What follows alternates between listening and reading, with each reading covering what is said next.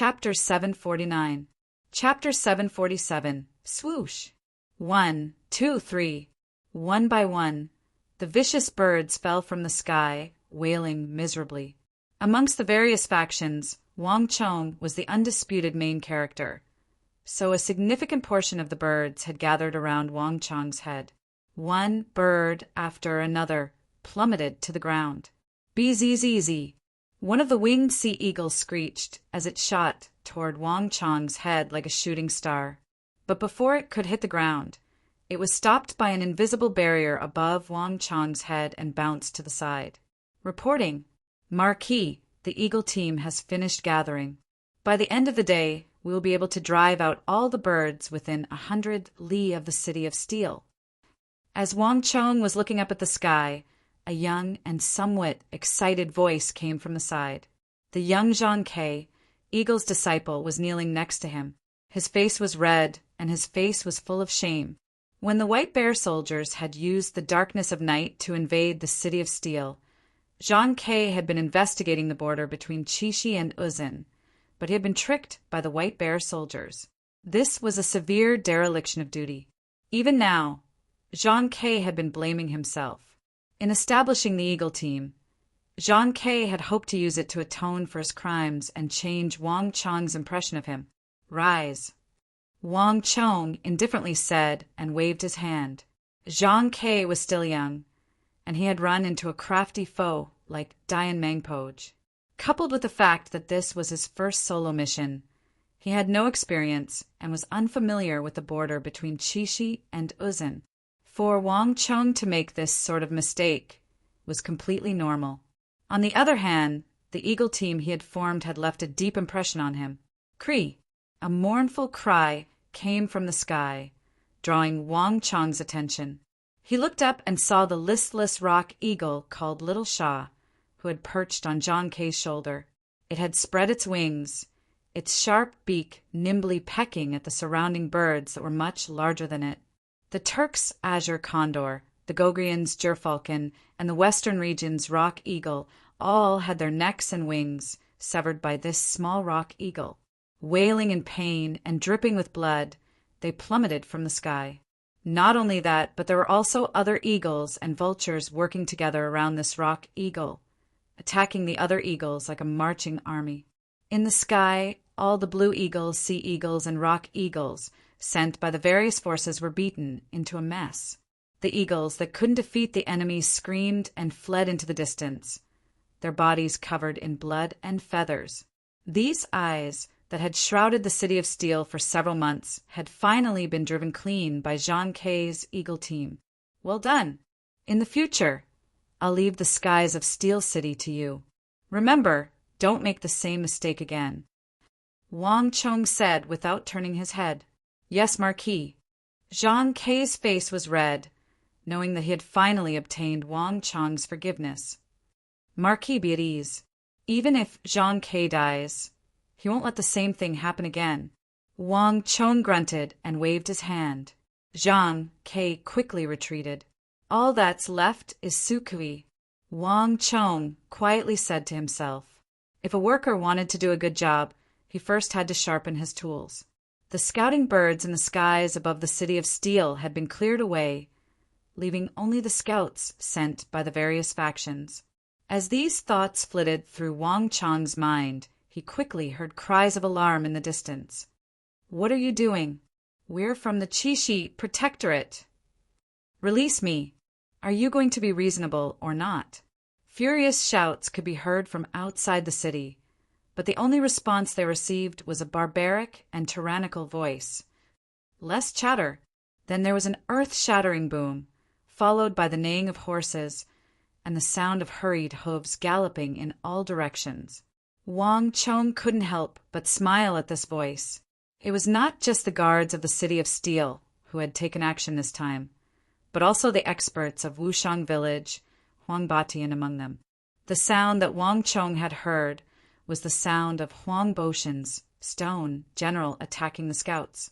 As an official of the imperial court, Wang Chong could not attack the Qixi Protectorate army, but Huang Batian was different. With these two working together, it wouldn't be long before the scouts around the City of Steel were completely wiped out. His plan could finally be carried out. Shixian, tell Senior Zhang Shouji to notify all the sword shops and smiths in the capital and the provinces. The next step of the plan can begin. Wang Chong said. Yes, Marquis. Su Shixian flew off with the order. Everyone get ready. Once all the preparations had been made, Wang Chong finally turned his head to the Wushang cavalry. As the former commander-in-chief of the Wushang cavalry, he finally needed to personally train them for the second step.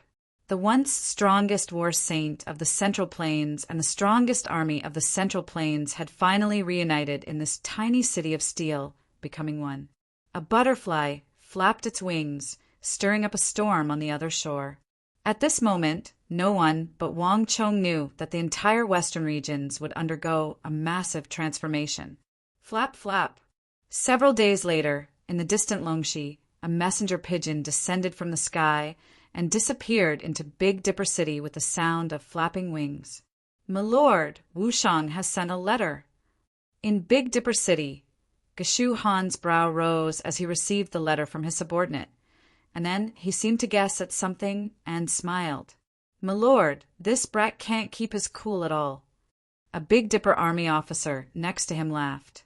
Ha, my lord wants soldiers from him. It would be strange if he was happy. He sent a letter to my lord. He's definitely venting his frustrations in it. In my view, there's no need for my lord to read it. The surrounding officers of the Big Dipper army began to speak.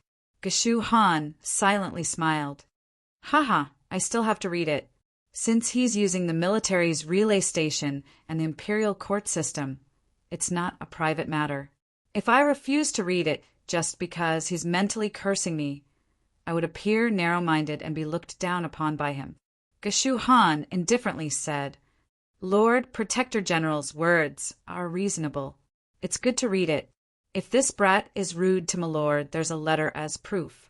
When the time comes, my lord should submit a report to the imperial court to teach him a lesson. Right. Haha. In the end, he's still too young and inexperienced. The surrounding officers roared with laughter. Geshu Han only faintly smiled, shook his head, and quickly opened the letter. To see the words is to see the person. To Wushang Wang Chong. From the first line, Geshu Han could already sense the sharpness of the letter. As expected, Geshu Han faintly smiled, unsurprised. But after just a few lines, Geshu Han's complexion immediately warped. My lord, what's wrong? Was it because that brat spoke rudely and went too far? The officers in the room had been paying attention to Geshu Han this entire time, and when they saw that his complexion was off, they immediately thought of something and began to sulk. Lord Protector General is, after all, a great general of the empire with great authority and great achievements. That brat wouldn't really rely on the fact that he comes from a clan of ministers and generals to say some overly provocative and insulting words, right? That brat is going too far. My lord said he was borrowing it, but it was just a joke. He actually dared to insult Protector General in a letter? He deserves to die. General has guarded the western border for the empire, risking his life and making great contributions. Even the important ministers of the court don't dare to speak ill of my lord. This brat is too impudent. All of them were furious. If Wang Chong had just written a few words of complaint or sarcasm, the officers would have treated it as a joke.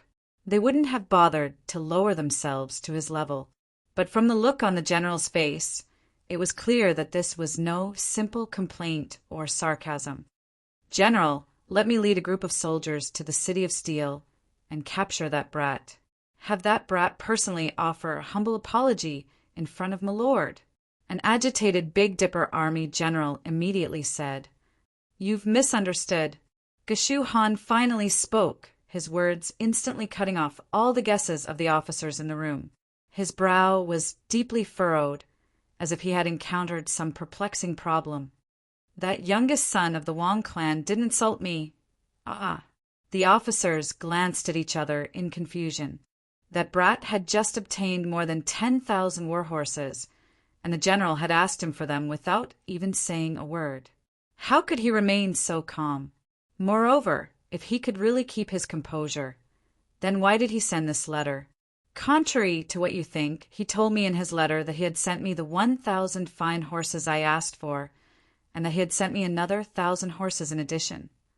In an instant, everyone was astonished. He really sent war horses and an extra 1,000? How is that possible?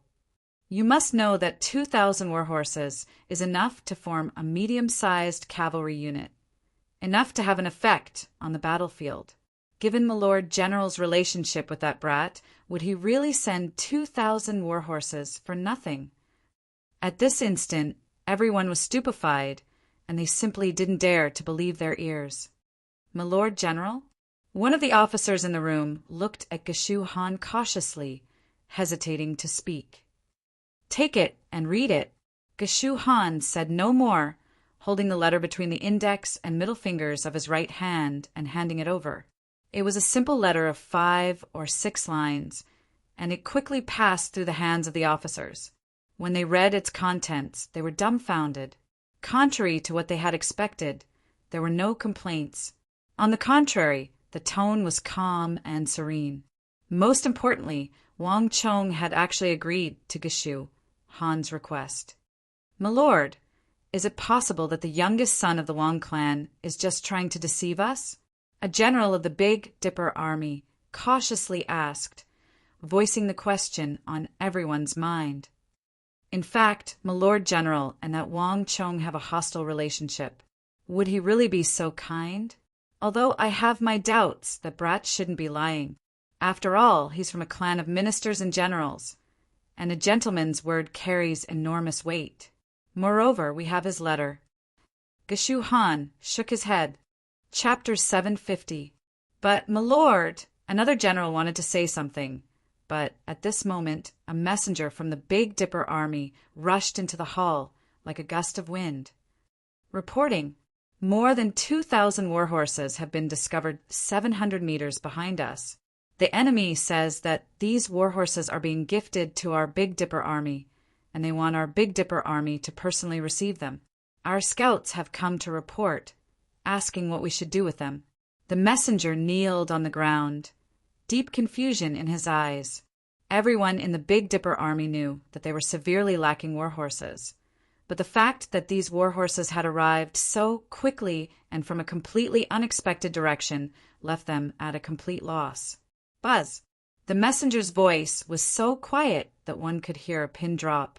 This news was like a slap to the face of all the Big Dipper army generals.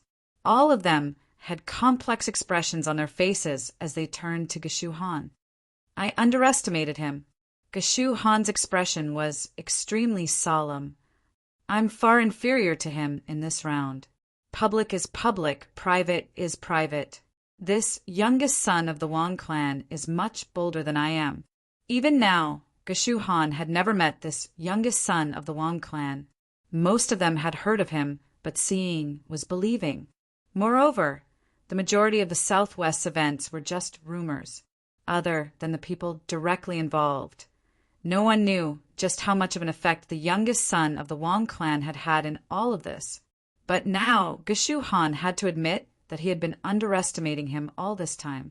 He clearly knew that he didn't have a good relationship with Wang Chong, but for the sake of the greater good, Longxi and the Great Tang, he was willing to give him 2,000 cavalry. This was something that could only be done if one didn't have an extraordinary breadth of mind.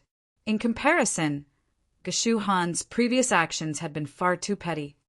Qingza, send a letter for me. Thank the young marquis.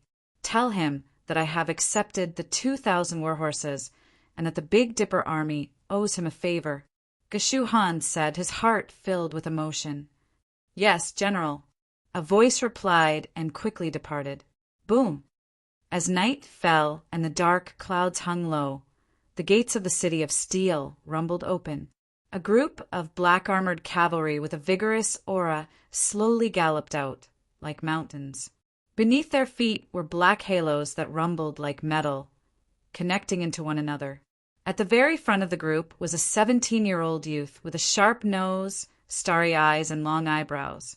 Behind him, a 2-meter-tall man who was twice the size of an ordinary person followed closely.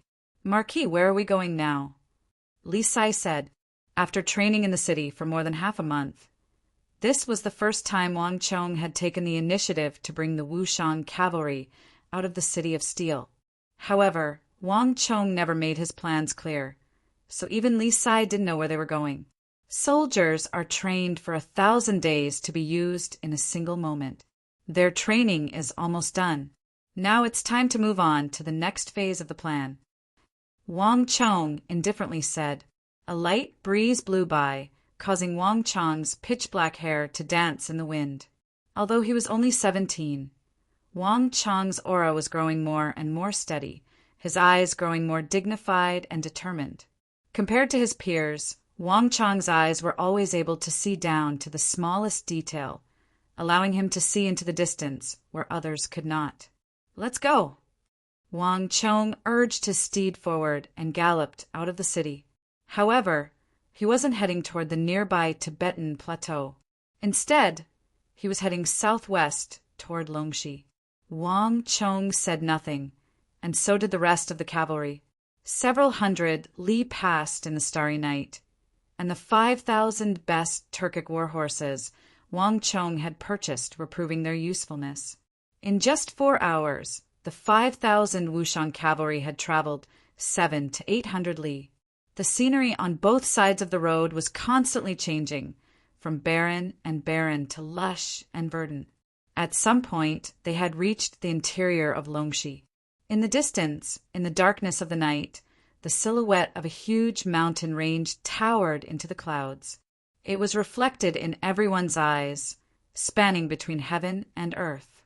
"Marquis, are we going to Big Dipper City?" Li Sai couldn't help but ask, a hint of worry in his eyes. Longxi was under the jurisdiction of Big Dipper, Great General Geshu Han.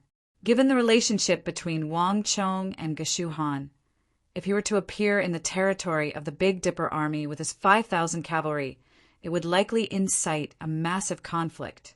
"Haha, we have to meet Geshu Han, but not now."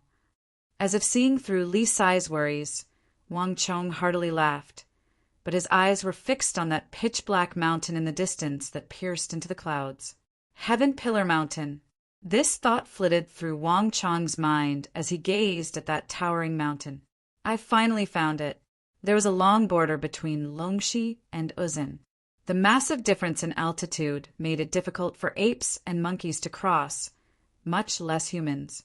Even the ambitious Uzin, who coveted the central plains, had to shrink back, much less anyone else. Anyone who tried to forcibly pass through these places would end up dead in the end. But Wang Chong knew that there was a secret path here that could safely lead to the interior of the plateau.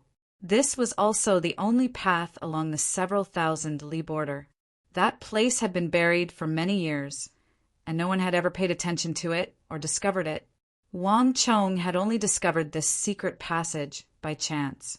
And to discover this secret path, he had to find Heaven Pillar Mountain. In truth, this mountain had no name. Heaven Pillar Mountain had been named by Wang Chong himself. "Li Sai, pass on my order. Rest where you are and await my orders." Wang Chong ordered without turning his head. "Yes, Marquis." Li Sai was startled, but he quickly responded. "Zhang Ke, this lowly one is here." Not long after Li Sai left, Zhang Ke, clad in martial attire and with a rock eagle perched on his shoulder, rode up from behind. For this expedition, Zhang Ke and a portion of the eagle team had been dragged along by Wang Chong. When an army set out, especially at night, the greatest taboo was to be discovered. This was why Wang Chong had brought Zhang Ke and his team of eagles with him. "It's time for you to take the field. Have your rock eagles and eagle teams go investigate." Wang Chong extended a finger and slowly swept it across the sky, stopping at the towering Uzin Plateau. "Yes, this lowly one will go." Zhang Ke stared blankly for a moment, and then he realized something. A hint of excitement appeared in his eyes. "Cree." A few moments later, a rock eagle unfurled its wings and soared into the sky from Zhang Kei's shoulder. Wang Chong sat on his horse, watching as the rock eagle flew higher and higher, eventually flying past the mountains and into the depths of the towering Uzin Plateau. Dian Mangpoj, it's time for me to act. As Wang Chong gazed in the direction the rock eagle had disappeared, his lips curled into an almost imperceptible smile. It was only when the rock eagle took to the air and vanished into the depths of the plateau that Wang Chong's objective was revealed. More than half a month ago, when the White Braves had attacked the city, Dian Mangpoj had been frightened away by Wang Chong's will tactic. But this future king of the Uzin great general had turned back. After leaving the City of Steel, he had gone straight to the Qixi Protectorate's camp on the border and killed 5,000 soldiers of the Qixi Protectorate, as well as an important general of Qixi, Pulin. Although these people had been Fomin Linta soldiers, they were also warriors of the Tang dynasty. They had guarded the borders of the Tang dynasty, and in the end, they had died in the line of duty. Wang Chong had been in Wushang at the time, but by the time he had received the news, it was already too late. Moreover, he did not have enough soldiers under his command to fight with Dian Mangpoj, so he had been forced to swallow his anger. But the warriors of the Tang dynasty would not die in vain. At the very least, as long as Wang Chong still had a single breath left in him, he would not let any of the warriors of the Tang dynasty die in vain. The Pillar of Heaven Mountains was a secret passage that led directly to the interior of the Uzin Plateau. If his memory was correct, this secret passage led to the Uzin Plateau, a distance of 300 some li at most, which was the most famous place in the northern part of the Uzin, Psanka. This was the most famous recruit training camp of the Uzin. In the autumn of every year, from October to November, a large number of Uzin recruits would be sent there to undergo strict training. After completing their training, they would be sent to the various borders of the Uzin to fight for Uzin. But this was not the main goal of Wang Chong's trip. More importantly, Wang Chong remembered that Psanka was about to welcome a special batch of recruits, the Qinghai soldiers. In the future, Yu Sang would stand on the same level as the White Braves, another of its most elite soldiers. If everything went as expected, after they finished their training here, they would be able to wreak havoc in Qixi in less than 6 months, madly attacking all of the Great Tang. Longxi, Qixi, and Anqi would all be within their range of attack. If they were not eliminated, they would only grow more and more dangerous to the Tang dynasty in the future, becoming another existence of the Uzin Empire that, like the White Braves, posed an enormous threat to the Tang dynasty. This was the true goal of Wang Chong's trip. Dian Mangpoj, now is the time for you and the entire Uzin Empire to pay the price. As this thought flashed through Wang Chong's mind, he quickly calmed down. Cree! A sharp cry rang out. High up in the heavens, in the pitch-black night sky, a rock eagle spread its wings. It didn't move at all, riding the air currents as it whistled past. Swoosh! There was a flash of light, and in the blink of an eye, another black shadow whizzed past in the air not far away. 1, 2, 3, 4. Looking from afar, one eagle after another flew across the sky and circled around the area. There were rock eagles, turquoise eagles, green condors, and all kinds of other birds. Uzin was on friendly terms with the western regions and the Turks, so the rock eagles of the western regions and the green condors of the Turks were not rare. Moreover, Uzin would sometimes purchase the gerfalcons of Goguryeo to serve as scouts. Hey! Huh! Chapter 751. If one looked down from the sky, one would see that the vast earth was covered in black dots. These were tens of thousands of black tents. Around these black tents, sparks flew as furnaces spewed flames into the sky. Next to the furnaces was a bare-chested Uzin blacksmith, his back drenched in sweat and his skin bronze in the heat of the furnace. He was currently hammering away at his plate armor.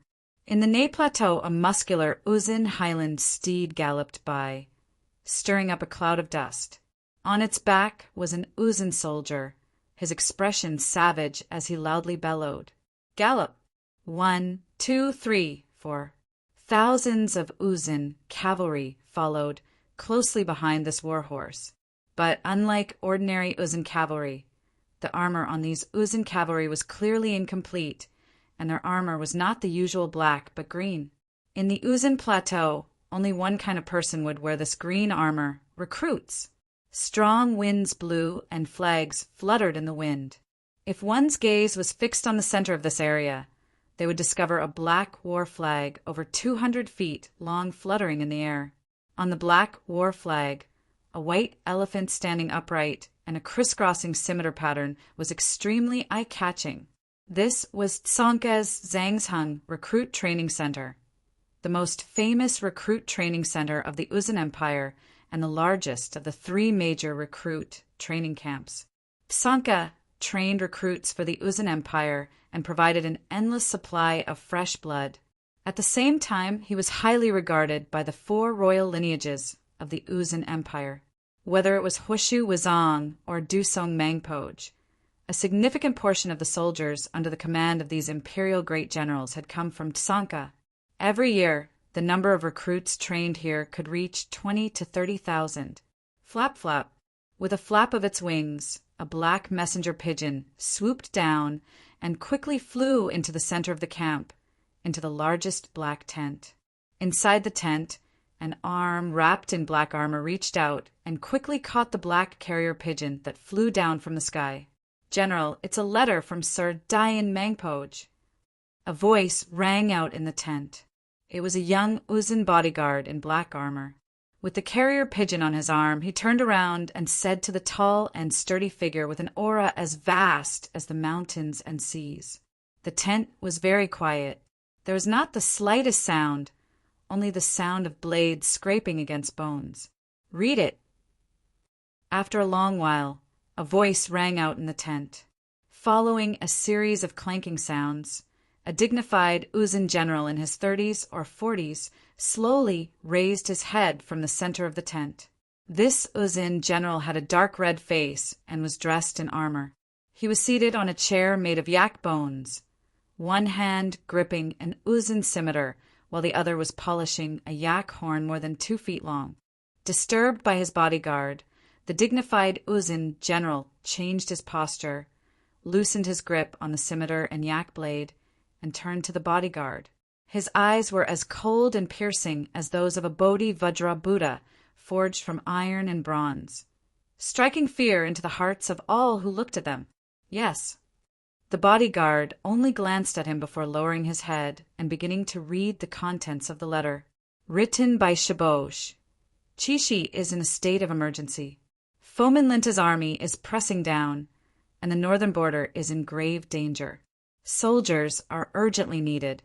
5,000 Qinghai soldiers are requested. The young bodyguard sensed the danger in the last word, and his expression turned extremely grim. He subconsciously turned to look at his commander behind him. Haha, it's this trick again.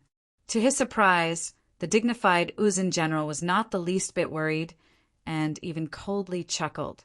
"It's indeed my cousin's style. If you want soldiers, just ask for them. Why mention Chishi? Our Uzun plateau is easy to defend and hard to attack. If we really run into a powerful foe, we can just have the shepherd's retreat. And when did the northern border become in a state of emergency? Moreover, if I remember correctly, even if Fomin Linta is enraged, it should be because he led the White Braves in a sneak attack on their base and killed Pulin, he and his 5,000 Tang soldiers, right? Since he wanted to launch a sneak attack, did he not think of what an enraged Fomin Linta would do? In the end, he's just targeting my several thousand Qinghai soldiers." At the edge of the tent, the young Uzun bodyguard was dumbstruck. He had been by the general's side for some time now, and he had come into contact with the letters sent by the ministers and generals of the 4 royal lineages to request for the transfer of troops. All of the letters were well-behaved and honest. None of them had lied about military intelligence, and none of them had tried to fill their own pockets to satisfy their own selfish desires. Then, "General, should we refuse?" the bodyguard hesitantly asked. "There's no need. Given that fellow's personality, he won't rest until he achieves his goal. He'll send an endless stream of letters, and he might even personally come to Tsonka. We'll be in great trouble if that happens. No one understands his personality better than I do, and he's capable of anything," the dignified Uzun general said. The bodyguard was dumbfounded, no longer knowing whether to send soldiers or not. But this time he's been a villain for nothing. The Tsempo's letter has already been sent to me. Even if he hadn't requested it, I would still have sent soldiers to him. Write a reply for me. Tell him that there's no need to worry about soldiers. 3 months from now, the first wave of 8,000 cavalry will be sent to the northern border after completing their training. In addition, the Qinghai soldiers he wants will also be sent, but only 2,000 at most. The Qinghai soldiers are carefully selected from the various armies, and their aptitude far surpasses that of the others. They also cultivate the secret techniques passed down from the Great Snow Mountain Temple. These techniques are extremely powerful, but extremely difficult to cultivate. Aside from them, no other soldier can cultivate them. Moreover, as the strongest cavalry, their training is much more complicated than the others. They basically need at least 2 years before they can finish. There are only 7,000 people here, and he wants 5,000 for himself. Although I'm the general in charge of Tsonka's Zhangzheng, does he really think I'm part of the Dayan clan? The dignified general sneered, exposing the relationship between him and Dayan Mangpoj. In the Uzun Empire, other than the Tsempo, the Prime Minister, and the 4 Prime Ministers, the Dayan clan, the Dusong clan, and the 4 great clans were the most powerful. The Dusong clan's Dusong Mangpoj was one of the great generals of the Uzun Empire, and although the Dayan clan had yet to produce a great general, it had many brigadier generals. Dayan Pujil was one of them, although he was not as infamous as his cousin, Dayan Mangpoj, who had uprooted cities and uprooted countries and razed the small kingdoms around the Uzun Empire to the ground, making them unable to sleep at night. In the interior of the plateau, Dayan Pujil's status was even higher than Dayan Mangpoj's. Dayan Pujil had sent countless soldiers to the 4 royal lineages of the Uzun Empire, and even the 4 vassals and the 4 prime ministers were extremely courteous to Dayan Pujil. "Yes, your subordinate will do so," the young guard hurriedly said as he prepared to leave. "Wait a moment." As if recalling something, Dayan Pujil suddenly called out to that guard who was about to leave, "Help me investigate the youth from the Tang dynasty called Wang Chong. Gather all the information on him, including his family and background." "Yes, General." The young guard froze for a moment, but he quickly left. In the tent, as Dayan Pujil watched his bodyguard leave, his eyes dazed for a moment. He quickly retracted his gaze and lowered his head to a map in front of him. This was an exquisite map of the Uzun Empire, but around the Uzun Empire, Sinu, the western regions, the Abbasid Caliphate, the Turks, and even the Tang dynasty were all visible. Dayan Pujil's gaze swept over the map, quickly settling on a red that in the northeast of Yusang. Wushang. This was the place where the youth from the Tang dynasty, who had attracted the attention of countless people in Uzun, resided. Dayan Pujil had overseen Tsonka for many years, but he had never encountered a Tang people who could attract so much attention. Dusong Mangpoj and Dayan Mangpoj had already gone there. Even the Tsempo had broken protocol and sent a letter for the first time, asking about the elephant bear training camp and requesting that more soldiers be sent to the north. In Dayan Pujil's entire life, he had never encountered such a situation, and all this was because of a youth from the Tang dynasty called Wang Chong. I really want to know just what sort of person is this Tang people? As this thought flitted through Dayan Pujil's mind, he quickly calmed down. Crack! A scimitar swept through the void, and with a flash of cold light, it was accompanied by a series of crisp sounds, and clusters of thorns and branches were instantly cut in half. Whoosh! A triangular-headed green snake shot out from the nearby bushes like a bolt of lightning. However, just as it shot out 3 feet, it was grabbed by a powerful palm in midair. The huge thumb squeezed hard, and with a poochie sound, Juice splattered everywhere. The head of the triangular-headed green snake was crushed into pieces. Go! Pay attention to the thorns on both sides. Vanguard, clear the gravel beneath your feet and clear the path for the war horses. Keep up, keep up. Be careful to hide. Don't get exposed. As the east gradually brightened, no one noticed that a force of 5,000 was advancing through the lush forest toward the plateau. This was an extremely narrow path, winding and twisting like a belt that extended from Longxi all the way to the towering Uzun Plateau. Marquis, how much longer do we have to go up? Chang Sanyuan asked in a low voice. Another hour. It should be daybreak by the time we get there, Wang Chong said, as he rode on his war horse. He constantly scanned his surroundings. Everything around him seemed familiar, but it was not exactly the same. This was not his first time here, nor was it his first time passing through this winding path. However, it was obvious that up until now, no one had discovered this hidden passage apart from him. In other words, this place was still in an unexplored state. Thorns and shrubs grew everywhere, as well as the twisting branches that extended from both sides and the occasional venomous snake. They had already killed several hundred venomous snakes. Any other army would have long since found it difficult to advance. But to the Wushang people who had grown up in the high mountains and precipitous cliffs, this was nothing more than child's play. Not a single venomous snake had been able to get close, much less launch a sneak attack. Moreover, the Wushang people were also able to harvest and clear away the thorns blocking the path with incredible speed. This was something no ordinary army could accomplish. Chapter 752. Inform General Huang Batian to speed up and clear a path to the summit as quickly as possible, Wang Chong said. Yes, Marquis. In addition, Zhang Ke, have your eagle team keep an eye out for scouting birds. In addition, Zhang Ke, have your eagle squad pay attention. Clear out all the scouting birds above us. In addition, Zhang Ke, have your eagle team keep an eye out for scouting birds. One order after another was issued, and the 5,000 Wushang cavalry advanced with unprecedented efficiency and speed through the winding path. A gentle breeze blew, carrying with it the chill and gloominess of the plateau. Looking back now, one would see that the back of the army was shrouded in clouds. All the mountains that they had come from seemed incomparably small.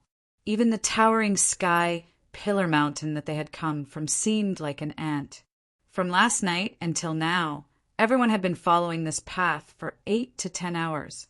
They were now 3,000 to 4,000 meters above sea level, not far from the plateau. Time slowly passed as Wang Chong and his 5,000 cavalry silently advanced along this seemingly forgotten path. An hour later, with a fierce neigh and a flapping mane, a large and muscular Turkic war horse galloped out of the plateau. 1 horse, 2 horses, 3 horses, 4 horses, countless Wushang cavalry leaped onto the plateau. In a flash of blue, Wang Chong's cape flapped in the wind as he ascended the plateau. We finally arrived. As Wang Chong sat on his war horse and breathed in the air unique to the Uzun Plateau, he mentally gave a long sigh. After all this time, he had finally set foot on the territory of the Uzun Plateau. This was the first time Wang Chong had ever set foot on this plateau since his reincarnation. Raising his head, the sky above him seemed to overlap with some of the scenes in his memories. In his previous life, Wang Chong had to wait for the catastrophe to happen before he had the opportunity to ascend here. However, everything was destined to be different now. Ha ha ha, Marquis, we finally reached the Uzun Highlands. Looking at the sight before them, the crowd burst into laughter. Ever since they had left the city of steel yesterday, Wang Chong had not made it clear why they were marching, but now, as they leapt onto the Uzun Plateau and saw this scenery they had never seen before, they couldn't help but feel heartfelt admiration for Wang Chong. Since ancient times, there had only been 4 paths leading to the Uzun Plateau from the Tang dynasty. One was the southwest path, guarded by Zhangqiu Jianqiong. The other was the path guarded by Geshu Han of Longxi, the third was the path guarded by Fomin Lint of Chishi, and the last was the path guarded by the 4 garrisons of Anshi, which was guarded by Gaoshinji. There was no other way. No one had expected that there would be another path hidden deep in the forests of Longxi. And Wang Chong had brought them here precisely to pass through this secret path that no one had ever discovered and enter the Uzun Plateau. Zhang Ke, lead the way. Wang Chong said. Yes, Marquis. Zhang Ke excitedly galloped off. Cree! With a shrill cry, the foot-long rock eagle spread its wings and soared into the air. Hiya! The hooves of the war horses kicked up a cloud of dust as they swiftly assembled and followed the rock eagle into the interior of the Uzun Plateau. Several hundred li passed in the blink of an eye, and the 5,000 Wushang cavalry made a beeline for Zongka's Zhangsheng recruit training camp without the slightest hesitation. Dawn was the time when people were the most lazy and also the time when people were the least vigilant. The group traveled for hundreds of kilometers without attracting anyone's attention. Several hours later, a shrill screech could be heard as rock eagles, sea eagles, and large condors appeared in the air, circling in the air in front of them. Marquis, we've been discovered. Those are Uzun's scouting birds. Zhang Ke nervously said when he saw the rock eagles and teal eagles in the sky. It's fine. If they've been discovered, then so be it. We're already here, so there's no need to hide. Wang Chong looked up at the sky and smiled. He could already see a dense mass of tents on the distant horizon.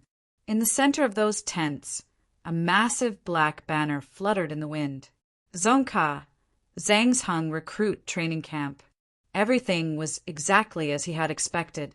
Not even that legendary Prime Minister of Uzun could have imagined that he would appear here. Get ready. There's going to be a tough battle. Wang Chong looked into the distance, a sharp light flashing through his eyes. Cree! While Wang Chong's party had appeared on the edge of Zongka and discovered Uzun's scouting birds, Uzun's people had also discovered Wang Chong's party. A rock eagle flew like a bolt of lightning into the largest black tent in the center. Reporting.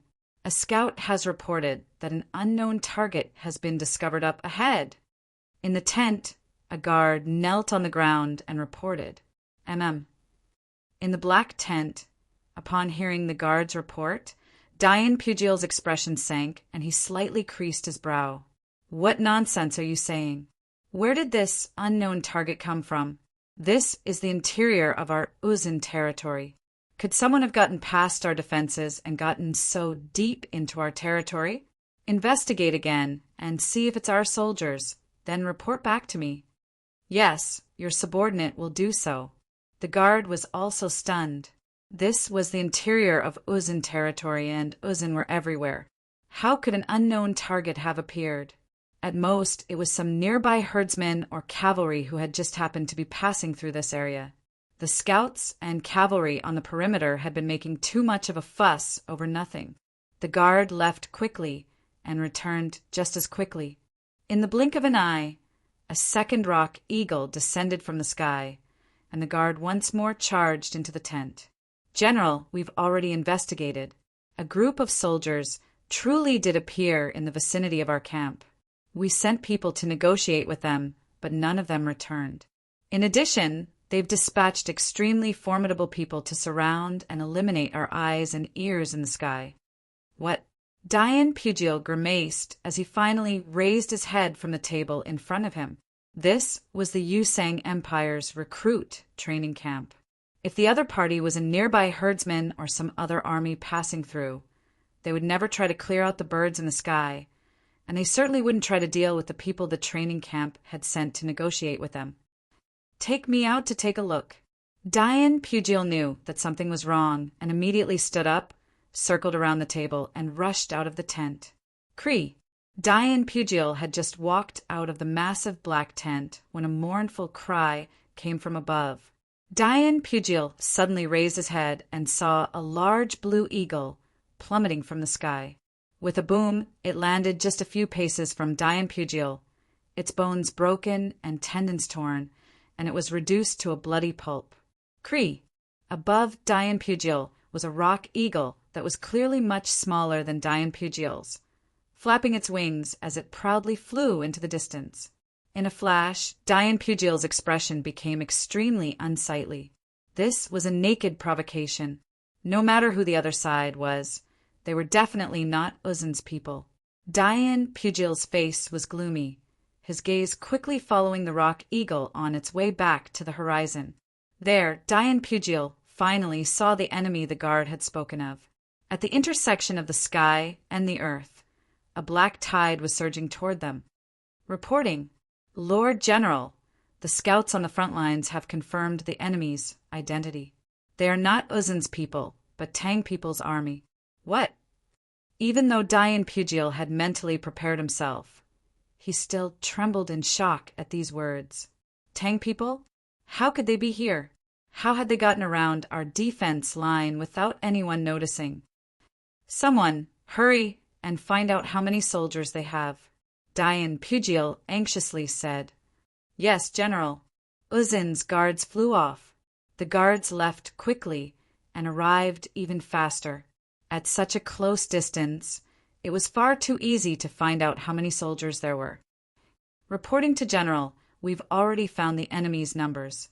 There are 5,000 Tang people, all of them cavalry, and they are currently rushing in our direction."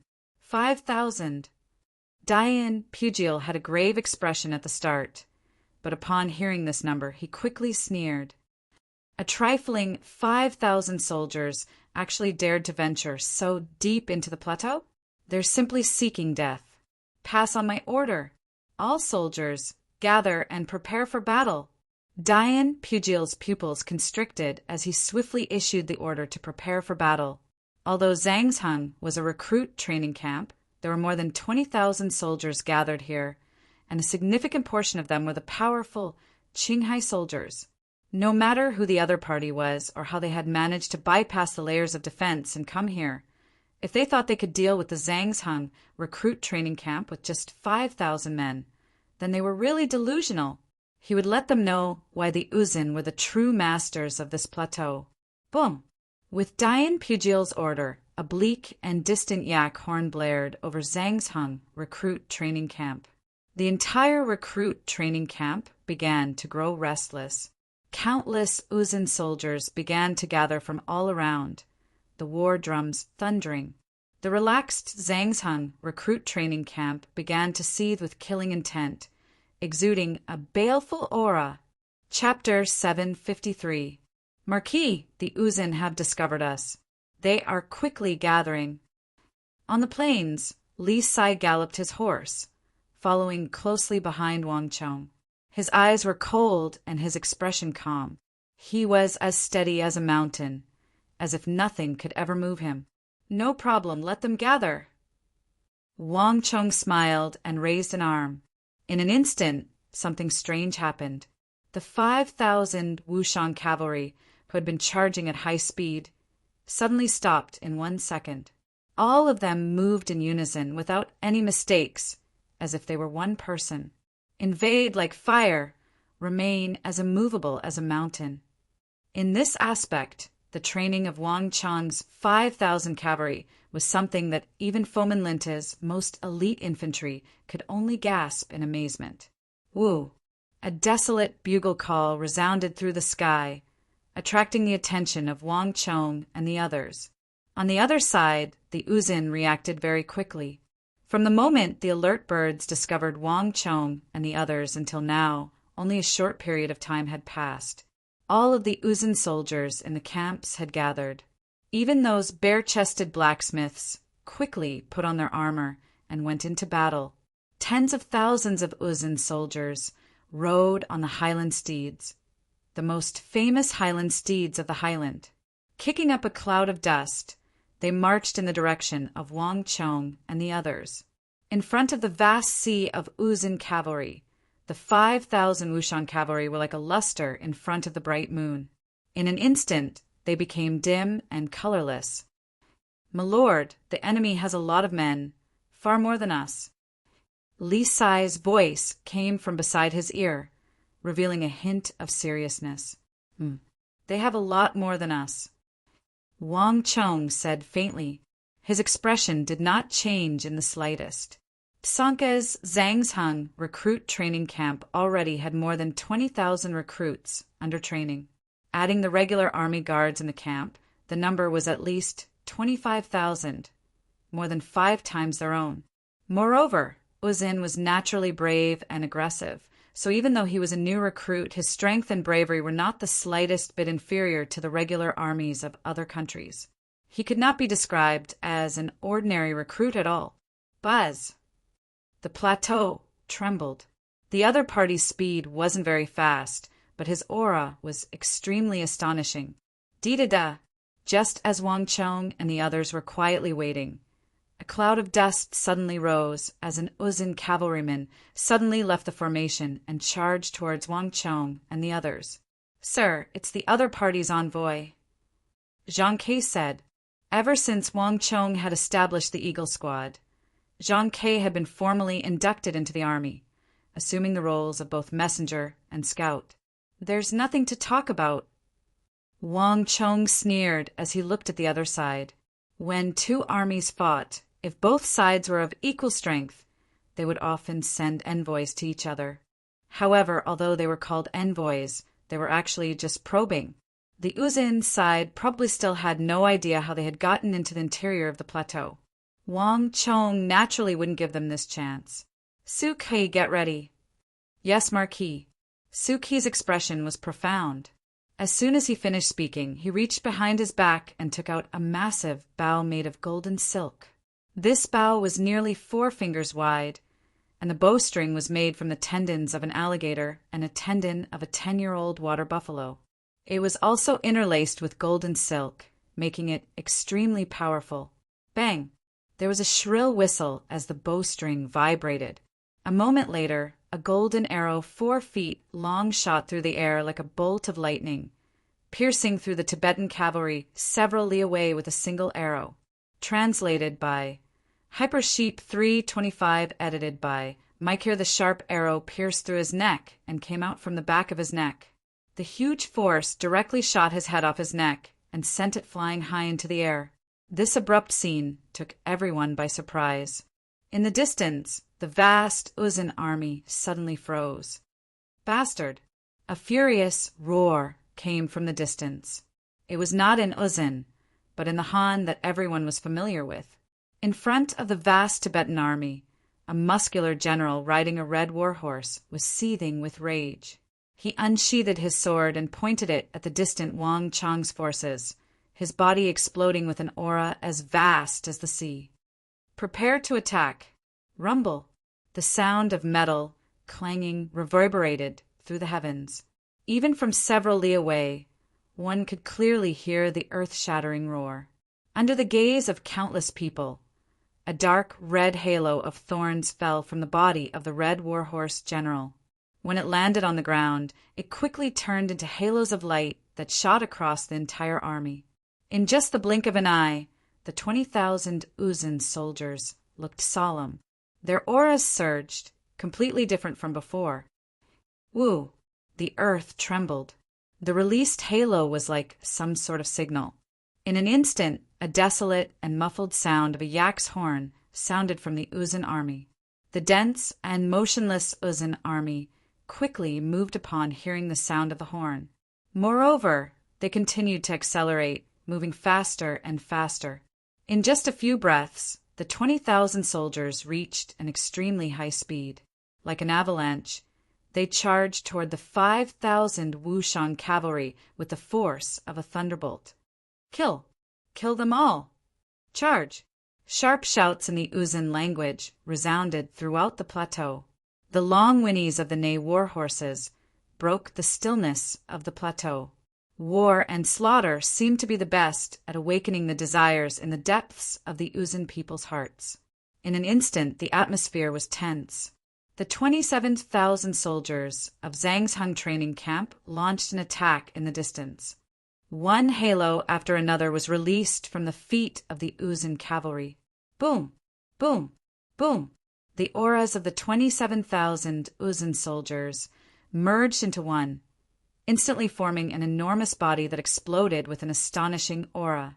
Even the scenery around them began to blur. Psanka was one of the training grounds for new recruits of the Uzan Empire, making it an easy target to attack. But that didn't mean that Psanka was truly vulnerable to attack. More than 27,000 Uzan cavalry, all equipped with plate armor, was enough to force any enemy who coveted this place to retract their claws and reflect on themselves. Rumble. The earth quaked and dust billowed. Even the wild grass, affected by the aura in the distance, toppled over in the direction of Wang Chong and the others. The wind howled, but the 5,000 Wushang cavalry did not move at all. They were as calm as mountains. The distance between them continued to shrink, and the quaking grew stronger and stronger. 10 li, for li, 5 li ready. When they were less than 3 li away, clang. There was a flash of cold light as a sharp sword was unsheathed and pointed to the sky. Against the backdrop of the rising sun, Wang Chong's robes fluttered in the wind as his calm voice resounded throughout the area. Charge! Rumble! The order was like a boulder falling into a lake, giving rise to huge waves. The Wushang cavalry, which had been silent and unmoving, suddenly leapt out from behind Wang Chong like an arrow released from a bow. In that instant, the heavens shook and the earth shook. When the 5,000 Wushang cavalry leapt out with the same movement and speed, the aura they exuded was enough to stun any opponent. Nay, the wind howled and the war horses neighed. The originally calm plateau was suddenly covered in thick clouds of battle. The atmosphere was so tense that it was suffocating. Kill. In the face of an opponent who far outnumbered them, the 5,000 Wushang cavalry did not retreat at all. Like a king who never knew fear, they charged forward in a straight line. 1 second, 2 seconds, 3 seconds, time passed slowly. The earth trembled under the feet of the 5,000 cavalry, as if it could not withstand the gravity. As for the 5,000 Wushang cavalry, they were getting faster and faster. For seconds, 5 seconds, 6 seconds, smoke and dust billowed into the sky. A huge horse hoof rose into the air and landed heavily on the ground, trampling a patch of wild grass into dust, leaving a deep hoof print. Then it quickly leapt forward. On the back of the horse, the Wushang cavalry looked nervous, but they were more determined. For the newly trained cavalry, this was their first time participating in a real battle, and they were facing an enemy several times their size. However, compared to the ordinary new soldiers, the 5,000 Wushang cavalry were much calmer. Wushang village was filled with towering mountains and precipitous cliffs. Walking there was like walking on the edge of life and death. If one was not careful, they would fall into a bottomless abyss and be smashed to pieces. Having lived in such an environment for many years, the fear of death of the Wushang people was far less than that of ordinary people. They were also more accustomed to the harsh battlefield. 7 seconds, 8 seconds, 9 seconds, the distance between the two sides was getting closer. At this time, the Uzan people in the distance were no longer black dots, but gradually became clearer. They could even see the armors on their bodies from several miles away. Clang! A pitch-black halo of thorns suddenly fell from the body of a Wushang cavalryman. It landed on the ground and enveloped the cavalryman. Then a second, a third, a fourth. In just a short period of time, 5,000 pitch-black halos with edges as sharp as blades were suddenly released from the bodies of the Wushang cavalrymen. In an instant, the aura of the 5,000 Wushang cavalrymen doubled. The aura around them became profound and powerful. Even the light that passed through them became distorted. Whoosh! The black halo swept across a patch of wild grass. Grass fragments flew everywhere, as if the grass had been cut by a sharp blade. The Wushang halo, the 5,000 Wushang cavalrymen, had finally displayed the halo of the strongest cavalry that had shaken the world in the past. Rumble. Chapter 754. Ready. With a roar, Wang Chong finally released the halo of Dusk Stallion in his body. There was a metallic clattering as a black halo with sharp edges and a dark red tint emerged from Wang Chang's feet and spread to all the Wushang cavalry. Bolstered by the halo of Dusk Stallion, the already powerful Wushang cavalry instantly swelled in strength, speed, and dexterity. But it was far from over. In the blink of an eye, a second halo of Dusk Stallion descended from Wang Chang's body and spread to the entire army, and then a third. After returning from the southwest, Wang Chang's halo of Dusk Stallion had also expanded, going from the true martial realm to the imperial martial realm, and the one halo had also increased to 3. The 3 halos of Dusk Stallion boosted the strength of all the Wushang cavalry to an inconceivable level. Most frightening of all was that under the effects of the halo of Dusk Stallion, the 5,000 top-quality Turkic war horses seemed to break through some sort of barrier. They seemed to be flying, leaving behind afterimages in the air. If the speed of an ordinary warhorse was taken as an example, then the Wushang cavalry had already reached twice the speed of an ordinary warhorse. As if sensing the change in the Wushang cavalry, the Uzun army began to cry out in alarm. What's going on? They're so fast. Just how did these Tang people do it? How can they have such fast horses? The highland steeds of the Uzun had grown up on the plateau and had sturdy bodies, incredible endurance, and terrifying charging speeds. This was also the reason why the Uzun could challenge the Tang dynasty and even intimidate the kingdoms of the western regions. To the Uzun, the highland steed was one of the best war horses in the world. But the Tang people clearly did not raise war horses, nor did they have any pastures, yet their war horses were much faster. Get ready. Just when Uzun's troops were in a slight state of chaos, a dignified, calm, and sonorous voice resounded through the sky.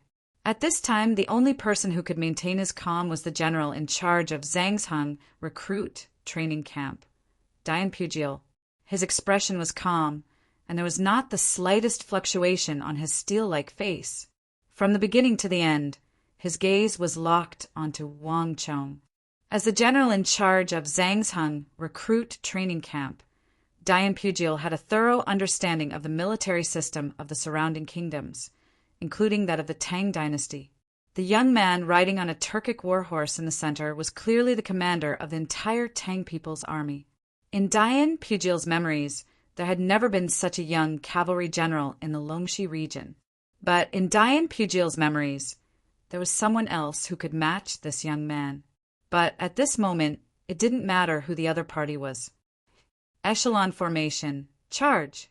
Dian Pugil rode his red warhorse in the middle of the army. With a wave of his sword, the 27,000-some Tibetan cavalry began to transform. There was no obvious change in the speed of the vast army, but they quickly separated into layers and layers and quickly gathered towards the center. In the blink of an eye, all the cavalry in the training camp had used the Uzun's famed echelon formation. 800 zhang, 700 zhang, 600 zhang. As they got closer and closer, the killing intent grew thicker and thicker.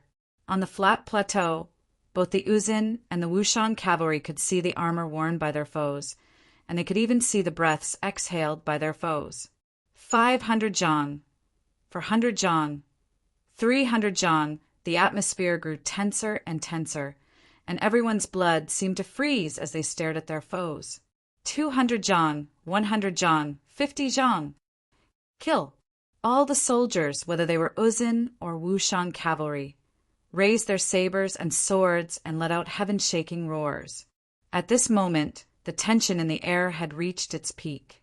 To the Uzun and Wushang cavalry, 50 zhang was just a few seconds away. The distance continued to shrink. 300 zhang, 200 zhang, 100 zhang, boom! With an earth-shattering boom, the 5,000 Wushang Tang people cavalry and the 27,000 Uzun echelon formation collided like two massive beasts. In an instant, the cries of war horses, the clashing of sabers and swords, and the screams of soldiers from both sides mixed into one. Unexpectedly, the fierce and courageous Uzun army only lasted for a few moments before the 5,000 Wushang cavalry instantly pierced through the first echelon formation. All the Uzun cavalry standing in the way of the army fell. Their riders cleaved in two, their flesh and blood flying. On this plateau far from the central plains, Wang Chang's 5,000 Wushang cavalry displayed their overwhelming strength for the first time. Many Uzun cavalry didn't even get close before they were cleaved in two by the peerlessly sharp halo of Dusk Stallion, all of them dead. Don't panic. Hold your ground. Charge from the sides. The panicked shouts of the Uzun officers resounded over the battlefield, but before they could adjust their tactics, the 5,000 Wushang cavalry had already pierced through the second echelon formation, and then the third, the fourth, in front of Wang Chang's Wushang cavalry. The attacks and defenses of the Uzun soldiers were like pieces of paper. All the Uzun cavalry couldn't even stop Wang Chang's army for a moment. The Ney was in complete disarray, and in a few short moments, the Uzun had suffered astonishing losses.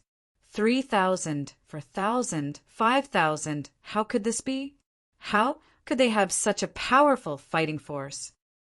At this moment, even Dian Pugil paled. The Uzun were renowned throughout the world for their fighting prowess, and there had never been an army like the Tang people's cavalry, which possessed such terrifying strength. The echelon formation came in wave after wave. In the past, even when facing opponents stronger than the Wushang soldiers, the echelon formation was able to block their charge until their speed dropped to zero. In this kind of wilderness, without speed, cavalry would only be a dead end. But even after piercing tensome echelon formations, the Tang dynasty cavalry showed no signs of slowing down. Bang! Bang! Bang! Ah! If one looked down from the sky, one could see that the 27,000 Uzun soldiers had been completely pierced through by Wang Chang's cavalry. Cutting formation. The moment the 5,000 Wushang cavalry pierced through the Uzun army, Wang Chang raised his sword and issued another order. Boom! The 5,000 soldiers made a sharp turn at an extremely high speed, but their speed didn't change in the slightest. Gallop!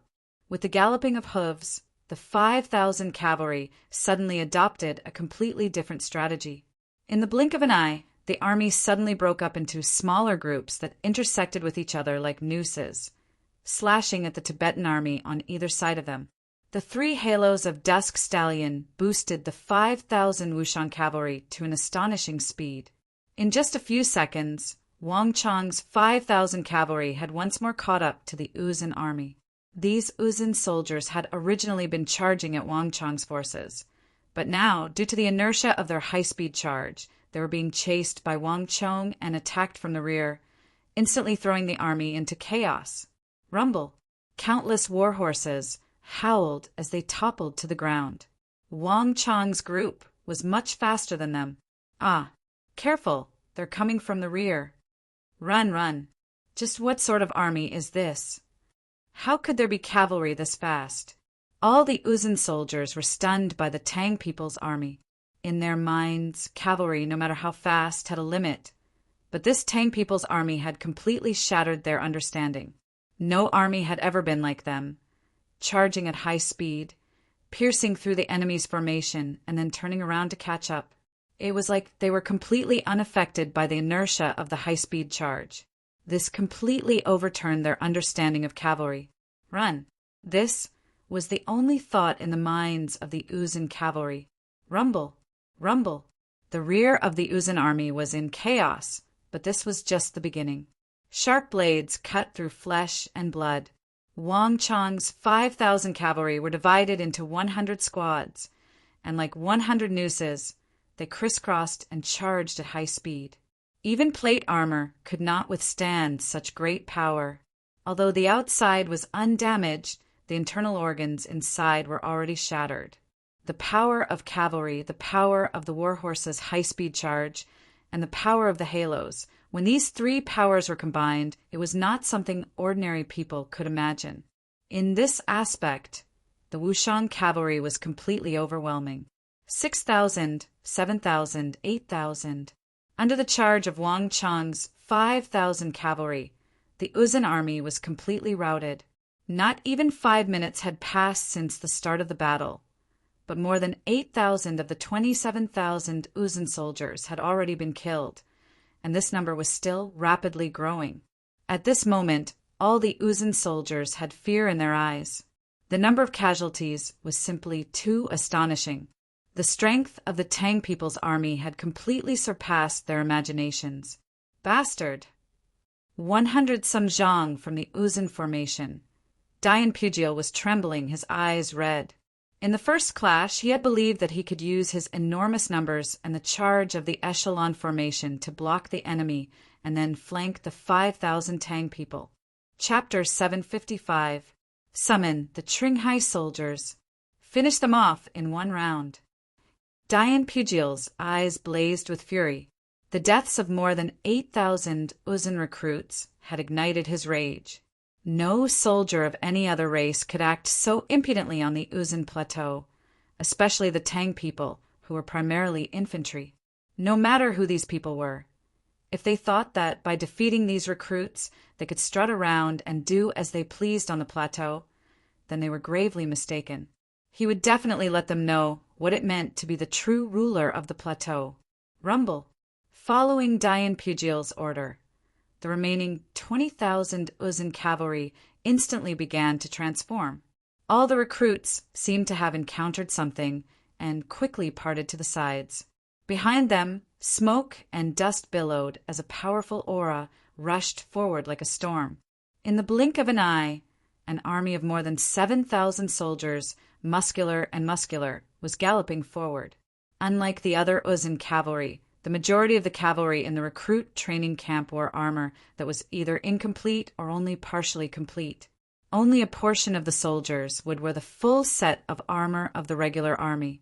But this army was covered in thick and heavy red armor, and in terms of quality, it was even better than that of the regular army. This was a treatment that no other soldier enjoyed, but the most unique feature was their foreheads.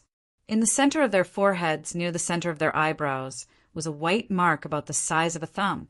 The 7,000 red-armored soldiers, seething with killing intent, galloped toward Dian Pugil. Qinghai. On the chests of these red-armored soldiers were the words Qinghai written in Uzun. Qinghai soldiers. These were the strongest force in Zhangzheng recruit training camp. The soldiers that Dian Mengpoch had written to covet. The Blue Sea soldiers were different from the White Braves, and they were also different from the other Uzun soldiers. They were not carefully selected from the 4 royal lineages of the Uzun, but from the Blue Sea, where the Uzun was located at an extremely high altitude and had a unique terrain. Qinghai had always been one of the most elite sources of cavalry for the Uzun Empire. The soldiers there were strong and talented, and the martial arts they practiced were completely different from the other Uzun soldiers. They were much faster and had higher achievements. These Qinghai soldiers had always been the source of all of Uzun's elite cavalry and generals' personal guards. On the other hand, the Qinghai soldiers were even more special. They were carefully selected from all the Qinghai soldiers. There were very few Qinghai soldiers to begin with. 7,000 Qinghai soldiers was already the limit. This time, Dian Pugil had relied on his decades of experience in training recruits to stand out and be chosen by the Tsenpo to be the commanding general of the 7,000 Qinghai soldiers. Dian Pugil cherished them and gave them special treatment, although their training had not yet been completed. All their armor was in place and nothing was missing. Soldiers were trained for 1,000 days to be used in a single moment, and now was the time for these 7,000 Qinghai soldiers to be used. Everyone, hear my order. Follow me to kill the Tang people. Rumble. With this order, Dian Pugil was the first to leap forward and charge at Wang Chong's group. Meanwhile, on the other side, Wang Chong's forces were sweeping through the Uzun forces, crushing them. The Uzun soldiers were constantly gathering and attempting to counterattack Wang Chong's forces, but all their resistance was futile. In the face of Wang Chong's cutting formation, the Uzun soldiers didn't even have a chance to regroup before they were scattered. Wushang village had always been known as the strongest source of soldiers for the Tang dynasty, and all the Wushang villagers were far stronger than ordinary soldiers. Moreover, The majority of the Wushang villagers were close to the profound martial realm, and with the boost from the Wushang halo and the halo of Dusk Stallion, the Wushang cavalry had completely surpassed the Uzun cavalry. Not even the regular Uzun soldiers could stop them, let alone these new recruits who were still in training. Rumble. One group of Uzun cavalry after another fell. Buzz. As Wang Chang's Wushang cavalry were slaughtering their way through, a strange feeling suddenly welled up in his heart. Wang Chong sensed something and raised his head. To his left, he saw a Uzun general riding a red war horse amid a roiling cloud of dust. Behind him were tens of thousands of horses, tens of thousands of Uzun cavalry dressed in dark red armor. They seemed to cover the heavens and the earth, as if they could topple mountains and overturn seas.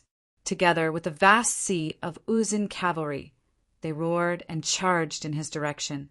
Amongst the black-armored Uzun soldiers, these dark red-armored Uzun soldiers stood out from the rest and were extremely eye-catching. Qinghai soldiers.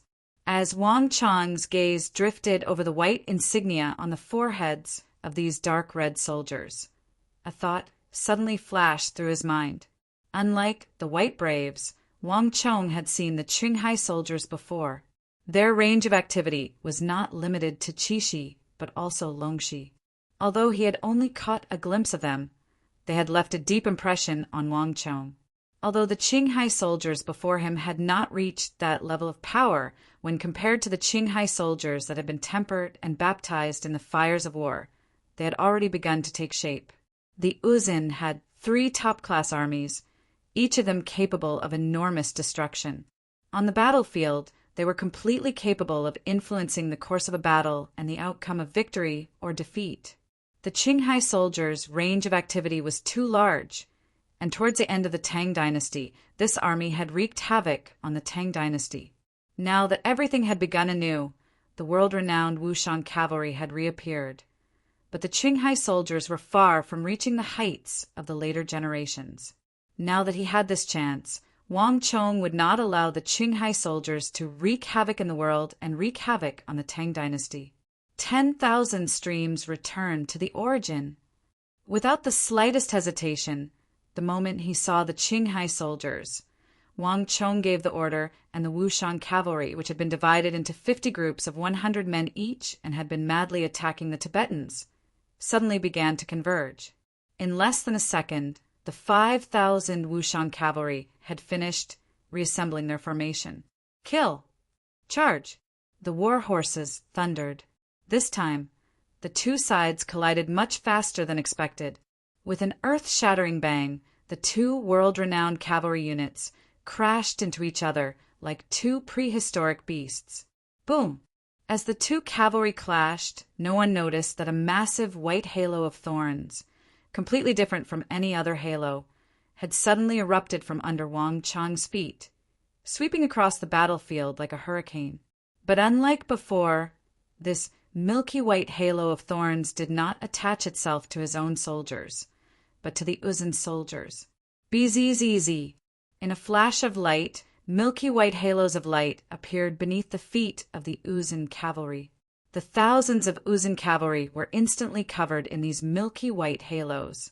Under the effect of these milky white halos, all the Uzun soldiers, including the 7,000 Qinghai soldiers, were rapidly weakened by several levels. Not good. Dian Pugil was flabbergasted by this sight, and even the resolute Qinghai soldier paled, instantly losing his calm and composure. A single stone stirred up 1,000 ripples.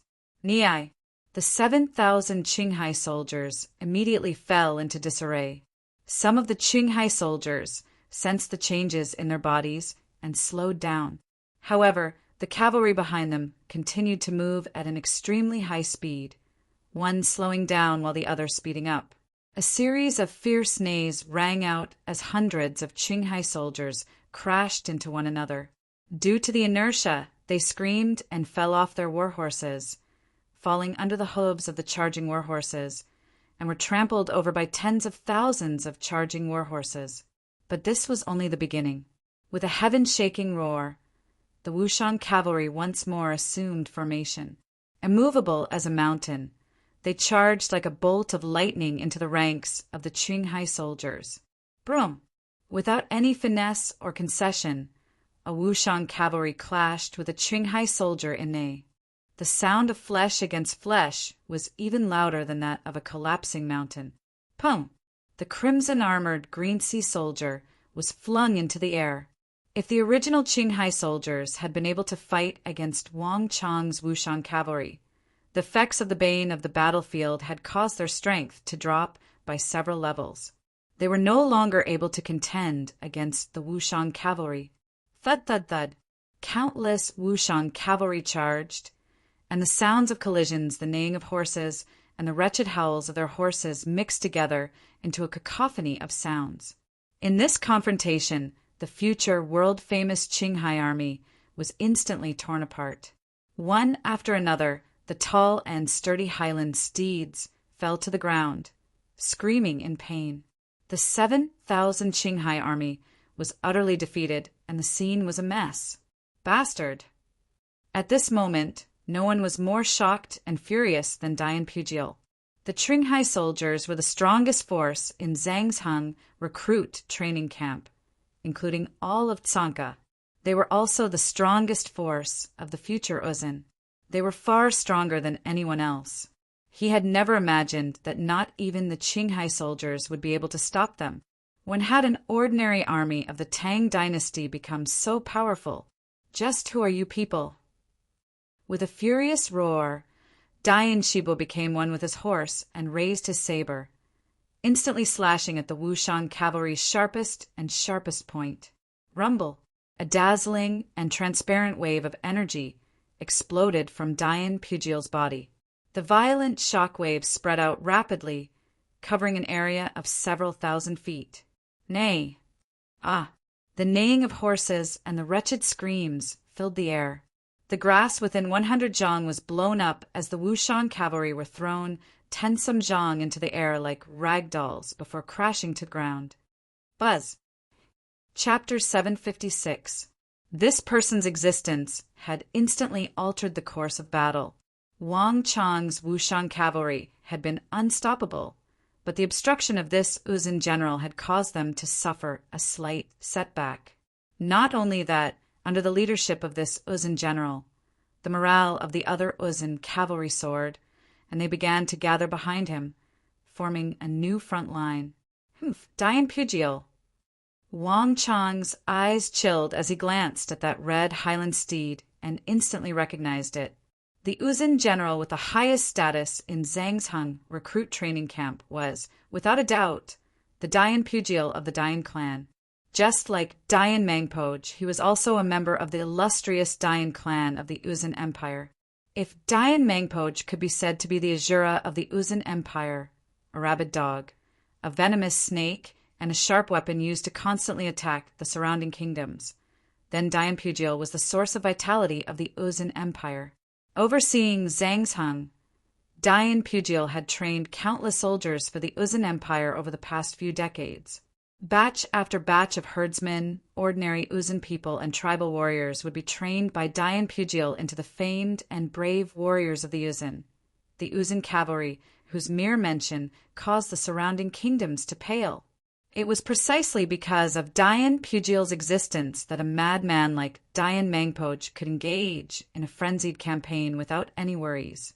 Dian Pujil had been involved in the training camp for a very long time.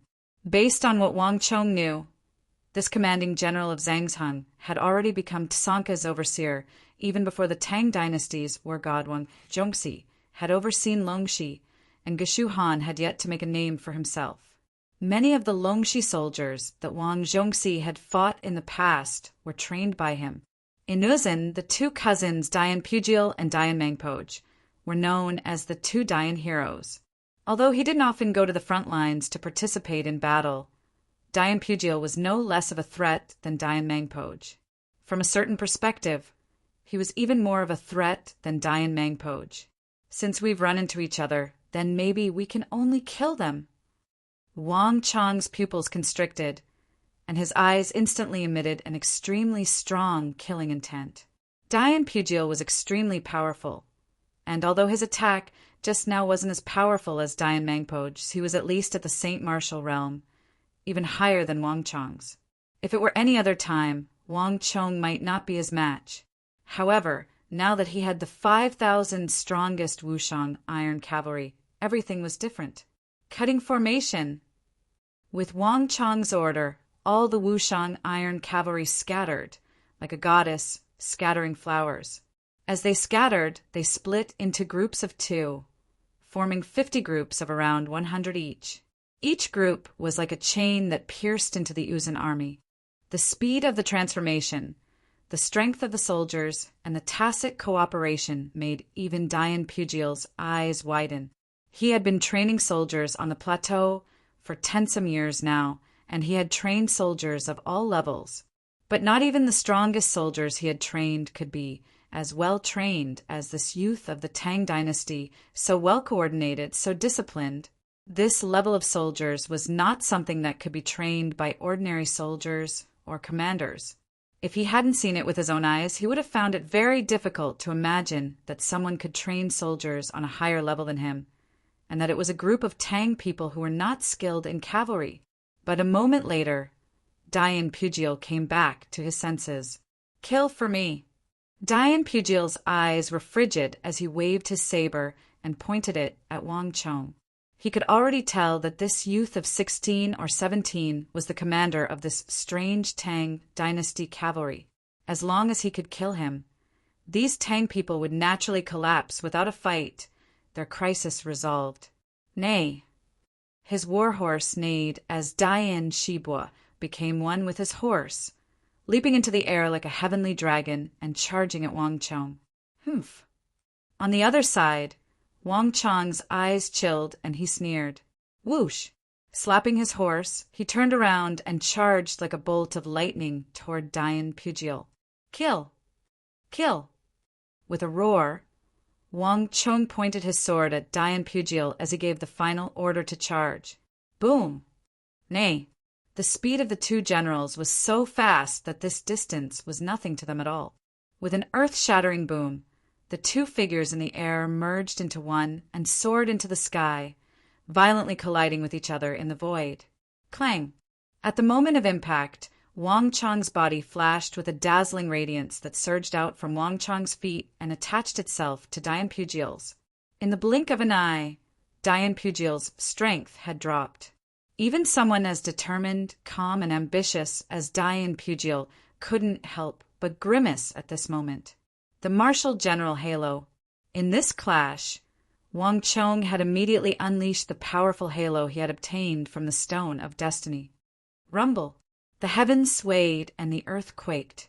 A dazzling light, like a sun descending to the mortal world, erupted from the point where Wang Chong and Dian Pugil had clashed, rapidly expanding in every direction. Whoosh! Fierce stellar energy stirred up gales in the area, and all the warhorses in this area, whether they were Uzan soldiers, Wushang cavalry, or Qinghai soldiers, were sent flying. Run! Danger! In the face of a clash between two commanders, as well as two supreme experts, everyone fled in fear. Dian Pugil was an expert at Tier 3 or 4 of the Saint Martial realm who had been overseeing Tsonka for many years, but this was the first time they had seen him fight.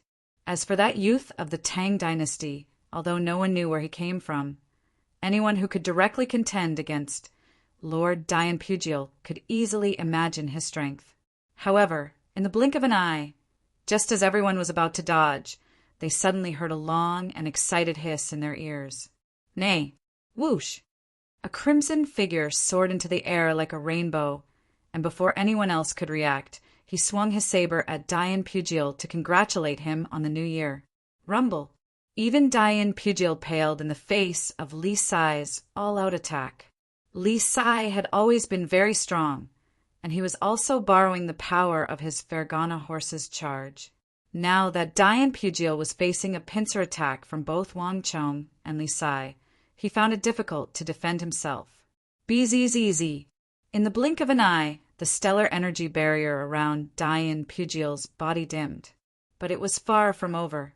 The neighing of horses came from all around Ney, and from a distance, one could see that the 5,000 Wushang cavalry that had charged into the Uzun army had suddenly retreated. The 5,000 Wushang cavalry, divided into 50 groups, shot toward Dian Pugil like bolts of lightning. By the time Dian Pugil, Wang Chong, and Li Sai had fallen to the ground, all the Wushang cavalry had already begun to charge. Boom! Boom! Boom! One by one, the Wushang cavalry charged toward Dian Pugil like bolts of lightning. At this moment, even Dian Pugil's eyes revealed a deep fear. He wanted to dodge, but it was too late. Wang Chong had scattered the 5,000 Wushang cavalry precisely to deal with him. Boom, boom, boom. The tens of thousands of war horses howled and slammed into Dian Pugil's body. Aya! With a scream, Dian Pugil's stellar energy rapidly dimmed like a candle in the wind. In the blink of an eye, he had fallen from Tier 3 to Tier 2 of the Saint Martial Realm, to Tier 8 to Tier 9 of the Imperial Martial Realm, and then Tier 6 to Tier 7 of the Imperial Martial Realm. Boom! A woozy steel sword that was even taller than a grown man exploded forward, piercing through Dian Pugil's body. During this entire process, Wang Chong had been using his great Yinyang Heaven Creation art to keep Dian Pugil at bay. Boom! With a massive boom, Dian Pugil's eyes went wide, his arms spread wide, and his body slowly collapsed to the ground. More than half of the stellar energy in his body had flowed into Wang Chong's body. With a massive thud, Dian Pugil's body crashed to the ground, sending up a cloud of dust as he remained motionless. In the face of the charge of tens of thousands of black Tortoise Realm cavalry, with top-class generals like Wang Chong and Li Sai holding them back, even a top-class general like Dian Pugil, a Saint Martial expert, could not hold on and died. "Let's go!" Wang Chong called out to Li Sai. Glancing at Dian Pugil's corpse on the ground, he mounted Dian Pugil's red Highland steed. Wang Chong's excellent Turkic warhorse had been killed in the clash just now, pulverized by the stellar energy of the pair. Although these excellent warhorses of the Turkic steppe had sturdy bodies comparable to the best Arabian horses, they were still no match for Dian Pugil's divine steed from the great snow mountain temple. In a clash between top-class experts, the problem of their bodies not being sturdy enough was immediately apparent. Arrow formation, charge! Wang Chong waved his sword and gave the order to charge once more. An ordinary cavalry army would have fallen into chaos after the battle just now and would not have been able to regroup so quickly. But just a few seconds after Wang Chong's order, Wang Chong's 5,000 Wushang cavalry shifted into a new arrow formation. Boom! With a single charge, the newly regrouped Uzun cavalry were scattered. Aya! Ah! Waves of blood-curdling screams, the sounds of horses crashing into each other, neighing, and the clashing of swords and sabers rang out incessantly. Even with Dian Pugil present, the Uzun army had not been able to stop the charge of Wang Chong's Wushang cavalry, and now that Dian Pugil had been killed, the remaining Uzun cavalry were even less of a match. Chapter 757. Buzz!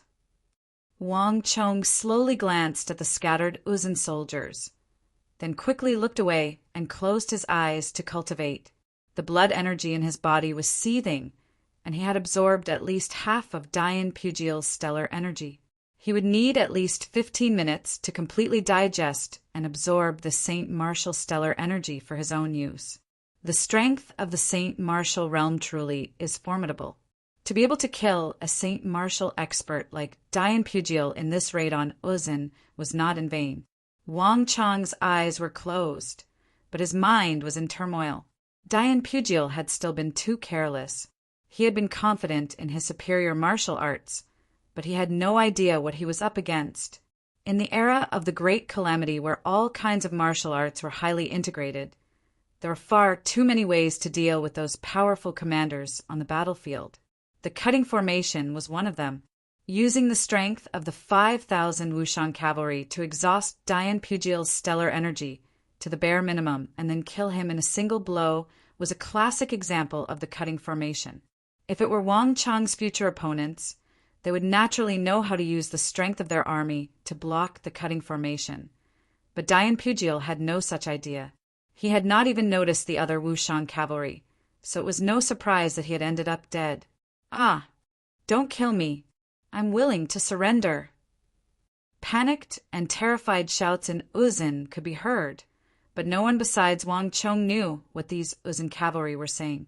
Screams filled the air, and the stench of blood was getting thicker and thicker. Wang Chong sat motionlessly on his horse, his eyes closed as he pushed the halo of Dusk Stallion to its limits. Wang Chong was unperturbed by those screams.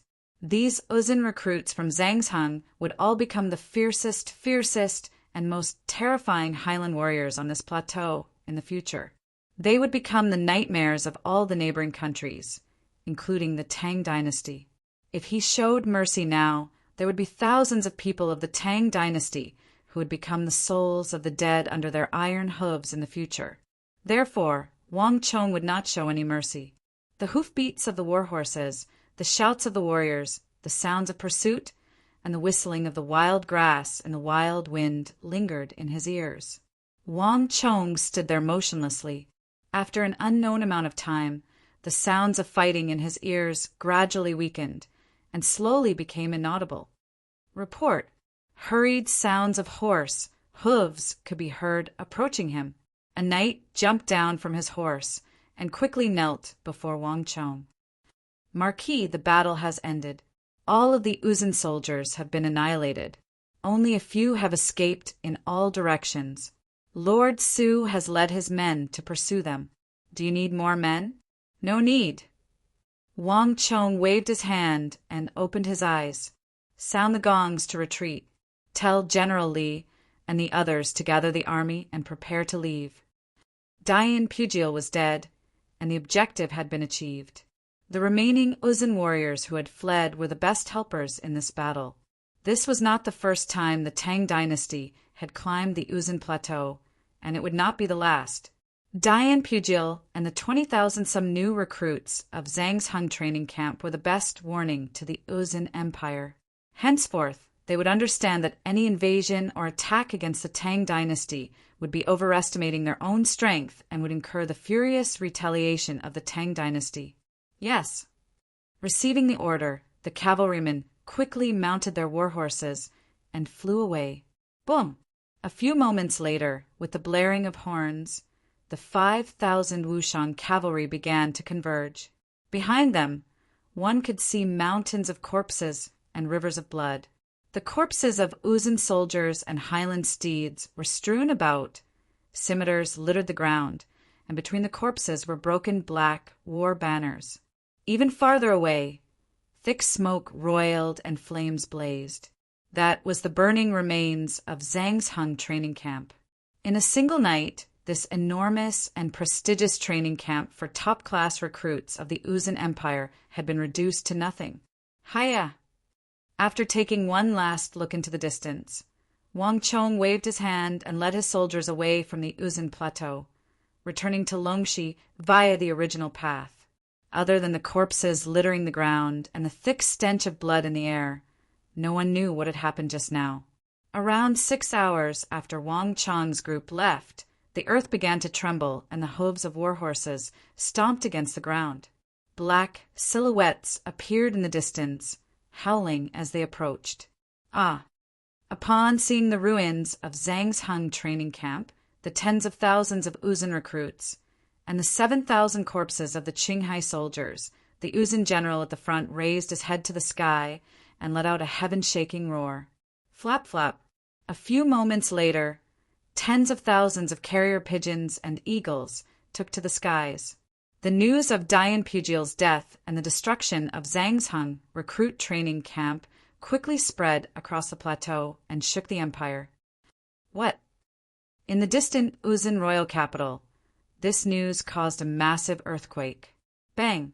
In the smoke-filled hall, the Tsempo slammed his palm on the table and stood up. Impossible. I don't believe it. How could something like this happen? What were Dusong Mangpoj and Huishu Wuzong doing? To kill 27,000 recruits, including the 7,000 Qinghai soldiers. Isn't something that several thousand Tang soldiers could do? How could so many Tang people and such a large target go unnoticed? Just how did they get around the defense line? The Tsenpo was unable to restrain his anger. The massive impact caused his entire body to tremble. Ordinary recruits were one thing, but the 7,000 Qinghai soldiers and Dian Pugil were the essence of the empire. They were the culmination of the blood and sweat of the Uzun Empire, and the Tsenpo found it impossible to accept that they had been silently wiped out in a single night. Have you found any information on those Tang people? The Prime Minister of the Uzun Empire, Dalen Trinling, also asked. Compared to the furious Tsenpo, his expression was much calmer, but the trembling fingers beneath his sleeves betrayed the agitation in his heart. Dalen Trinling was no less shocked by this news than anyone else, but he had a composed mind and would not easily reveal it like the average person. But no matter what, the destruction of Zhangzhung recruit training camp was a massive blow to the empire. The Uzun Plateau towered into the clouds, far away from the surrounding countries. It was a land bestowed by the heavens to the people of the Uzun. It had been a very long time since the Tang people had fought their way onto the plateau, and there had never been so many Uzun deaths on the plateau. The last time something like this had happened was 30-some years ago. Even more unacceptable was that even now, no one knew how the Tang people's cavalry had managed to get around the numerous defense lines and reach the depths of the plateau. Replying to Prime Minister, we've already investigated. According to the survivors of Zhangzhung recruit training camp, the attackers numbered around 5,000. The attackers should have been around 5,000. Their numbers aren't many, but they are extremely powerful. 5,000. Dalen Trinling couldn't help but grimace. The Uzun cavalry in Zhangzhung training camp numbered more than 20,000. If the other side also had this many people, it would be fine, but if they only had 5,000, that was far too astonishing. Correct. We've already asked many people, and we've all come to the same conclusion. The enemy's numbers are far inferior to ours. In addition, we also found a letter in Zhangzhung training camp, hanging on the black war banner of Zhangzhung training camp. The commander of the Uzun reinforcements who had been the first to arrive at Zhangzhung training camp reported. Bring it here, Dalen Trinling said. A commander of the reinforcements quickly stepped forward and respectfully offered a letter with both hands. Dalen Trinling opened the letter and quickly began to read. The words written on the letter were not in the Uzun language, but in Hanzi. But to Dalen Trinling, this was naturally no problem. To all the people of Uzun, those who offend the Central Plains will be executed, no matter how far away they may be. This was the case in ancient times, and it is the same now. In the Battle of Chishi, 5,000 Tang people were killed, General Pulin killed in battle. As the saying goes, it is impolite not to reciprocate. Today, I have come to the plateau to deliver a grand gift. I hope that all of you will kindly accept it. The young Marquis of the Tang dynasty, Wang Chong. Dalen Trinling's pupils constricted as he read the last line, his face paling. He had imagined all sorts of possibilities, like Geshu Han's long-distance raid or Fomin Linta's ambush, but he had never expected this name. Wang Chong. In the Uzun, this name was receiving even more attention than Geshu Han or Fomin Linta. Dalen Trinling had imagined all sorts of possibilities, but he had never imagined that it would be him. The War of the Southwest had just concluded, and the plague on the plateau was still not over. Yet this name had once more appeared on the plateau, and it had even destroyed one of the 3 most prestigious recruit training centers of the Uzun Empire. Bastard. Dalen Trinling's hands were clenched, his face ashen, his mind exploding with killing intent. The incident at Sanke's Zhangzhung recruit training camp had spread to all of Uzun. At this moment, not just the royal capital, but even the distant north had received the news. The huge change had also caused a great shock here. No, not just shock, but also extreme rage. Wang Chong! There was an earth-shattering roar. In an instant, a terrifying force filled with destructive power exploded, blowing a black tent into pieces. General! In the surroundings, the white braves retreated in fear. General Dian Pugil had died in battle, and Zhang's recruit training camp had been destroyed. Everyone knew that the general was at his most furious, most terrifying, and most dangerous. After all, the two of them shared the surname Dian, and they both hailed from the Dian clan. Wang Chou, I definitely won't let you go. Chapter 758. The Tsempo's letter was now in his hands.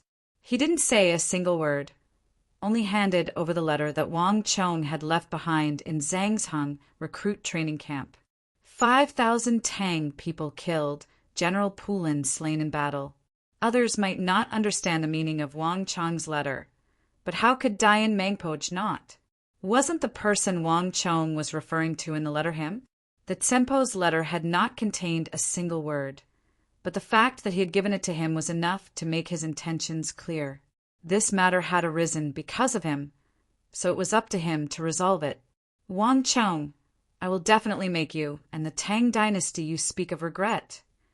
Dian Mangpoj tightly gripped Wang Chong's letter, his teeth clenched, his eyes brimming with frenzied, killing intent. Zhang's training camp had been destroyed, Dian Pugil had been killed, and 7,000 Qinghai soldiers in training had been killed. Dian Mangpoj's heart was bleeding, especially those 7,000 Qinghai soldiers. Once they were trained, they would become Uzun elites just like his white braves, but Wang Chong had killed every single one of them. This was the true reason why all of Uzun had been shaken and why Dian Mangpoj had gone mad. He had only killed Pulin He and 5,000 Qishi protectorate soldiers, but Wang Chong had destroyed the entire Zhang's training camp. Dian Pugil, 7,000 Qinghai soldiers, and 20,000 new recruits. This vengeance was simply unimaginable. Even though Dian Mangpoj was known as the Azura of the battlefield and had experienced all sorts of battles, he still found it hard to accept, because he had only heavily wounded the Qishi protectorate. But Wang Chong had dealt a heavy blow to the entire empire. Wang Chong, I will kill you. I will definitely kill you.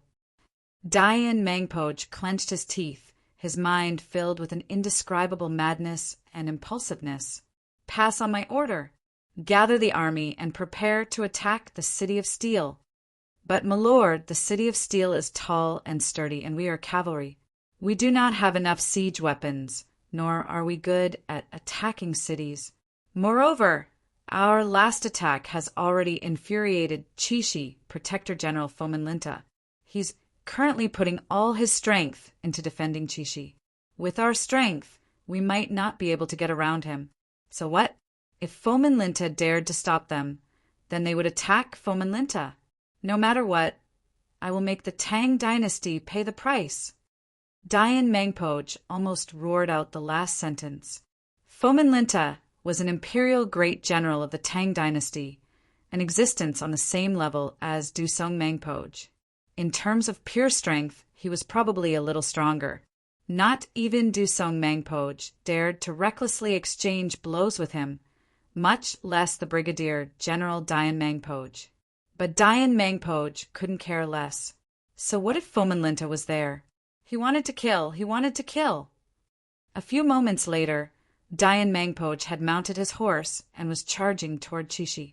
At the same time, in the distant Big Dipper city of Longxi reporting, Lord Protector General, there's been a strange movement on the plateau.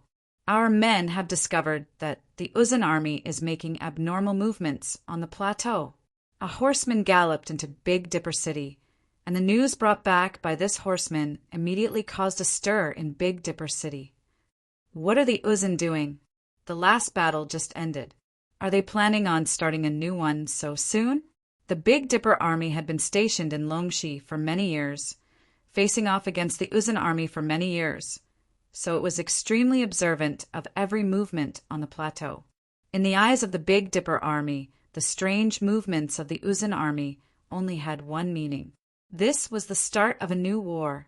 The Big Dipper army had never feared war. The only thing that angered them was that they had just been pushed back in the last battle, and now they were back with a vengeance. Was the ambition of the Uzin truly endless? My lord, have the entire army prepare for battle. The Uzin will never learn to teach. This time they must be taught a harsh lesson. The Big Dipper army officers were seething with rage. Wait a moment. Don't jump to conclusions before we get to the bottom of this, Geshu Han said with a frown. Although the Uzin army's actions made one think of a new war, as a Longxi great general, Geshu Han instinctively sensed that something was amiss. Although the Uzin army loved to fight, they would usually only move out when they were confident in their victory. This time, even Wee Tadra Konglo had retreated and no longer had an absolute advantage, and the other Uzin great generals would not be able to take advantage of him. The Uzin army should not be so impulsive. Scout, investigate again, Geshu Han said. Yes. The cavalryman received the order and quickly flew away. Around an hour later, a new piece of news flew into the city. The second piece of news left everyone slack-jawed. The Uzin Zhangsheng recruit training camp had been destroyed. 27,000 people had been killed, and the general in charge, Dian Pugil, had been killed. Even 7,000 of the Uzin elite Qinghai soldiers had been killed, their corpses littering the ground. It had already been confirmed that the 5,000 Tang people had destroyed the camp, and the Uzin army was currently searching for how those 5,000 Tang people had managed to get up there. Even Geshu Han was flabbergasted by this news, let alone the Big Dipper army generals who had spent half their lives on the battlefield. As the garrison of Longxi, the Big Dipper army had a far greater understanding of the Uzin army than any other branch of the army. Thus, they were deeply aware of what Zongka's Zhangsheng recruit training camp meant to the Uzin army. Geshu Han had wanted to launch a surprise attack and destroy Zhangsheng recruit training camp on more than one occasion. But because it was too deep and his army was too large, it was very easy for the Uzin to discover him, and there was also the possibility of his retreat being cut off. For various reasons, he had been forced to give up, leading his battle-hardened subordinates. Geshu Han analyzed, deduced, and analyzed the situation. In the end, Geshu Han came to this conclusion. It wasn't that Zhangsheng recruit training camp couldn't be destroyed, but it required at least 30,000 soldiers, 10,000 of them cavalry. At the same time, an imperial great general like Geshu Han had to personally move out. This was because Dian Pugil was a Saint Martial realm expert, and only a Saint Martial realm expert could deal with him. But a person like Dian Pugil would immediately flee the moment he discovered that the leader was Geshu Han. The Big Dipper army, which was primarily made up of infantry, simply couldn't catch up and could only lament their inadequacy. And if Dian Pugil didn't give up, he would use all sorts of methods to delay.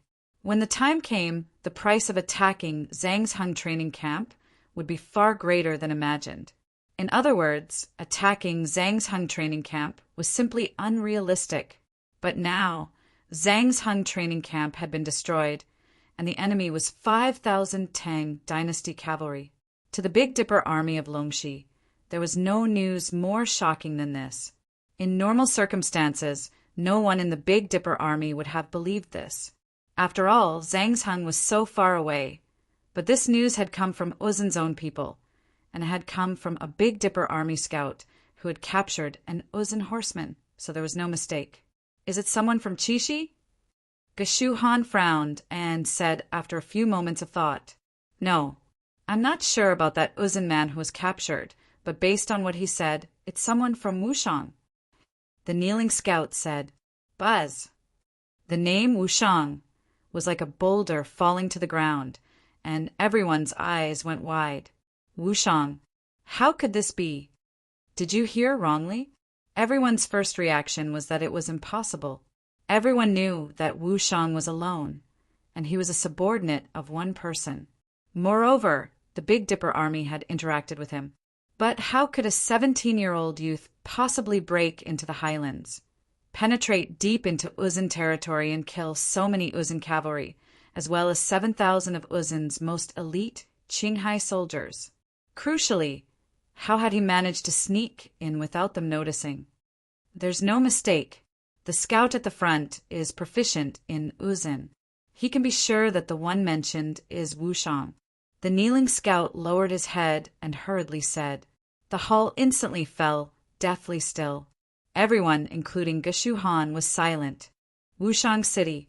Wang Chong, 5,000 cavalry, destroying Zhang's Hung training camp.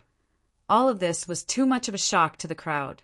All this time they had looked down on that brat Wushang, but no one had expected him to be capable of such an astonishing feat. This piece of news was too shocking for everyone. I didn't expect it to be him again. In the southwest of the Uzun Highlands, Hushu Wuzong stood on the edge of a steep cliff, gazing down at the turbulent air currents below. The incident with Tsanka had shaken the entire highlands, and the news had also reached him. At this moment, no one was feeling more conflicted than Hushu Wuzong. He had never expected that he would hear the name Wang Chong so soon after that battle. It seems that we still need to put an end to all of this. Hushu Wuzong raised his head and sighed. Suddenly, he grabbed the scimitar hanging from a protruding rock and strode away. Nay. At this moment, in Longxi, no matter how chaotic the Uzun Plateau was, no matter what sort of impact Tsanka's matter had on the protector generals and armies of Longxi and Qixi, the area around Heaven Pillar Peak was in a state of turmoil. With the battle over, Wang Chong was in no hurry to leave. Instead, he chose to rest and reorganize near Heaven Pillar Peak. The area around Heaven Pillar Peak was covered in a thick forest that obscured the sky, and the difference in altitude of 4,000 to 5,000 meters made it impossible to see anything, even from the plateau. What were the losses in this battle? Did you find out? At the base of Heaven Pillar Peak, beneath the crown of a 20 tall tree, Wang Chong had gathered his officers for a meeting. Chapter 759. In the assault on Zhang's Hung training camp, 80 people were heavily injured, all of them caused by Dian Pugil's outburst. In addition, 30 were lightly injured and 7 were killed in battle. Including those who died in battle, 2 men and 1 cavalry have brought them back.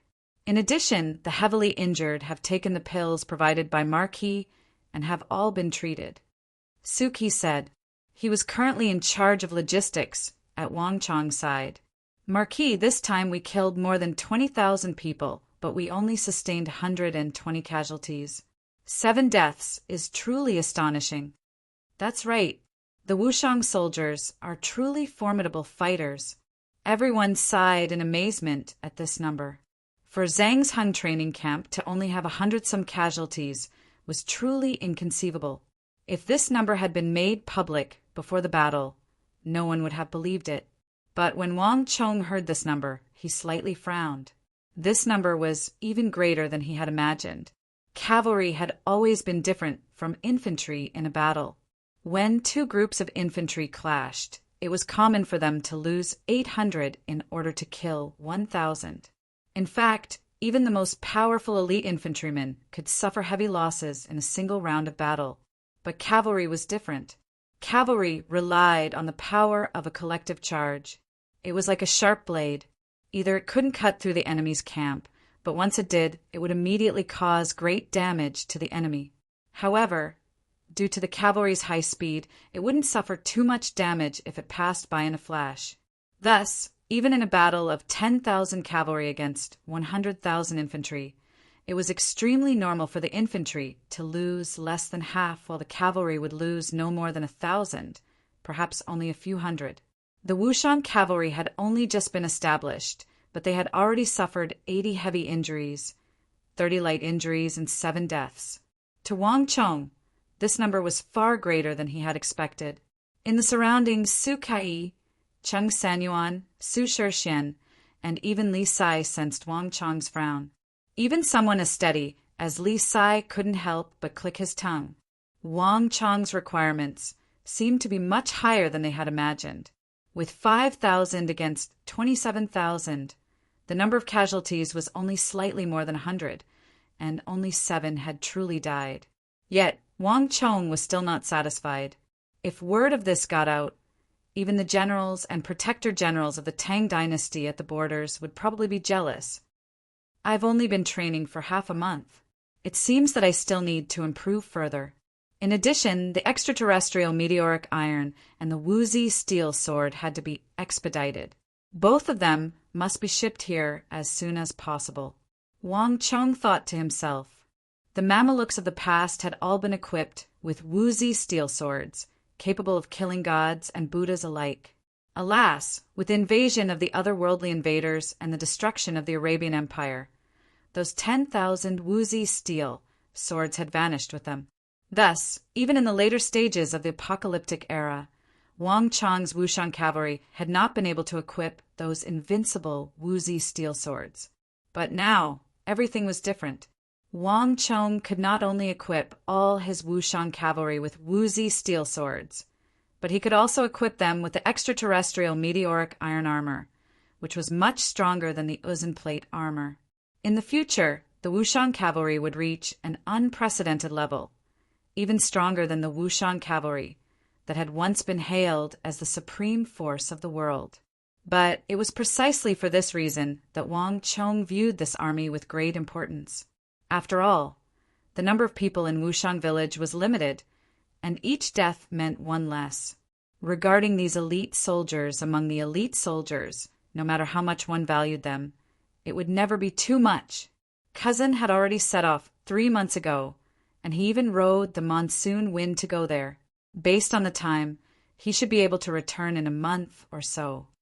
When he thought of Cousin Wang Liang, a bright light flashed through Wang Chong's eyes.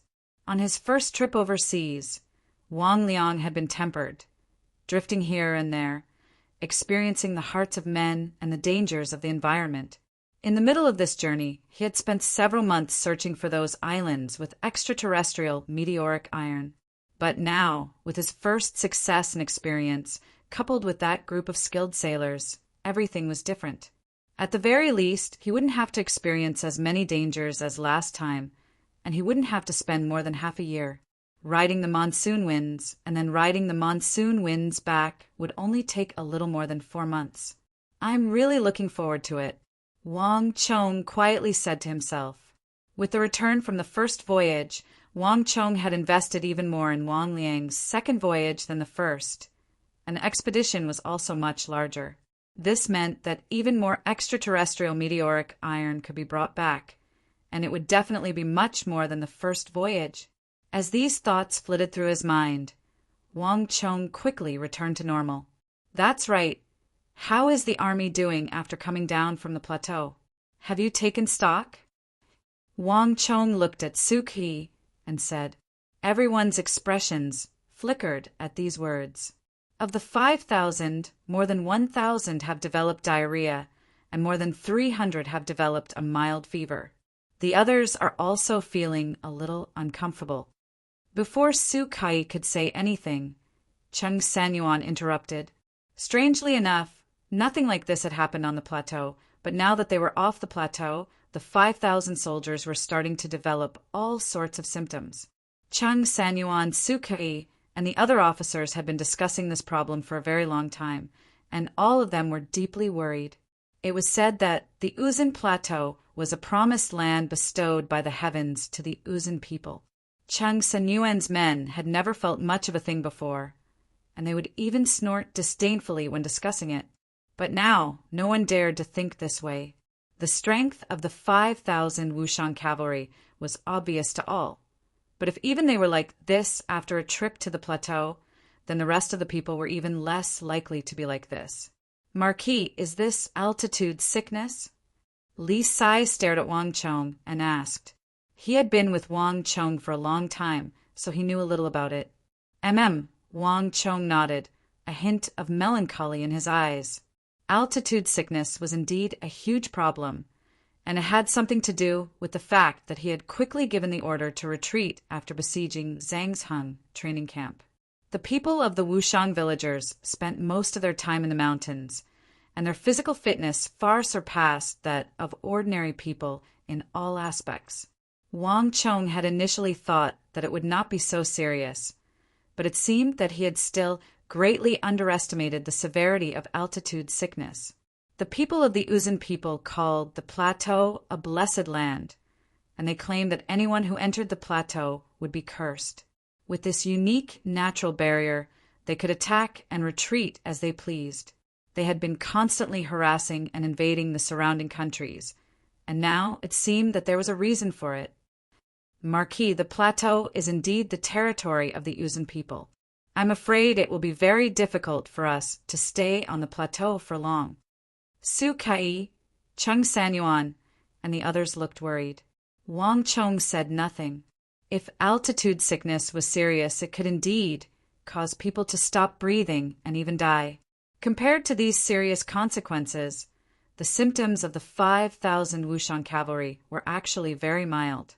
But no matter how serious the altitude sickness was, it was still a mountain that Wang Chong had to conquer. It seems that I'll have to put that matter on the agenda ahead of time, Wang Chong quietly said to himself. In this era, the majority of people were ignorant of altitude sickness, even in a state of blind reverence. Even the invading Turks had a deep reverence for the plateau. But Wang Chong knew that there was a way to overcome altitude sickness. But this matter needed to be carried out in secret and could not be made public. Otherwise, if too many people learned of it, there would definitely be negative effects. After resting here for a few more days, we'll return to the City of Steel. Wang Chong said, Yes, Marquis.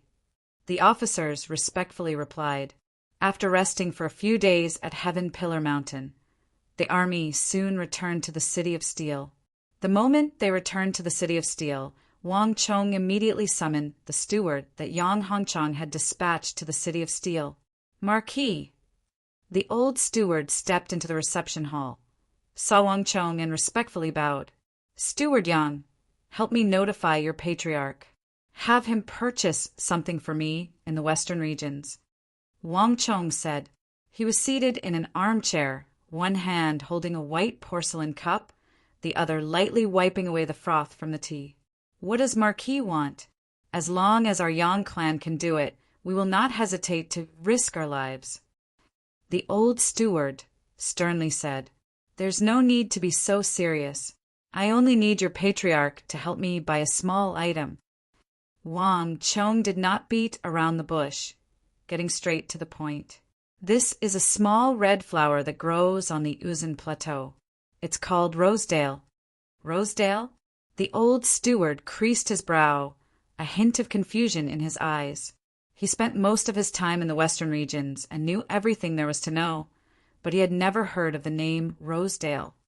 Marquis, forgive me for my ignorance, but based on my knowledge, no one in the western regions buys or sells Rosedale. The old steward had dabbled in the field of herbs, and the Yang clan had once sold them, but the old steward had no impression of them. Uzun did not sell many things in the western regions, so if there was a Rosedale, he would definitely have an impression of it, and there was no mistaking it. Haha, it's even better if no one buys it. All you need to do is tell your patriarch to secretly buy it for me. That small red flower is a very common wild flower on the plateau.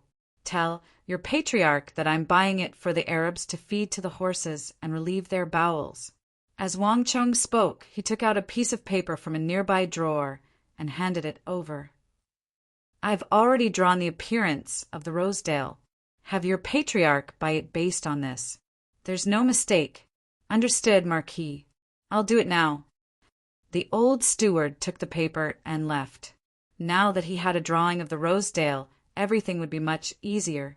Given the influence the Yang clan had built up over the western regions for so many years, they would be able to find it for Wang Chong even if they had to dig 3 feet into the ground. To think that no one knows about the Rosedale. It's truly surprising that no one has shown interest in it for so long. After watching the old steward leave, Wang Chong closed his eyes, took a sip of tea, and leaned back in contemplation. The Uzun Plateau had become a natural barrier that protected the Uzun Empire. Anyone from other empires that entered this place would be greatly weakened, including the Arabs and the powerful Mamelukes.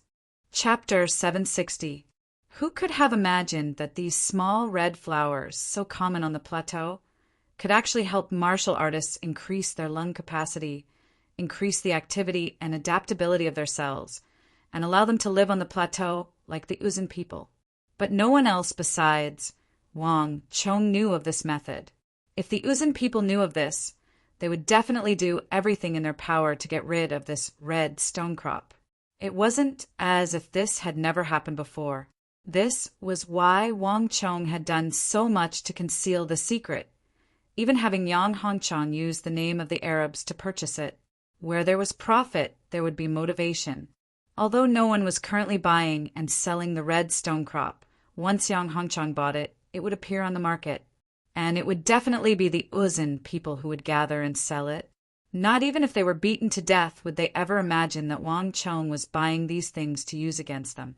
Everything is ready except for the east wind. It's time to move on to the next phase of the plan. Wang Chong put down his teacup and lightly tapped the table with his right index finger, a profound light in his eyes. "Zhang Ke," Wang Chong called out. "Marquis, this lowly one is here." Very quickly, a thin and small figure with a rock eagle on his shoulder walked in with large strides. He seemed to have been waiting outside the hall for a long time. "Do you still remember the plan I told you about? Now, take your eagle team and go out to investigate. I want to know what's going on there at all times, especially if the Uzin people appear there." Wang Chong said, "Understood. Be at ease, Marquis. This lowly one will not fail this mission." Zhang Ke was eager to go, his face brimming with excitement. After bowing, Zhang Ke impatiently took his leave. Wang Chong was now placing more and more importance on him, and a scholar would die for a bosom friend. Thus, Zhang Ke was more eager than anyone else to carry out a mission given to him by Wang Chong. Time slowly passed, and the city of steel once more fell into silence.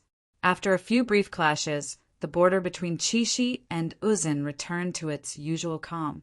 In the northwest, while everyone's attention was focused on Uzin, Qixi, and Wushang, in the southwest corner of Uzin's northern border, at the place closest to Wushang, several small shadows had appeared and were silently observing.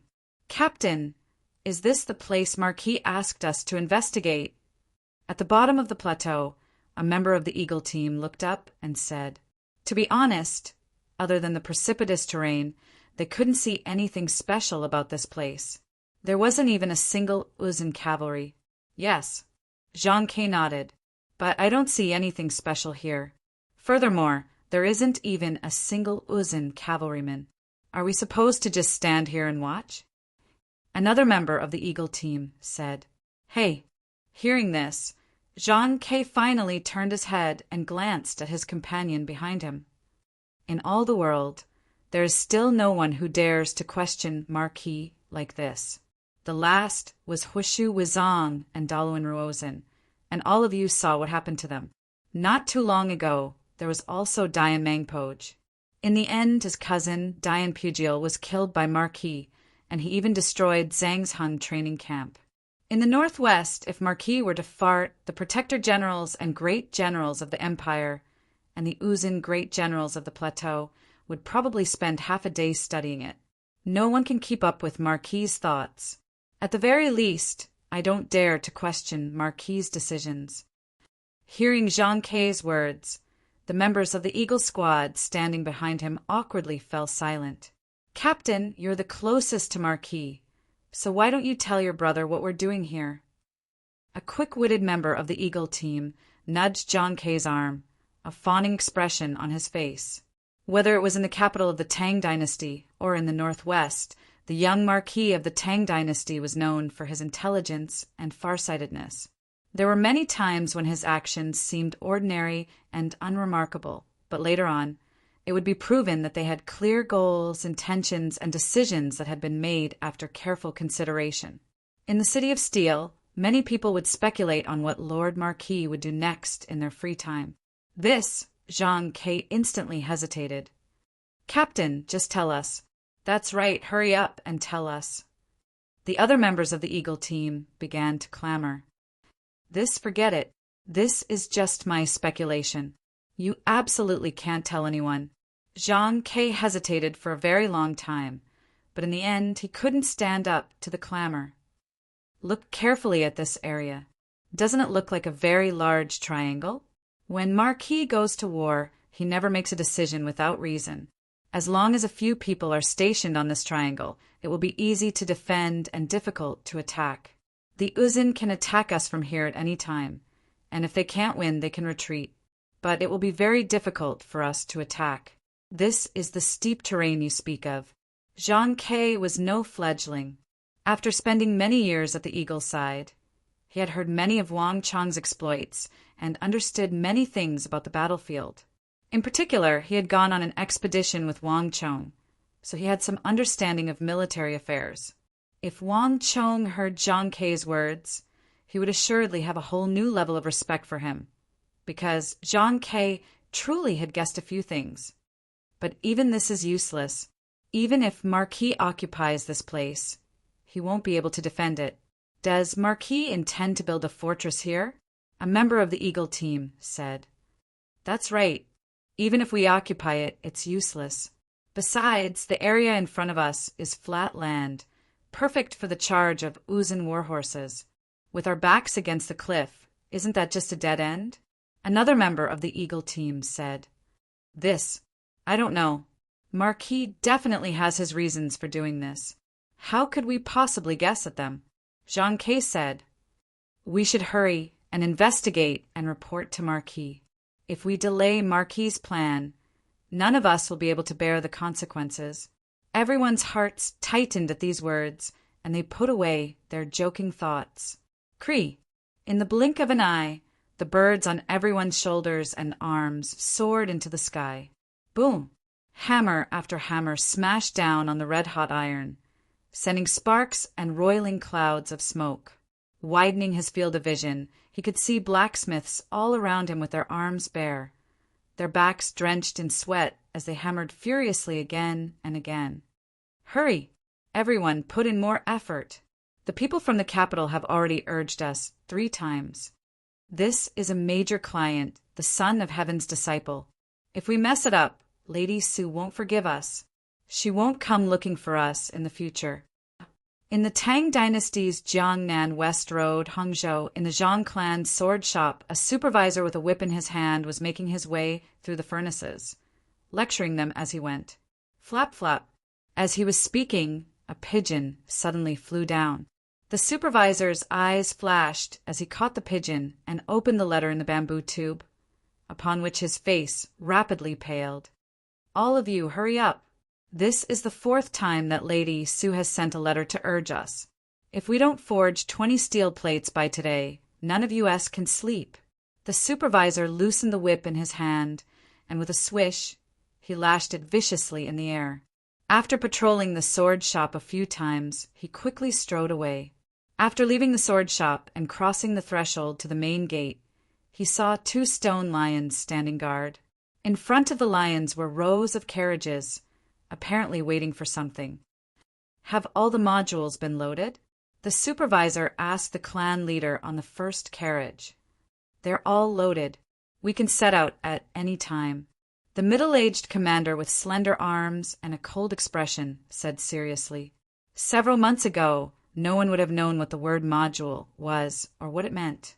But now, in the entire Jiangnan West Road, as long as it was related to blacksmithing, everyone would know of it.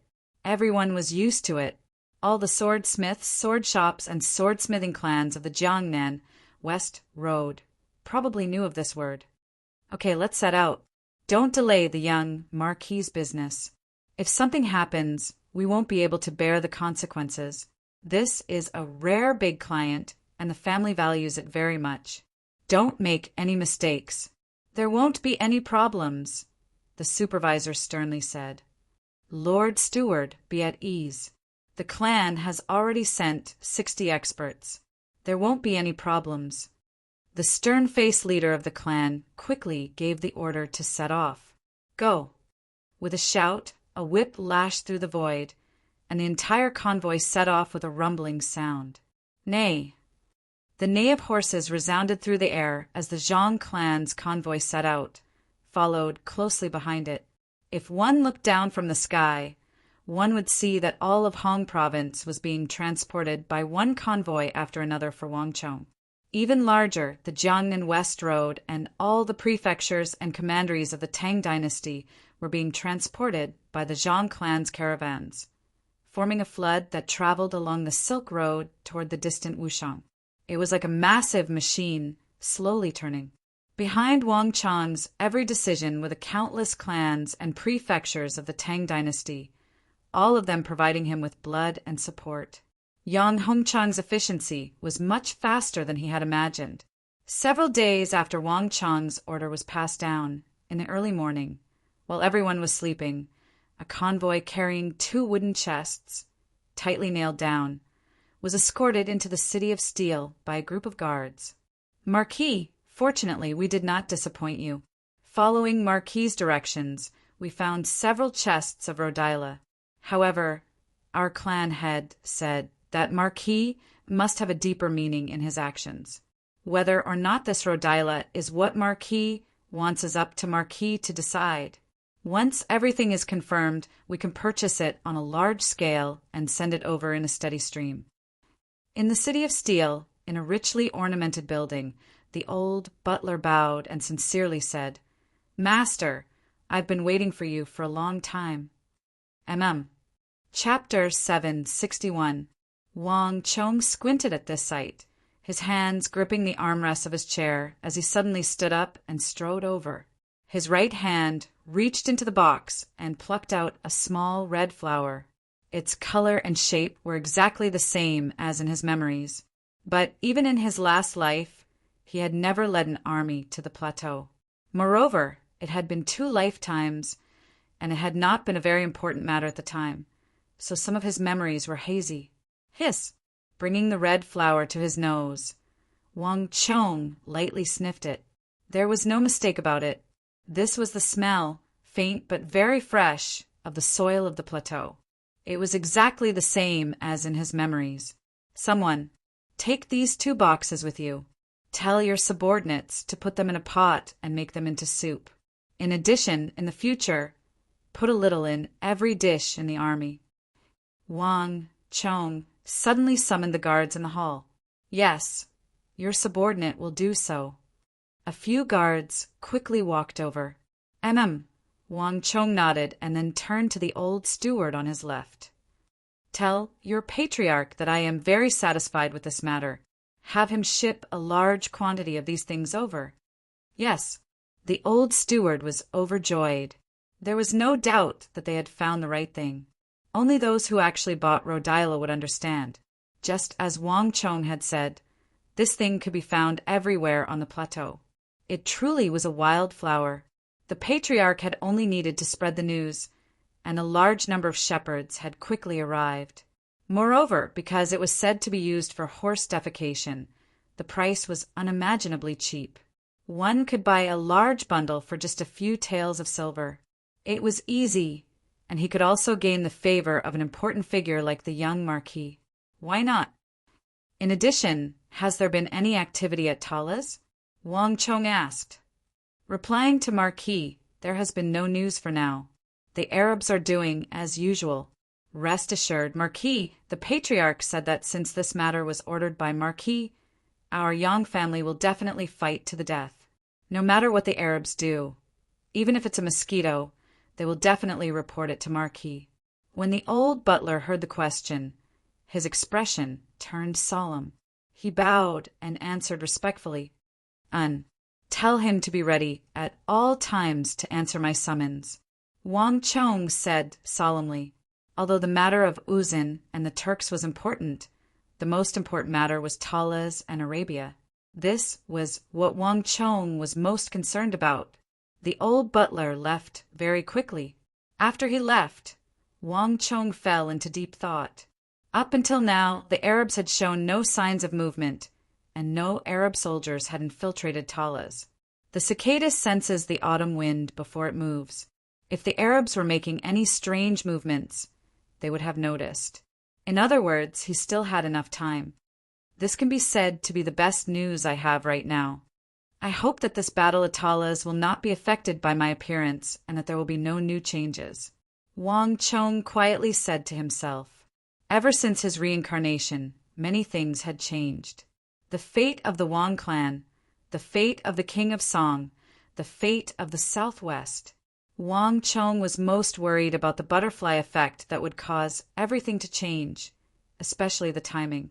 But it seemed that the Battle of Laishalo had not changed much. At the very least, he had to first pacify the internal situation. If he wanted to stabilize Chishi and fend off Uzun to the west and the Turks to the east, he still had time. Preparedness ensures success, and unpreparedness ensures failure. Although the Arabian Empire hasn't shown any signs of movement yet, I still have to take precautions. After a few moments of thought, Wang Chong returned to his seat. He took a fine brush from the red sandalwood brush rack, dipped it in ink, and then began to write on a piece of paper. This letter was addressed to a person Wang Chong had never met, and Wang Chong didn't know if this letter would be of any use or if it could convince that person. But Wang Chong had no choice but to do this, because this matter was extremely important to him. If he succeeded, he might be able to avoid the first clash between the Arabs and the Tang dynasty. If the Battle of Talas had not occurred, or if it had been delayed, he would have had enough time to respond. To the young Marquis of the Wushang of the Tang dynasty, Wang Chong, to the Right Imperial Guard Great General, the Prefectural Duke of Miyun, rumble! Lightning flashed and thunder rumbled outside the window, and dark clouds gathered. At the same time, the Stone of Fate's long-awaited voice resounded in his mind. However, it was different from the previous times. This time, the Stone of Fate's voice was much softer, and it lacked its usual sharpness. Note: user is touching the bottom line of the laws. Starting from now, for every second that passes, 10 points of destiny energy will be deducted. Depending on how serious user's condition is, additional points of destiny energy will be deducted or even obliterated. Just as I expected. As Wang Chong heard the voice in his mind, he keenly noticed a change in the Stone of Destiny's wording. In the past, the Stone of Destiny had always used words like warning, but this time, although it directly began to deduct destiny energy, and at a rate of 10 points per second, which seemed severe, it wasn't the case at all. The Stone of Destiny's wording was no longer the usual warning. For the first time, it had used the words note, which were clearly much less severe. It's exactly as I guessed, Wang Chong quietly said to himself. After so long, he had gotten used to the Stone of Destiny style, and Wang Chong had gradually begun to understand a few rules and principles. For example, the Stone of Destiny's judgments were clearly divided into different levels. At the highest level, failure would result in immediate obliteration, and there was basically no reward, only the consumption of destiny energy. For example, world energy restraint. In the past, this had been Wang Chong's greatest worry, but now that he had enough destiny energy, Wang Chong was no longer very concerned about this. The second was when there was a reward for a mission, but failure would result in obliteration, such as Empire's Elegy. The third was when there was a reward for a mission, but failure would result in a penalty of destiny energy. For example, the threat to Chishi, the mission to kill Dian Mangpoj. At the time, Wang Chong had deduced that there was another level below the Stone of Destiny, and there was no doubt that this was what he was doing. And things had played out just as he had predicted. Although it seemed severe, the penalty of 10 points per second was insignificant compared to what he was doing. In addition, the Stone of Destiny had used caution, not warning. Missions all have a context to follow, and there are rules that can be used. It now seems that the Stone of Destiny forbids the leaking of those major historical events with far-reaching effects. You can do it, you can participate in it, you can change it, but it forbids leaking it, and the consequences of violating this rule are extremely severe. But if it's just discussing, leaking, and changing a small part of this major event, using an unimportant method to explain it, then putting it simply, I'll be skirting the line and there won't be any problems. As these thoughts flew through his mind, Wang Chong quickly calmed down and continued writing. In the end, this letter deducted 600 points of destiny energy from Wang Chong, but Wang Chong no longer cared. No matter how much destiny energy was deducted, to Wang Chong, the first thing was that he had verified his conjecture. If this method worked, he would have one more way to change his fate.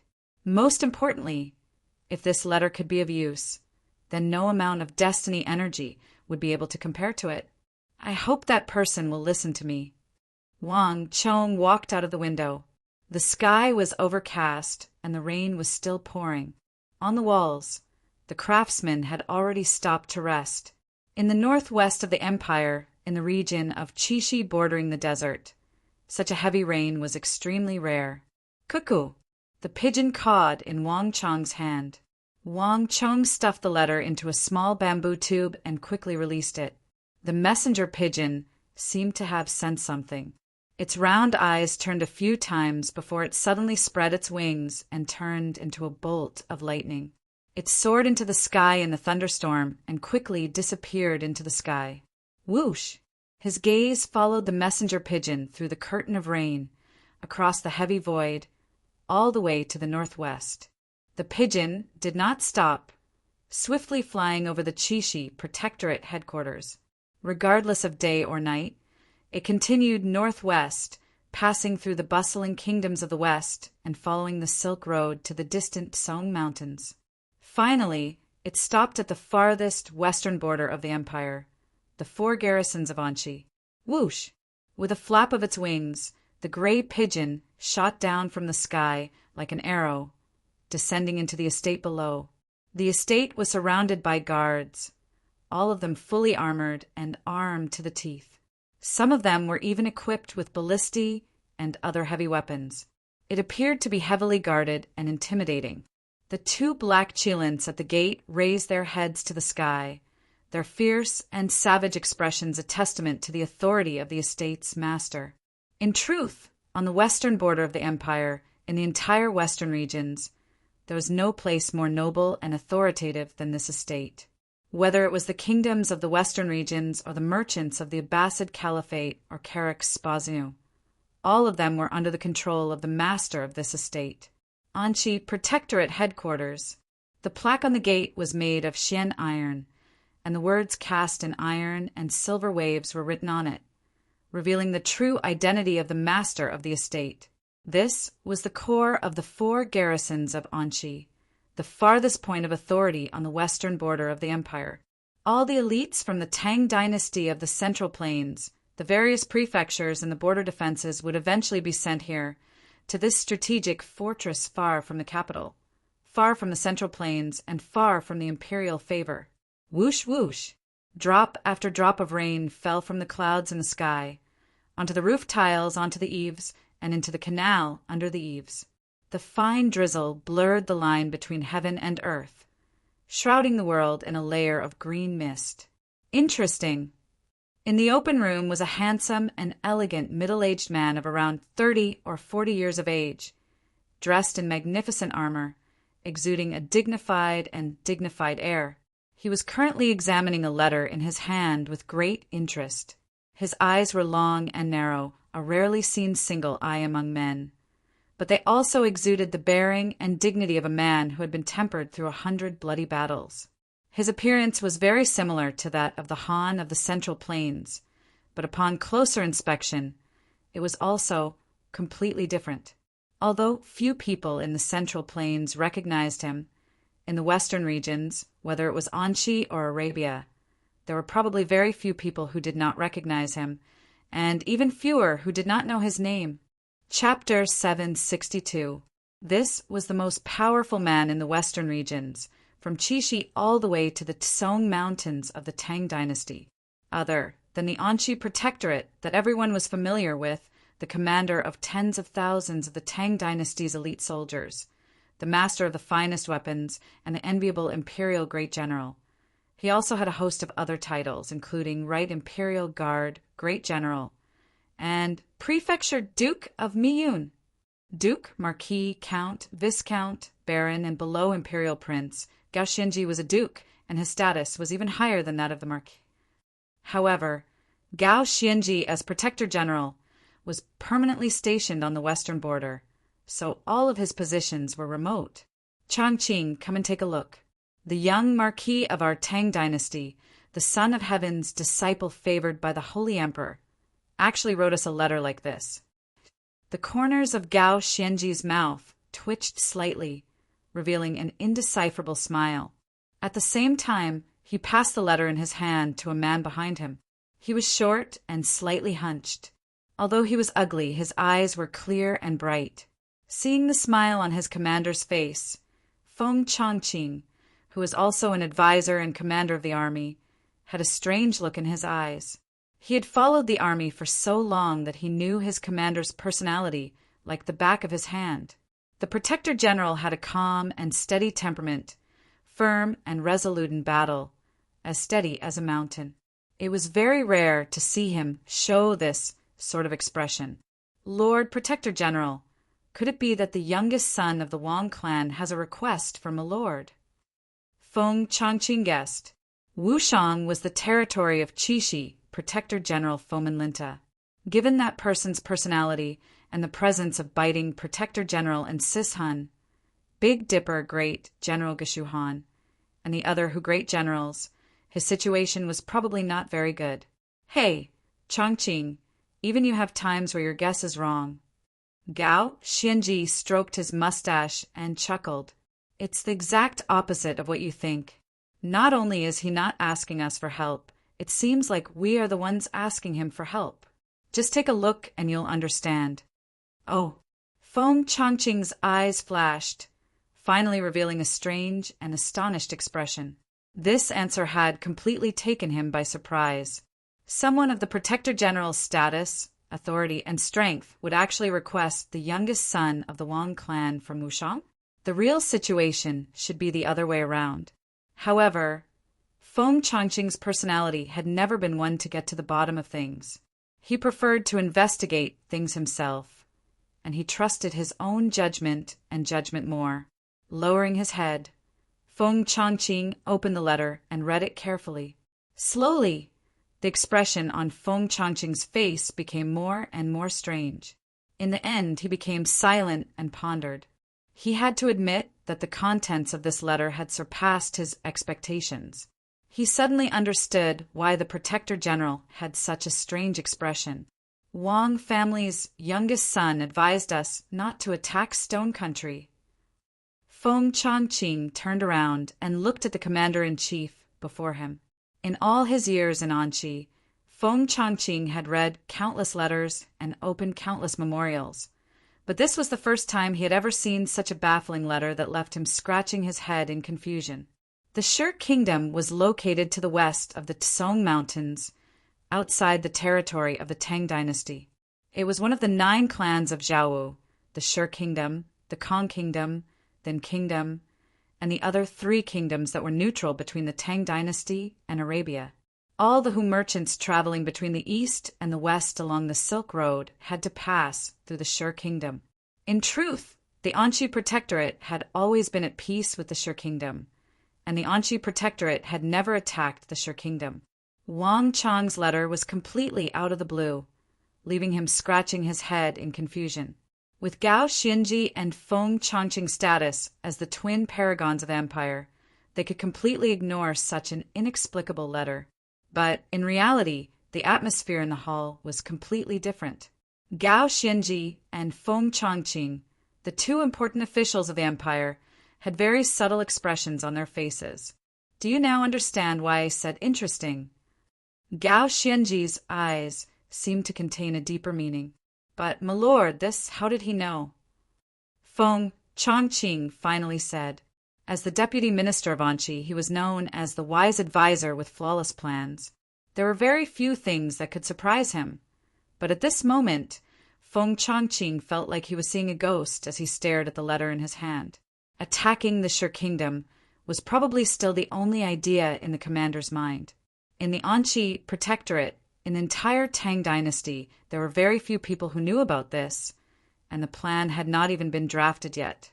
How did a teenager, several thousand li away, know? Ha!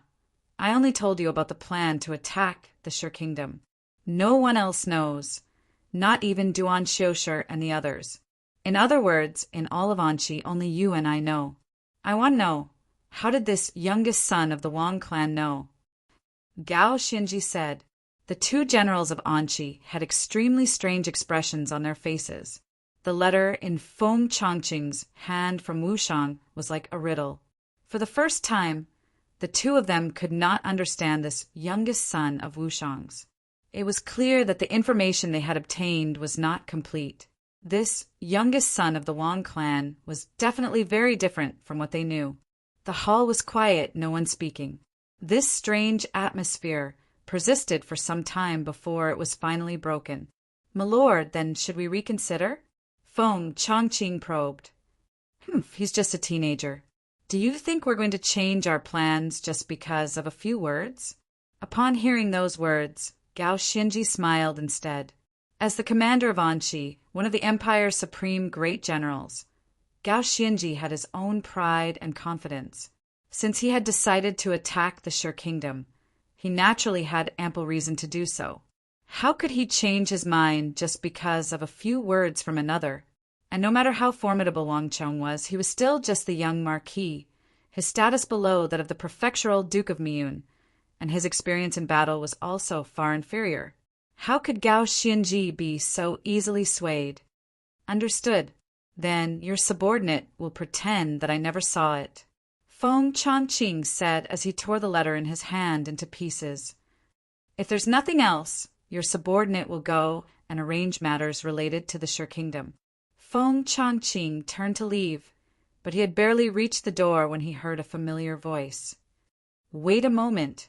Gao Xianji called out to Feng Changqing, his brow tightly furrowed as a pensive look appeared in his eyes. Put off the attack on the Shur kingdom for the time being. Send a few scouts to investigate first. Understood. Feng Changqing turned his head and smiled, not surprised in the slightest. It was clear that the words of the youngest son of the Wang clan had affected the commander. Your subordinate will go and arrange it. Stepping over the threshold, Feng Changqing vanished from the hall. When a stone fell into the lake, it would definitely cause waves and ripples to spread out. At this moment, no one, not even Gao Xinji or Feng Changqing, knew of the effects of Wang Chong's letter. But as Feng Changqing stepped over the threshold in the distant Wushang, Wang Chong heard a familiar voice. Congratulations, user. You have been rewarded with 60 points of destiny energy. Outside the window, the drizzle had gradually stopped. Wang Chong sat cross-legged on his bed, silently cultivating. When he heard the voice in his head, he couldn't help but reveal a hint of surprise. This reward had come without any warning, and it was only 60 points of destiny energy. It was completely different from any other reward he had received in the past. Is it Anqi? Wang Chong's brow creased in thought. The only thing he could think of that was related to this matter was the letter he had written to Gao Xinji. A reward of 60 points of destiny energy, and without any warning at all. Is it effective or not? Or is it that everything has yet to be decided, and I need to wait for further developments? Wang Chong's mind was completely muddled. Reporting. As he was lost in thought, he suddenly heard a loud voice. The door opened, and a dusty messenger walked in, accompanied by a gust of cold wind. He knelt on the ground. Marquis, a lady has come to see you.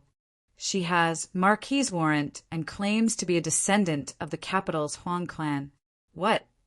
Wang Chong's eyes brightened, and he immediately stood up from his bed. Before the messenger could react, a gust of wind blew past him, and Wang Chong vanished from the hall. Rumble. Wang Chong had just walked out of the hall when he heard the clattering of metal. The distant gates of the city of steel opened, and Ney heard the clear and resounding cry of a horse. Outside the city gates, a divine steed with glossy fur and 4 jade-white hooves galloped over, its mane flapping in the wind. Ha, little shadow! Seeing this stalwart, divine steed, Wang Chong was incomparably excited. and he let out a sharp howl. The divine steed was even more excited than Wang Chong. Its hooves galloped forward, leaving a cloud of dust behind it as it charged straight at Wang Chong. "Ha ha ha, little fellow, long time no see." Wang Chong grabbed the reins with one hand while rubbing the white-hoofed shadow's head with the other. The white-hoofed shadow also burrowed into Wang Chong's chest, rubbing against his body in an extremely affectionate manner. Because the situation in Wushang was still unsettled, and there were many things waiting to be done, Wang Chong had not brought the white-hoofed shadow with him. But now that the City of Steel was on the right track and the battles were getting more frequent, the white-hoofed shadow was slowly being put to use. This was especially true for the attack on Uzin's Zhangzhang recruit training camp. Although Wang Chong had been riding the best warhorse of the Western Turkic Khaganate, it had died in a single charge against Dian Pugil. It was simply not enough to satisfy the requirements of an expert of Wang Chong's level. This made the white-hoofed shadow even more important. Wang Chong had long ago sent a letter to the capital to summon it, but it had only now arrived at the City of Steel. Being Marquis really is different. You can only see the horse, but not the person. Suddenly, a cold voice that sounded like the chirping of an oriole resounded from above, and it carried a trace of ridicule. Wang Chong's body froze as he raised his head. Only now did he notice the beautiful girl on the back of the horse, dressed in light yellow, her expression as cold as that of a goddess. Chapter 763. How could that be? Didn't I prepare a gift for you? Wang Chong smiled and opened his palm, revealing a pair of teardrop-shaped earrings of exquisite workmanship. These were the high-quality agates that Yang Hongchang had presented to Wang Chong not too long ago. Wang Chong had found the best craftsmen in the western regions to make them into a pair of earrings. It was perfect for Huang Chenner. As expected, Huang Chenner's eyes, so cold that they could kill, immediately became much more pleasant upon seeing this pair of exquisite earrings. She coldly harumphed and shot a vicious glare at Wang Chong, but she still accepted the pair of agate earrings. "I've brought the white-hoofed shadow to you. I'll leave the rest to you." Huang Chenner dismounted and handed the reins to Wang Chong. "Someone, bring young Lady Chenner inside to rest. Find a few maids to serve her well." Wang Chong took the reins and gave an order. Wushang was a long journey from the capital, and the journey had been arduous. Although Huang Chenner had said nothing, Wang Chong could not understand that a girl like Huang Chenner was willing to travel all the way from the capital. After having Huang Chenner taken care of, Wang Chong quickly left with the white-hoofed shadow. While Wang Chong was welcoming Huang Chenner and his white-hoofed shadow in the City of Steel, in the distant capital, an abnormally intense debate was taking place in the imperial court. 10 million taels of gold?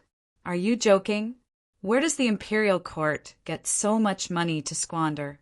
And who knows if those people can be trusted? That's right. The silver of the imperial court is spent like water every year. 600,000 to 700,000 soldiers, the food for the horses, and the officials in various places. Which place doesn't need money? If there's a drought or flood, don't you need to prepare some money in advance? If all the money is spent on the army, what about other places? And 10 million taels of gold isn't a small sum. Do we have to give 10 million taels to anyone who asks? This is gold. It's not silver, nor is it 10 million copper coins. The debate in the imperial court was extremely intense. The imperial censors, assistant ministers, all the officials of the 6 ministries, and even the dukes and nobles of the imperial court all joined in. Everyone quarreled. Bastard! What did he mean by casually taking out 10 million taels? These were warhorses that the imperial court lacked the most. This is something that can't be bought with money. When the nest is overturned, no eggs can remain intact. If the skin is gone, how can the hair attach to it? These war horses are used to protect the country. If they can't even protect the country, what's the point of talking about anything else? Everything has its priorities. If you can't even bear to spend money on such an important matter, then what else is worth spending money on? That's right. The young Marquis was a Marquis personally appointed by His Majesty and given a courtesy name by the Son of Heaven. If not even his words could be trusted, what else could be trusted? Don't tell me you don't even believe in His Majesty's foresight. The imperial court doesn't have any pastures, so they can't raise a large number of war horses. This is an opportunity that has been presented to us. It's a once-in-a-blue-moon opportunity that can't be missed. It would be too late for regrets if you wanted to buy it in the future. No matter how precious 10 million taels of gold is, can it be more important than the safety of the Tang dynasty? The imperial court was clearly divided into two factions, neither willing to give in. 300,000 war horses, and the best war horses of the Turks at that. This was something that would have been unimaginable in the past. Almost all the generals of the army were participating, and all of them knew that this was an enormous opportunity. You're going all out to fight. You're going all out to fight. As long as I, Wenfugu, still have a single breath left in me, I will never allow you to do this. Next to the cinnabar coiling dragon pillar, Assistant Minister of Rights Wenfugu had an agitated expression on his face, his voice resounding. Whoever wants to pass this proposal will have to step over my dead body, Wenfugu said coldly. As a member of the Confucian faction in the court, Wenfugu had always loathed war. He would never agree to a matter of 10 million taels of gold. Wenfugu had been one of the most extreme opponents of the court's debates. Wenfugu, you bastard! Wenfugu's words almost caused the soldiers to explode with rage. Ha! No one noticed that beneath another coiling dragon pillar, King Chi, dressed in his official robe, was sneering. There was no need for him to appear in this court debate. Wenfugu alone was enough to keep them busy. Wenfugu, do you want to die? I'll grant you your wish. This is the alchemy iron coupon bestowed by the late emperor. Take it and commit suicide. Suddenly, a furious voice boomed through the hall like a clap of thunder. This voice came out of nowhere, and the extreme anger in it startled everyone. In an instant, the hall fell silent. Even Wenfugu shuddered and abruptly turned his head. Outside the hall, a figure strode in with a majestic gait. His eyes were so furious that they could spit fire, making one's heart tremble. The soldiers of the court are fighting a bloody battle at the border. It's because of the corpses of countless soldiers that all of you are able to talk freely here. Drought and floods, salaries, and all that nonsense about going all out to fight. Just what are you all talking about? Was the world of the Great Tang just empty talk? Did the northern frontier and the western regions just talk? Wenfugu, you are a pedantic scholar who harms the country and the people. Your death is a small matter, but it's a grave matter. Don't you want to die? Today I'll fulfill your wish. King Song was unable to restrain his rage. His right hand swung down, and with a clang he smashed a metal ticket into the ground in front of Wenfugu. Having served in the court for so long, this was the first time anyone had seen the King of Song so angry. His eyes were as cold as winter, and his gaze was as sharp as a sword, seemingly able to pierce through a person. There were so many people in the hall, but no one dared to meet his gaze. At this moment, even King Chi, who was hiding under the coiling dragon pillar, was startled, let alone the others. Song, King Chi was just about to step forward when the King of Song glared at him. The look was so fierce that it seemed like he wanted to take him down with him. Even someone as perverse as King Chi couldn't help but shiver. He stopped in his tracks, startled. What is this madman trying to do? It's just a few million taels of gold. It's not even his own. Why is he fighting so hard? For a moment, King Chi was frightened by the King of Song. It was just a few million taels of gold. The money spent was the court's. What did it have to do with him? King Chi was only objecting for the sake of objecting. He didn't really care about this matter. He didn't have that much determination in his heart, and he didn't have that much perseverance. It was not worth it to start a life and death struggle over such a matter, to the point where both sides would suffer losses. This bastard. Is it worth it for the sake of the youngest son of the Wang family? King Qi gritted his teeth, secretly hating. But when he saw the fierce look in the King of Song's eyes, he really couldn't make up his mind to fight to the death with him. Speak. Who else? The King of Song said furiously. This matter had been dragged on for nearly a month, and his patience was almost worn out.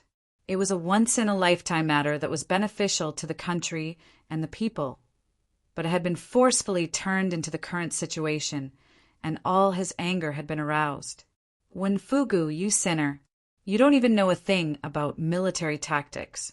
If something happens at the border and there aren't enough war horses, it will affect the military situation, causing the people at the border to be plunged into misery and suffering, and the common people to be slaughtered. This king will hold you accountable. Even if you die, this king will erect a tombstone.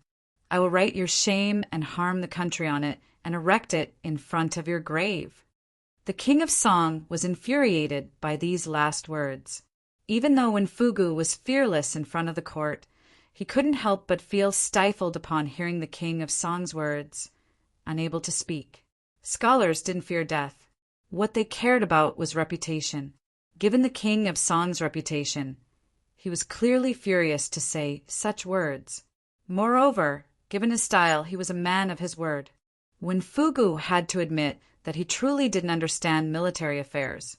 If something really did go wrong, and this stele was erected in front of his grave, it would be a fate even more difficult to accept than death. When Fugu stared at the King of Song, his lips parting several times, but no words came out. He had to admit that he had truly been frightened by the King of Song. Even when Fugu, his greatest opponent, had been intimidated by the King of Song, and King Qi had remained silent. For a moment, the imperial court was deathly still. The fierce debate instantly quieted down. The horse purchase case, which had been hotly debated for nearly a month, finally reached an agreement after a few hours.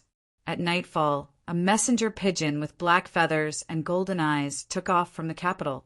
It flew across the capital, over mountains and rivers, all the way to the distant Wushang. Flap, flap.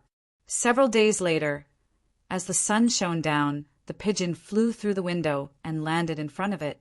Haha, it's a success. Wang Chong put down the letter from the King of Song and glanced at the pigeon on the window, a faint smile on his lips. The funds for the purchase of horses had finally been approved. Although the King of Song had played down the matter in his letter, Wang Chong was well aware that with King Qi playing tricks in the imperial court, this matter would not be so easily approved. As for the faint hint of apology in the King of Song's letter, revealing that the initial amount was only 10 million taels of gold, Wang Chong didn't care too much about it. If there was a first, there would be a second. Crucially, the imperial court had opened the door to the purchase. Moreover, once the imperial court and the army saw the first batch of high-quality Turkic war horses, they would naturally bring up the second and third batches. As these thoughts flitted through Wang Chong's mind, he heard a familiar voice. Congratulations to user for unlocking the mission, War Horses of the Tang Dynasty. The reward is 400 points of destiny energy. Additionally, this mission has no time limit. The more war horses user buys, the greater the reward. For every 10,000 war horses, user will be rewarded with 100 points of destiny energy. User has already obtained 11,000 war horses and is rewarded with an additional 110 points of destiny energy. There's a mission like this. Chapter 764. Could it be that the purchase of war horses requires an extremely large number of them to be effective? The King of Song's 10 million taels of gold involves 100,000 war horses, and that's why I started this mission?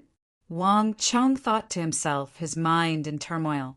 But 510 points of destiny energy can make up for the loss I suffered when I violated the rules and wrote that letter to Gao Xinji. Boom, boom, boom. As he was thinking, a series of explosions came from outside the window. These explosions were so loud that the shock waves of energy even rushed into Wang Chong's room. The carrier pigeon on the window lattice cooed an alarm and then took flight. Good. Waves of cheers could be heard from afar. It seemed that the spectators were cheering for him. However, even so, the series of explosions didn't stop. 24, 25, 26, 27. Wang Chong listened intently, at the same time silently counting down the duration of the explosions.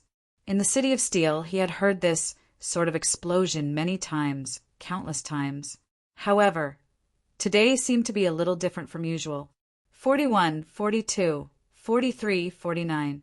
When Wang Chong counted down to 49 seconds, his calm face finally revealed a hint of surprise, a mixture of joy and astonishment. The explosions continued, and after 88 seconds, the sound of galloping horses finally came from outside the window. Through the window, a cavalryman from the City of Steel nimbly dismounted and rushed into Wang Chong's room. Reporting. Marquis, General Li has ordered that the 10 charges, 10 victories formation has been completed. Marquis is invited to inspect it. The cavalryman knelt on the ground, his head lowered, his expression respectful. Okay. Wang Chong only said one word, and then with a wave of his sleeve, he strode past the cavalryman and left. Outside the door, he mounted the white-hoofed shadow, followed closely by a figure in light yellow. Huang Chen'er followed, closely behind him on a horse, with a silver sword strapped to her back. From the vicinity of the residence, deep within the City of Steel, Wang Chong and Huang Chen'er rode over. The moment they got close, they saw that the ground was littered with wooden puppets, hundreds upon thousands of shattered wooden puppets scattered across the ground. What are you doing? Huang Chen'er urged her horse forward, and a strange expression appeared on her face as she gazed at the wooden puppets on the ground. Cavalry training. Wang Chong said indifferently, because we can't use real people. I specifically asked them to use wooden people instead. Using wooden dummies as targets for cavalry training was actually a European practice in the Middle Ages. In the other world, this was something many people knew. However, in this world, there was clearly no such practice. Most of the attacks were empty. In other words, it was a feint without any target. This method could not test the actual training effect. Furthermore, it was very easy for the cavalry to develop a childish mentality and completely ignore the fact that all of the cavalry training was ultimately for the sake of fighting and killing on the battlefield. If all of them had this mentality, they would suffer grievous casualties on the battlefield. This was also why Wang Chong had decided to use wooden dummies instead. Oh! A strange light flashed in Huang Chen'er's eyes as she gave a slight nod and said nothing else. The longer she followed Wang Chong, the more Huang Chen'er realized that Wang Chong was not only highly skilled and talented in martial arts, but his actions, especially his way of thinking, were also completely different from ordinary people. Whether it was this modular construction method or using wooden dummies to train cavalry, they were completely different from the information Huang Chen'er had received from her clan. No, it was not just the Huang clan. Wang Chong's way of doing things was completely different from all the great clans of the Tang dynasty. Let's begin. Wang Chong had no idea what Huang Chen'er was thinking. He extended a hand and gestured to a distant officer. The latter quickly gave the order, and soldiers quickly rushed out to help the wooden puppets that had been knocked down to their feet. As for the wooden puppets that had been broken, they were replaced. Wang Chong only glanced at them, then ignored them. Lightly urging his horse, he rode toward the main camp in the distance. Marquis! Upon seeing Wang Chong, Li Sai hurriedly urged his horse forward and bowed, then said, Wang Chong! As per Marquis's instructions, the 10 charges, 10 victories formation has been completely mastered. Do you need to practice the 8 desolation army shattering formation now? Wang Chong had given him a total of 2 formation blueprints. The first was the 10 charges, 10 victories formation, and the second was the more formidable and difficult 8 desolation army shattering formation. There's no need. Wang Chong waved his hand, rejecting Li Sai's suggestion.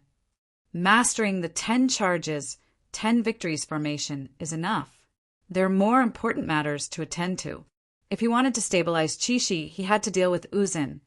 And to deal with Uzin, Dian Mangpoj and his 5,000 white braves were a threshold that Wang Chong could not cross. In the Battle of Zhangzhung, Wang Chong had killed Dian Pujil and 27,000 Uzin cavalry, but almost all of them had been recruits. Compared to Dian Mangpoj's 5,000 well-trained white braves, they could not even be mentioned in the same breath.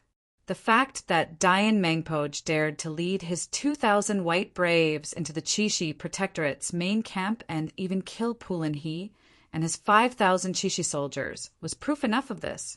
Fighting on a flat plateau, Dian Mangpoj's 5,000 white braves were more than enough to break through an army of 50,000. If one was not fully prepared, any underestimation of him would be suicidal. And the 10 charges, 10 victories formation was what Wang Chong was planning to use to deal with Dian Mangpoj and his 5,000 white braves. In addition, all of you will be training in the city for the next few days. While you are training, use cloth to form a high wall. Do not allow anyone unrelated to get close. Before the actual operation begins, I do not want the slightest bit of information to leak out. Wang Chong sat on the white-hoofed shadow and sternly said, "This general understands." Li Sai sternly said. Wang Chong nodded. The 10 charges, 10 victories formation was of utmost importance. More importantly, he had to give Dian Mangpoj a pleasant surprise. If it was leaked ahead of time, the effect would be greatly reduced. Cree! Suddenly, a sharp cry came from the sky, attracting everyone's attention. Wang Chong raised his head and saw a familiar rock eagle swooping down from the sky. It's a bird raised by the eagle. This thought flitted through Wang Chong's mind. The eagle had not accompanied him to Wushang, instead staying in the capital to liaise with his subordinates. He was training more and more disciples, and Zhang Ke was only one of them. Unless there was something special, the eagle would not personally send him a message. Marquis, a letter from the capital. A few moments later, a war horse galloped toward Wang Chong in a cloud of dust. The horseman on the horse held up a particularly eye-catching letter in his hand. Wang Chong took the letter and opened it. A familiar line of words immediately leapt into his eyes. "Don't read these words. They will arrive in 5 days." The contents of the letter were simple, consisting of only 8 words, and it was signed by the name that Wang Chong had been anxiously waiting for. Wonderful! Wang Chong clenched his fists, his face brimming with excitement. Receiving this letter truly meant that everything was ready. The final flaw in his plan had been patched. Time slowly passed, and as more and more resources were delivered from the various provinces of the Tang dynasty to the City of Steel, the time Wang Chong was waiting for was getting more and more ripe. 10 days later, move out! With this order, Wang Chong unsheathed his sword and pointed it forward.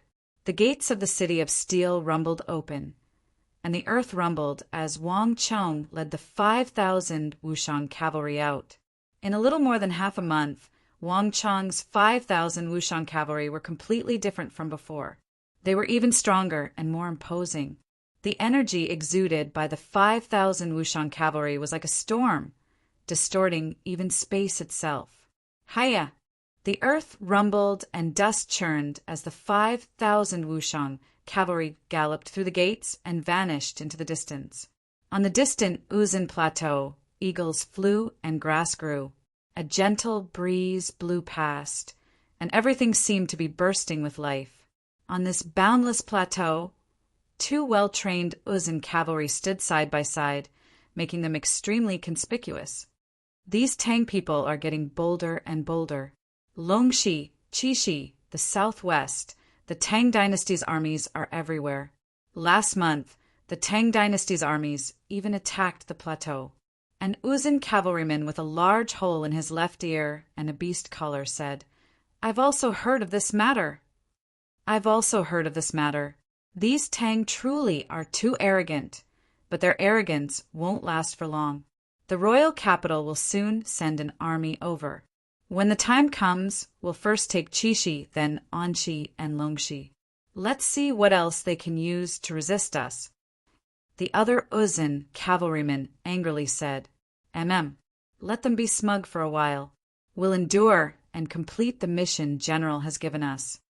The first Uzun cavalryman said, "That's right. At present, only the few of us know that the army is about to move.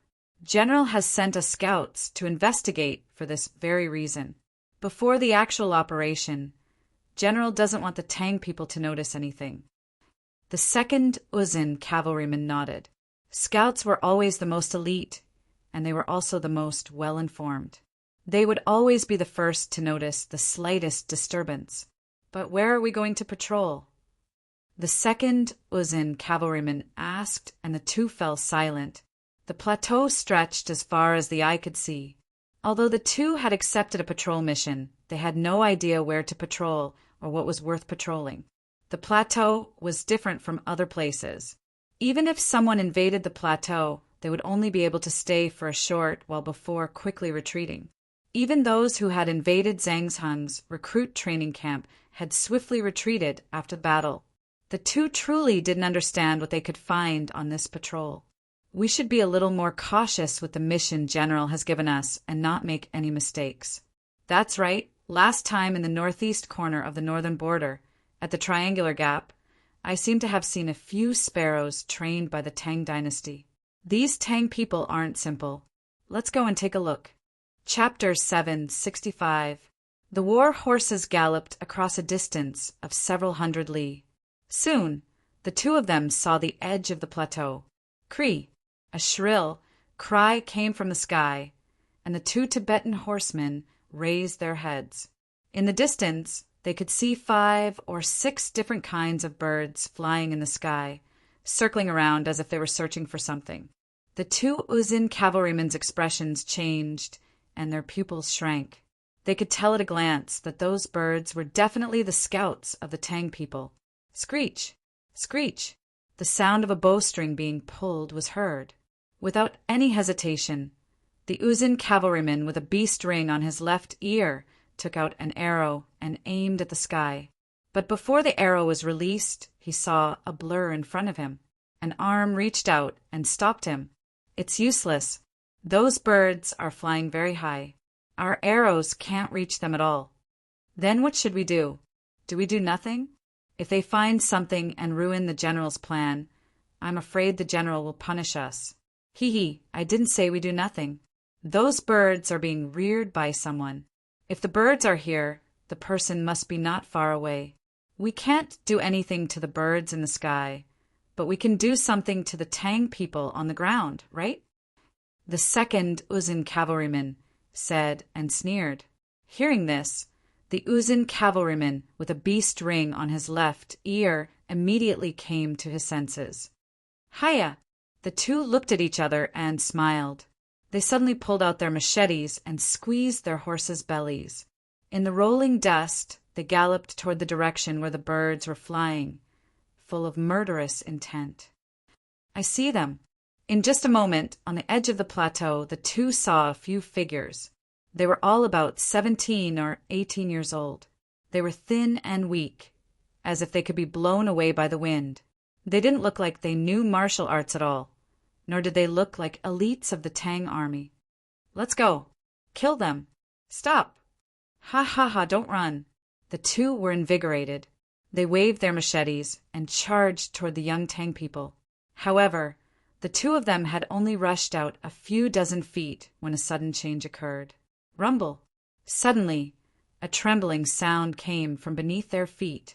At the start, it was so soft that it couldn't be heard, but in the blink of an eye, the trembling grew stronger and stronger. In the end, it was like thunder, and the entire ground was shaking violently. Nay, before the two of them could react, they heard an impassioned neigh coming from the distant horizon. The earth trembled. Under their shocked gazes, tens of thousands of war horses roared and rushed out from the horizon.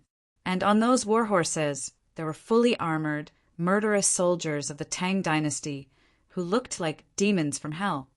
Not good. The two of them turned pale with fright. Their courage to charge and kill had completely vanished in an instant. Run. The two of them were scared out of their wits. They turned their horses around and ran for their lives in the direction they came from. The two of them had never seen such a powerful Tang army. Tens of thousands of Tang dynasty cavalry did not say a word, but their cold eyes were like the deepest nightmare, making people's hearts palpitate. However, the most frightening thing was that this group of Tang dynasty cavalry was extremely fast. When the two of them realized it, the Tang dynasty cavalry at the front was only 700 or 800 feet away from them.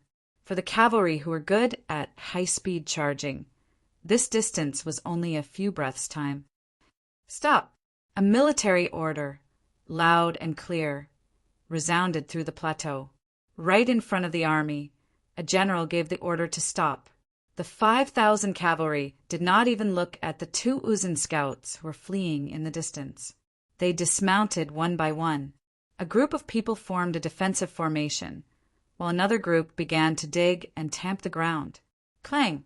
A thick steel plate more than 20 feet tall fell from the sky and stabbed into the ground, forming a tall wall on the plateau. This seemed to be some sort of signal. Next, the tens of thousands of Tang dynasty cavalry split up and worked together.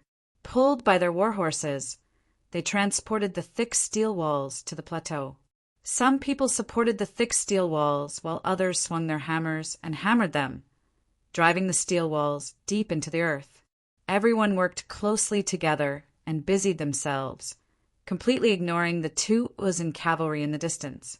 One side, 2 sides, 3 sides for sides. In just a few short moments, hundreds of thick steel walls had been erected on the plateau.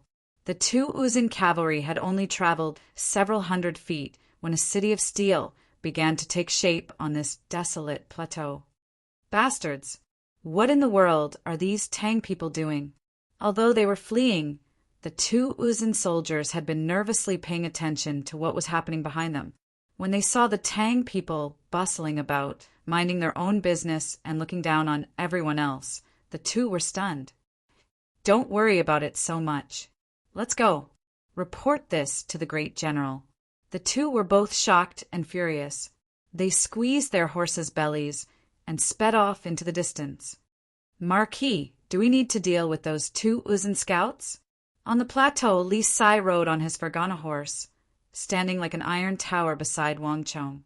He held a bow in one hand and 2 arrows in the other, aiming at the 2 Uzun scouts who were running for their lives. There's no need. Wang Chong smiled, a carefree expression on his face. Leave one alive and kill the other. If they all die, no one will go back to report, and that won't be good. Understood. Li Sai smiled and put away one arrow. The second arrow shot out, instantly crossing more than 1,000 zhang. Squelch! The arrow pierced through the chest of the Uzun horseman with the beast earring on his left ear. The Uzun horseman fell from his highland steed without so much as a groan. The second Uzun horseman was so frightened that his soul seemed to leave his body. Stabbing his scimitar into his horse's rump, he fled even faster, quickly vanishing into the distance. Ready. Pick up the pace. The Uzun people should be here soon. Wang Chong ordered. Ignoring the fleeing Uzun horsemen, he turned to the army behind him. 5,000 Wushang cavalry, more than 1,000 elites from the Southwestern War, and more than 1,000 clan experts from the City of Steel. For this operation, Wang Chong had brought with him nearly 7,500 soldiers, and this did not include the 5,000 craftsmen accompanying him. The scene that had taken place in the Southwestern War was now playing out once more on the Uzun Plateau.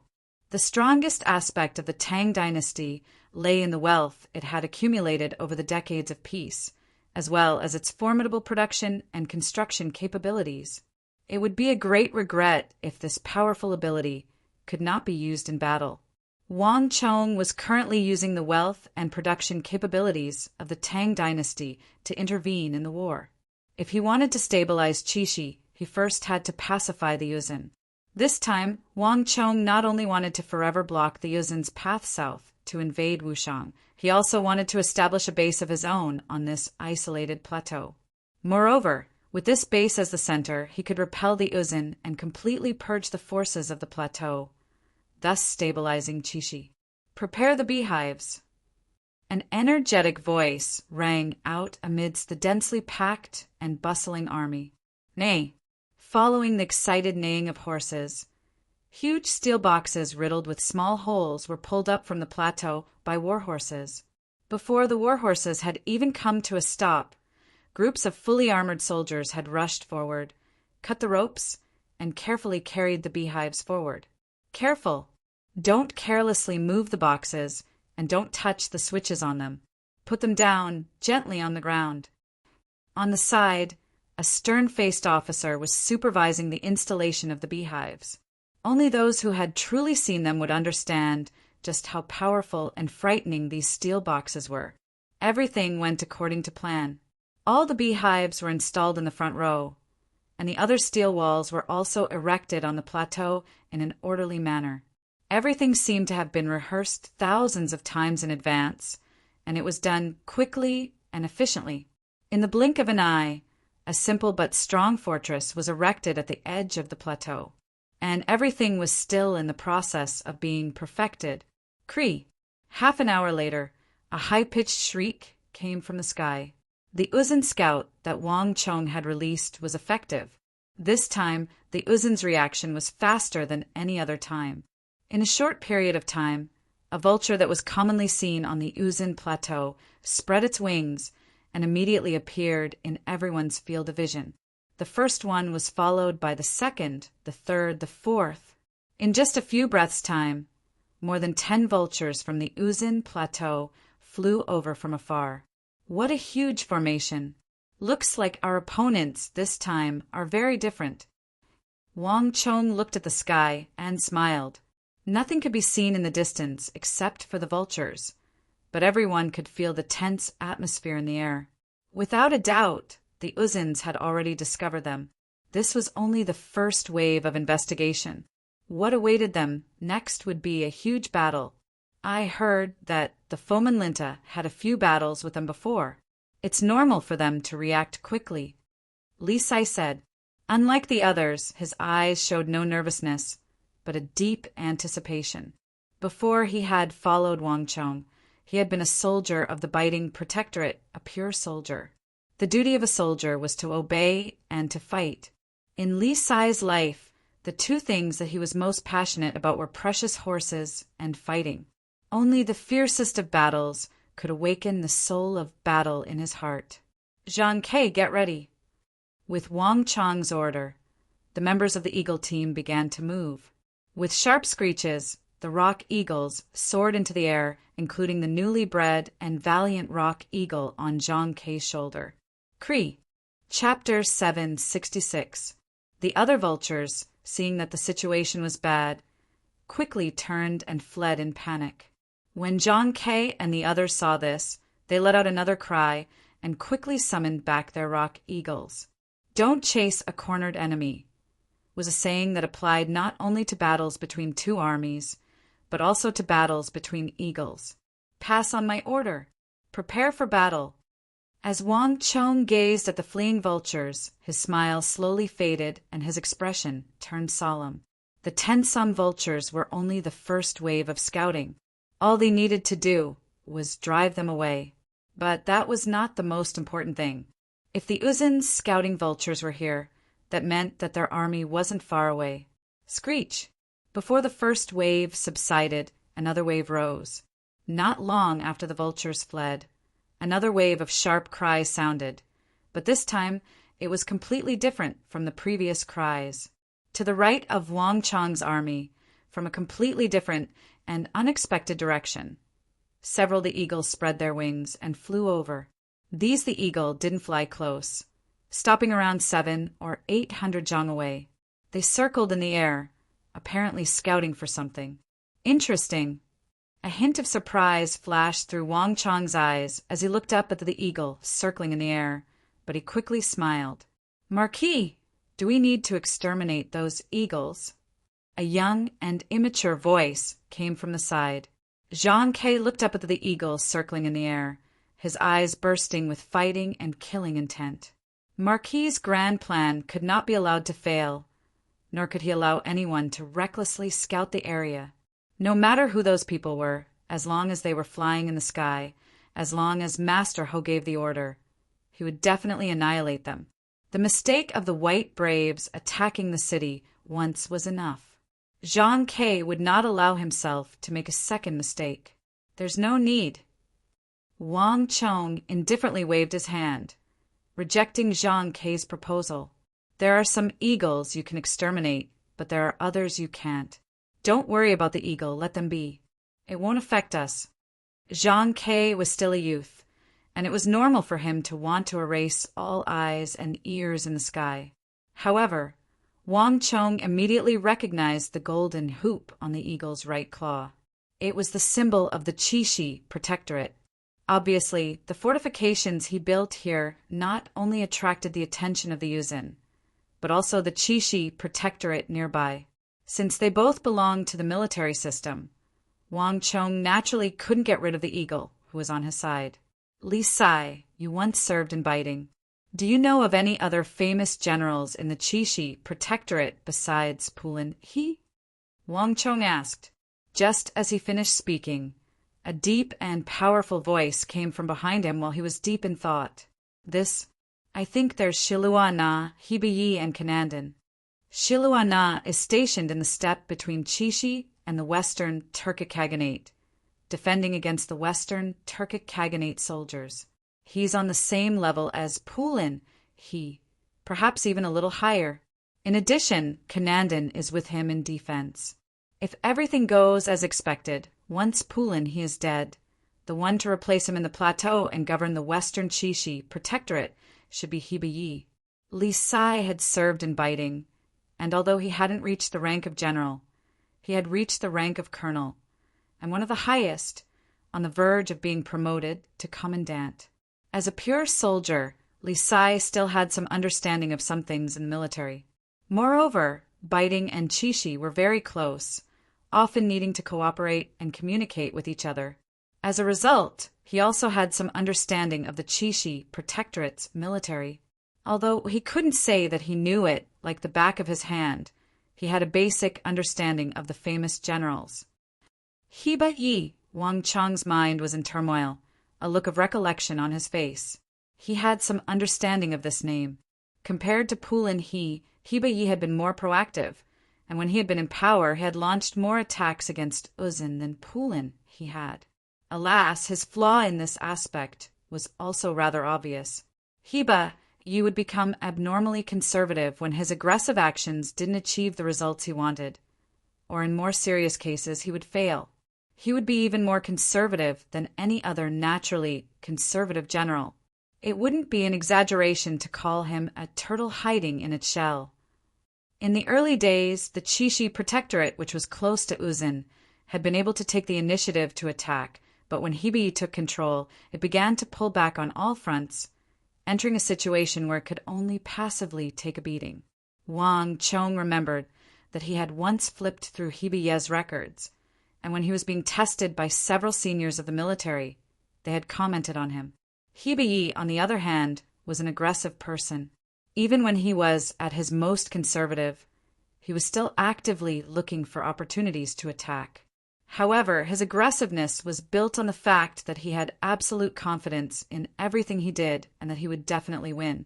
In other words, he was a conservative aggressor. How could he possibly find an opportunity that would guarantee victory? Thus, later on, Hiba Yi went to the other extreme and became extremely conservative. He would not take any risks, not even the slightest bit. So it's him. Wang Chong shook his head, grinned, and then quickly threw the thought to the back of his mind. Get ready. Check all the beehives, ballistae, and warhorses again. Wang Chong urged his horse forward. In the sky, the eagle circled a few times before flying back in the direction it had come from. What?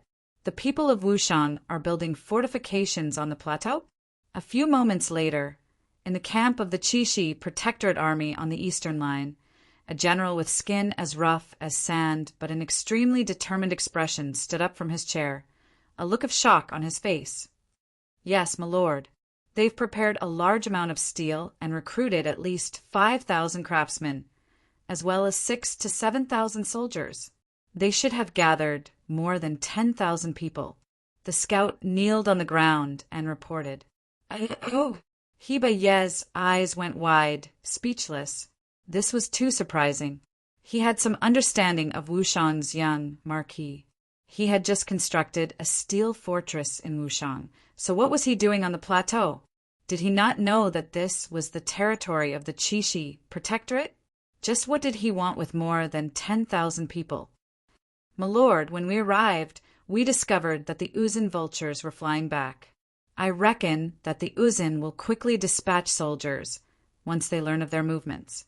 Do we need to send reinforcements?" The scout kneeled on the ground and said, "Protecting Chishi, protecting all the people and merchants of the Tang dynasty who passed through this region, was a duty that every member of the Chishi Protectorate understood. Wushang's 10,000 some men and 5,000 some craftsmen could not stop the Uzin army. There's no need." Heba Yi immediately refused. An army was no trifling matter, and while Wushang's 10,000 men were important, the safety of the Chishi Protectorate was even more important. He could not risk the lives of tens of thousands of soldiers. But Heba Yi quickly began to hesitate. "No, wait a moment. This is a serious matter. Hurry and inform the Protector General of this matter and have him make a decision. In addition, send more scouts and eagles to keep an eye on the situation. I need to know the slightest sign of trouble. The Lord of Wushang is the young Marquis of the Tang dynasty, a disciple of the Son of Heaven personally bestowed by the Holy Emperor. If something happens to him, none of us will be able to bear the consequences." "Yes." The scout hurriedly left with the order. A few moments later, flap, flap, a messenger bird flew into the air, flying toward the nearby Chishi Protectorate headquarters. "This brat, what does he want to do now?" In the Protectorate headquarters, Fomin Linta had been sipping tea, but when he received the news, he immediately stood up in shock. This was the most surprising news he had received since Wang Chong's arrival in Wushang. Fomin Linta had never imagined that the first thing Wang Chong would do after establishing himself in Wushang was run to the Uzin Plateau. "Lord Protector General, this is truly unreasonable. Just what does this youngest son of the Wang clan want to do in Wushang? Does he want to deal with the Uzin? But with just his 10,000 some men and 5,000 some craftsmen who don't know martial arts, isn't this a joke?" A doubtful voice came from Shusha. It wasn't just Fomin Linta who was confused by this matter. At the same time, the Chishi generals protecting him were also confused. But if he's not here to deal with the Uzin, why would he run to the plateau? How could he not understand the risks involved? Another Chishi general said. For a moment, the hall fell silent. Wang Chong had participated in the War of the Southwest and rendered an enormous service. No one would believe that he had not brought so many men to the plateau to deal with the Uzin. But no one would believe that he had come to deal with the Uzin. The plateau was bitterly cold, the altitude high and the air thin. Even Fomin Linta and the other who needed to withdraw their armies from time to time, and they had to constantly switch out the garrison, let alone the Han. Moreover, if the Uzin could not win, they would flee. This was their territory, and they knew every blade of grass and tree like the back of their hand. Who could be more familiar with this place than they were? If the Uzin chose to avoid battle, then whatever Wang Chong wanted to do would become meaningless. Moreover, the plateau had always been a suitable place for the Uzin to charge. Wang Chong's 10,000 some men would probably be eaten until nothing was left of them. So the question was, why had Wang Chong mobilized such a large force? Had he really gone senile? For a moment, even though the people in the hall were all experienced generals who had been through many wars and had seen many things, they were all confused. Hey, I was just thinking about how to deal with that brat. I didn't think that he would run off to deal with the Uzin. He brought this upon himself. Even if the imperial court investigates, we can wash our hands clean of responsibility. In the end, it was Fomin Linta who broke the silence. He narrowed his eyes, a cold light shining in them. Pass on my order. Tell Heba ye to stay put. Without my order, he is forbidden from providing any reinforcements. In addition, if that brat from the Wong clan dies in battle, immediately inform me. Although we won't help him, we still have to get his corpse back. That way, those old imperial censors of the court won't make trouble for me again. Yes, with that, the messenger left in a hurry, looking travel-worn. Chapter 767. Meanwhile, on the Uzun Plateau, Wang Chong was leading the Uzun cavalry and the experts dispatched by the great clans, preparing for battle. Nay, the excited cry of a horse came from the distance, instantly shattering the calm of the plateau. The Uzun reacted much faster than expected. In the blink of an eye, the earth quaked as thousands of Uzun cavalry galloped toward the plateau like a black tide. Their aura seemed capable of toppling mountains and overturning seas, making one's heart palpitate in fear. In a flash, the winds began to howl, and the atmosphere on the steppe became tense. Ready! Wang Chong raised his sword and pointed it forward, his voice calm and composed. In the face of the thousands of Uzun cavalry, Wang Chong showed no fear, only endless anticipation. If he wanted to change Qixi, change the western regions, change the fate of the entire empire, he would have to start now. Clang! Armor clattered. And the moment Wang Chong gave the order, the 5,000 Wushang cavalry behind Wang Chong finished assembling. The 5,000 soldiers silently stood behind Wang Chong, all of them as silent and silent as mountains, invading like fire, immovable like a mountain. Although the army did not move, everyone could feel the majestic energy hidden under that calmness, like a volcano. 10 li, 8 li, 6 li. As they got closer and closer, they could even see the breaths exhaled by the Uzun cavalry and the trembling weapons in their hands. It's the mountain army. A cry of alarm could be heard, not from Wang Chong's camp, but from the scouts dispatched by the Qixi Protectorate several hundred zhang away. They had fought with the Uzun for many years and were extremely familiar with the Uzun armies. At a glance, they had noticed the symbol of a mountain on the left chests of the Uzun soldiers. Based on the terrain, the Uzun had divided their armies into the Plains Army, the Steppe Army, and the Mountain Army. The most powerful among them was the Mountain Army. Cavalry was most suited to fighting on flat terrain. If they could fight on complicated mountainous terrain, then the strength of this army could be imagined. The strength of the Mountain Army generally surpassed that of other armies. They were extremely strong, and the war horses they rode on were specially trained.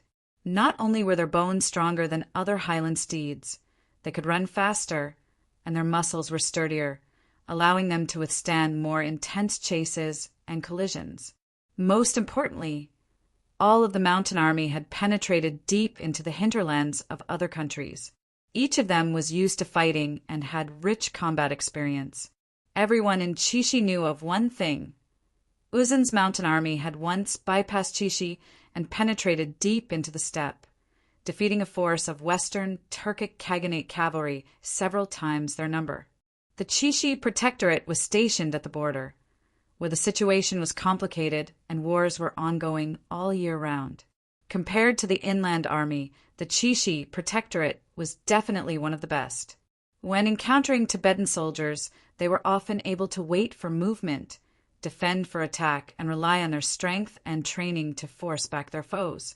But when they ran into the Mountain Army, the Qixi Protectorate would often suffer 8 to 10 casualties. In other words, if 8 Uzun soldiers died in battle, at least 10 Qixi Protectorate soldiers would be buried with them. Of the many armies of the Uzun Plateau, the Mountain Army was undoubtedly the army that the Qixi Protectorate feared the most. Whether it was Pulin, He, or Hebi, if they ran into this army, they would definitely order their entire army to fortify their defenses and be on full alert.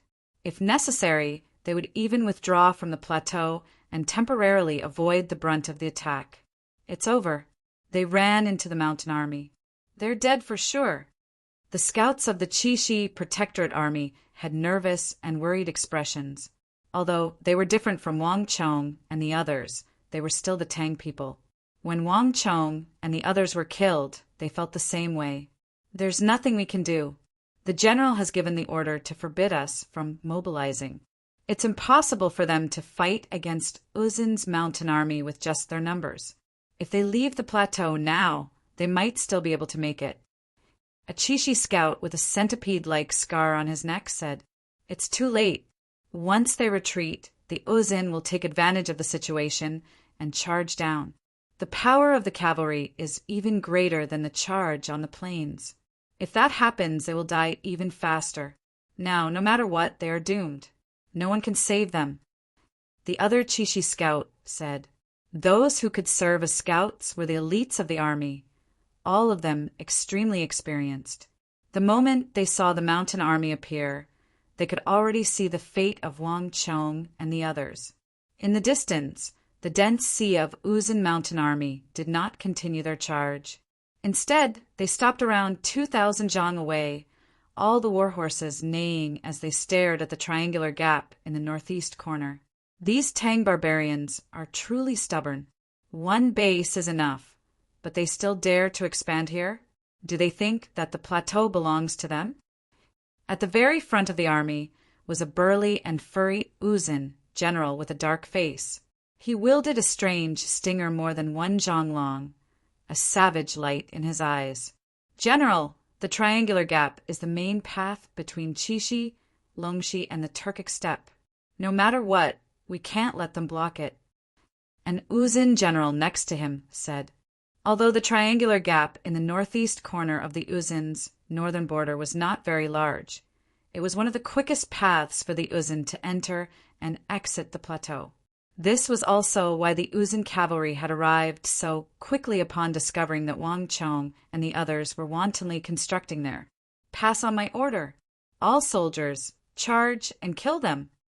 Buluhu, the dark-faced Uzin general, fiercely ordered. "Yes, General." The messenger quickly left, but he had barely gone a distance when he was called back. "Wait a moment." Buluhu hesitated for a moment as he gazed at the distant, gleaming steel walls that resembled fish scales. As a famous general of the northern Uzin, Buluhu was far more cautious than the other generals. Those fish, scale-like steel walls instinctively made him feel suspicious. "Don't be in such a rush. Send a group of cavalry to probe them. If there's no problem, kill them." Buluhu sternly said, "Yes, General." Very quickly, the bleak and sonorous blare of the yak horn resounded through the dense ranks of the Tibetan army. The army stirred, and soon a vanguard of around 2,000 soldiers was sent out. "Marquis, they've sent out the vanguard," Li Sai said. Wang Chong smiled and nodded. The generals, this time, seemed to be different. They seemed to be very cautious. The majority of the Uzin were straightforward and valiant. It was extremely rare for the Uzin to send out a vanguard to scout ahead. "Get ready." Wang Chong waved his sword and gave the order. 300 Wushang cavalry suddenly charged out from behind the heavy steel walls, heading straight for the Uzin mountain soldiers. "Bastard!" Buluhu and the other Uzin generals' pupils constricted at this sight, their eyes spitting fire. The Uzin mountain soldiers had killed countless opponents, but this was the first time they had encountered such an arrogant enemy. "Kill them all. Leave no one alive." Buluhu said coldly. In the distance, the 2,000 Uzin mountain soldiers moved faster and faster. 800 feet, 700 feet, 600 feet. "Kill." Suddenly, there was an earth-shattering roar. The 2,000 Uzin mountain soldiers unsheathed their scimitars with bloodshot eyes and charged at the 300 Wushang cavalry. As they charged, the 2,000 Uzin mountain soldiers quickly split into 7 groups of 300, forming a 7-layered echelon formation. Like a tidal wave, They charged at the 300 Wushang cavalry. The earth trembled as the aura of the 2,000 Uzun cavalry merged into one. It was incomparably heavy. Rumbling sounds came from beneath the hooves of the horses, as if even the earth beneath their feet could not bear their weight. In stark contrast to the Uzun, the 300 Wushang cavalry were deathly silent, not making a single sound. Their formation constantly lengthened, finally forming a long arrow formation that charged at the 2,000 Uzun mountain soldiers. Although it was silent, there was an indescribable shock to it. 400 feet, 300 feet, 200 feet. As the distance between them grew shorter, the atmosphere became more and more tense. Everyone's gazes were focused on the 300 Wushang cavalry and the 2,000 Uzun mountain soldiers. Damn it, what are they doing? They're courting death. Are they crazy? Those 300 cavalry will all die. Not a single one will survive. In the distance, the scouts from the Chishi Protectorate paled. Not even the most elite of Chishi's forces would dare to face the mountain soldiers in such a manner, using 300 cavalry to fight against an enemy 6 or 7 times their number. No one had expected Wang Chong to use this sort of strategy. While they were still in shock, the 300 Wushang cavalry were getting closer and closer. Clang! Without the slightest hesitation, the 300 Wushang cavalry unsheathed their swords and charged forward. 400 feet, 300 feet, 200 feet, the earth rumbled as the distance grew shorter and shorter. The 300 Wushang cavalry remained silent, a cloud of dust rising 10 zhang into the air behind them. At this moment, the tension had reached its peak. Bang! There was an earth-shattering boom as the two armies collided in the center of the battlefield. Niai! Hundreds of war horses neighed fiercely in the wind, their voices drowning out all other sounds on the plateau. Boom, boom, boom. After what seemed like an instant, but also like countless long centuries, the sound of horses falling to the ground resounded throughout the battlefield. Screams, the neighing of war horses, and the clashing of swords mixed into a cacophony of screams. A moment later, under the stunned gazes of countless people, the 300 Wushang cavalry and the Uzun army were locked in a stalemate for only a few moments before they cut through the Uzun army's defenses like a sharp blade. Kill! Only now did the 300 Wushang cavalry let out a heaven-shaking roar. 300 halos vibrated beneath their feet, forming a line that sent the Uzun cavalry flying. 1 tier, 2 tiers, 3 tiers. The echelon formation of the Uzun army was like paper in front of the 300 Wushang cavalry, torn apart like paper. Ah! Screams filled the air. The cavalry's charge was so powerful that the Uzun cavalry in front of them were either smashed to pieces along with their horses, or sent flying 10 zhang away by the combined force of the charge of the 300 Wushang cavalry. It was a shocking scene. Chapter 768. This is impossible. In the distance, Buluhu's eyes went wide, his face filled with disbelief and shock, his entire body trembling. This can't be happening. His body leaned forward, his hands and feet icy cold. The scouts of the Chishi Protectorate were also shocked. 300 against 2,000, a difference of 7 times. No one had expected the final victor to be 300. Impossible. Impossible. Just who are they? These people were the elites of the Chishi Protectorate and had participated in many battles, but they had never encountered such formidable cavalry. Not only were they outnumbered, they were also able to crush them like rotten twigs. In just a few seconds, countless corpses had appeared on the plateau. Horse corpses, human corpses, weapons, and all sorts of severed limbs were strewn across the grass in a radius of several hundred zhang. It was a gruesome scene. No matter what the others thought, the outcome of this battle of 300 against 2,000 had already been decided. The Uzun formation had been completely cleaved apart, with more than 600 Uzun cavalry killed in the first round. The remaining 1,400 were in utter chaos. Without a formation and fighting on their own, the Uzin were simply no match for the Wushang cavalry under Wang Chong. In just a few moments, they had suffered grievous casualties. 800, 1,200, 1,400 in just a few seconds. The Uzin army had been routed, the ground covered in corpses. Retreat!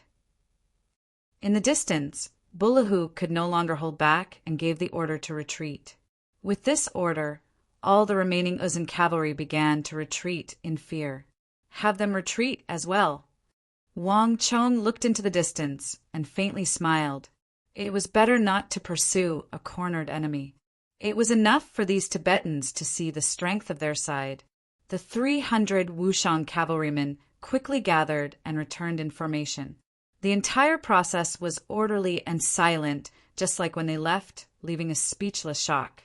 At this moment, not to mention the scouts of the Chishi Protectorate, even Bullahu and the Uzin army in the distance were speechless.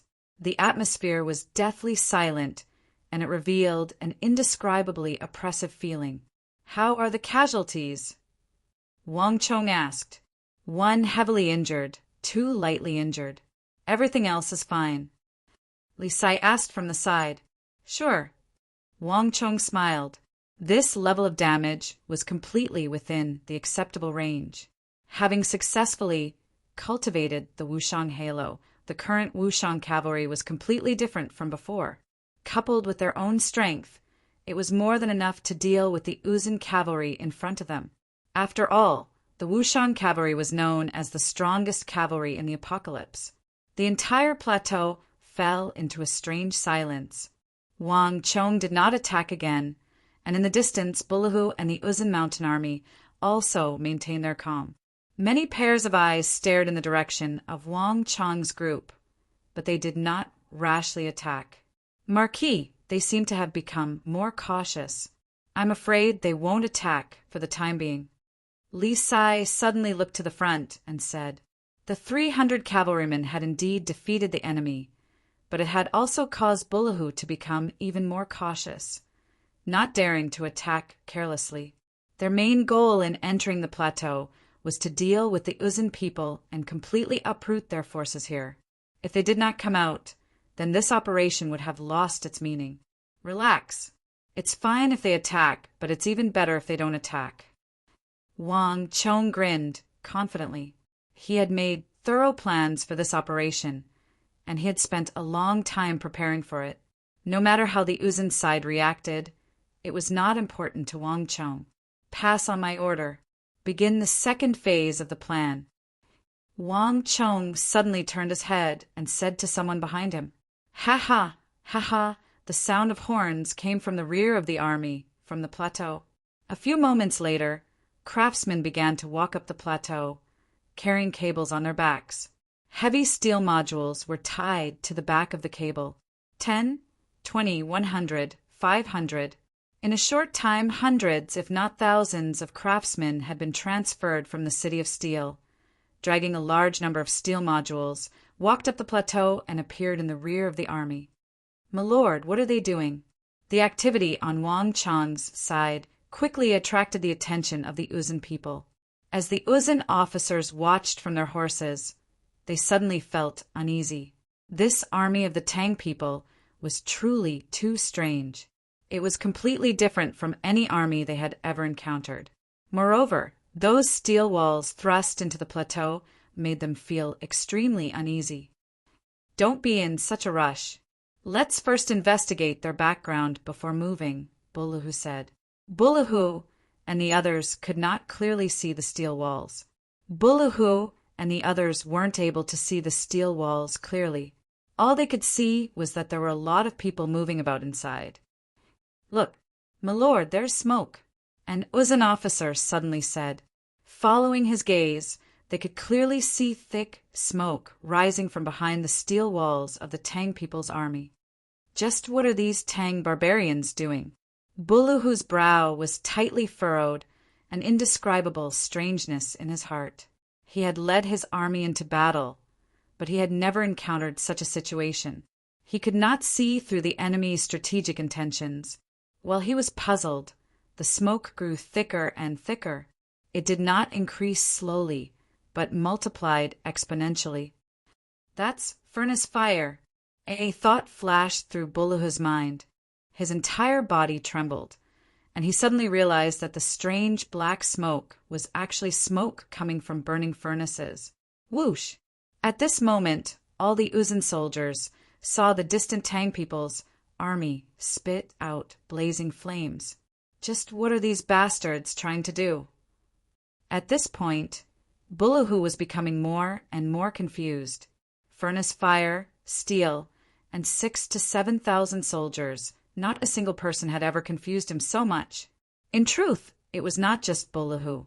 All the officers of the Uzun Mountain Army were confused.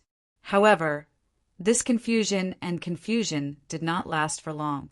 Soon, they understood the purpose of the furnace fire. General, look! An exclamation echoed. Looking past the thick steel plates that were dozens of feet tall and blocked their vision like fish scales, everyone could clearly see a steel wall that was slowly rising and growing higher and higher. It was shining with silver light. Yes, it was a steel wall, different from the small steel walls that were built with steel plates. This one was a part of a real, complete city. General, not good. These Tang people want to build a city on the plateau. They want to build a base here. At this moment, they finally understood the intentions of the Tang people's army. Unlike any other army in the past, they didn't want to take a stroll around this place and then leave. Instead, they wanted to build a fortress of steel here, defend it, and take root here forever. In a flash, all the Uzun soldiers were alarmed and furious. In the past, the Uzun Plateau had always been believed to be a blessed land, bestowed by the heavens to the Uzun people, a place that no other country could touch. Garrisoning troops here for a short period of time was one thing, but building a sturdy fortress of steel here and defending it for a long time, or even occupying it, was another matter altogether. Moreover, these Tang people were blocking one of the most important routes the Uzun people used to enter and exit the plateau. And what was most intolerable was that even though they clearly knew that the Uzun army was on the other side, they still ignored it and built a fortress on the plateau. Impudent! Even someone as composed as Buluhu couldn't help but blush in anger. He clenched his teeth and roared, "These Tang people are too arrogant. These Tang have no regard for anyone else. Their arrogance boundless. Pass on my order. All soldiers, get ready to kill all these Tang, leaving not a single one alive." Wang Chong roared, "I want to let them know what it means to overestimate one's capabilities." General, not good. Wait a moment, I remember now. That youth seems to be Wu Shang. Suddenly, one of the cavalry officers next to Buluhu cried out. His eyes had been focused on Wang Chong this entire time, but now he seemed to wake up from a dream, a look of extreme fear and agitation on his face. But before he could finish speaking, Buluhu interrupted him, his eyes red. "What, Wu Shang? Say no more. No matter who he is, anyone who dares to build a fortress on the plateau is doomed. All troops, hear my order. Attack!" Boom! Boom! The shrill blare of a bugle horn resounded over the plateau. 20,000 zhang away, the Tibetan army that had stopped began to move restlessly once more, horses neighing and metal clanging as a murderous aura exploded out of them, aimed at Wang Chong's group. Not good. They're about to attack. Hurry and report this to General.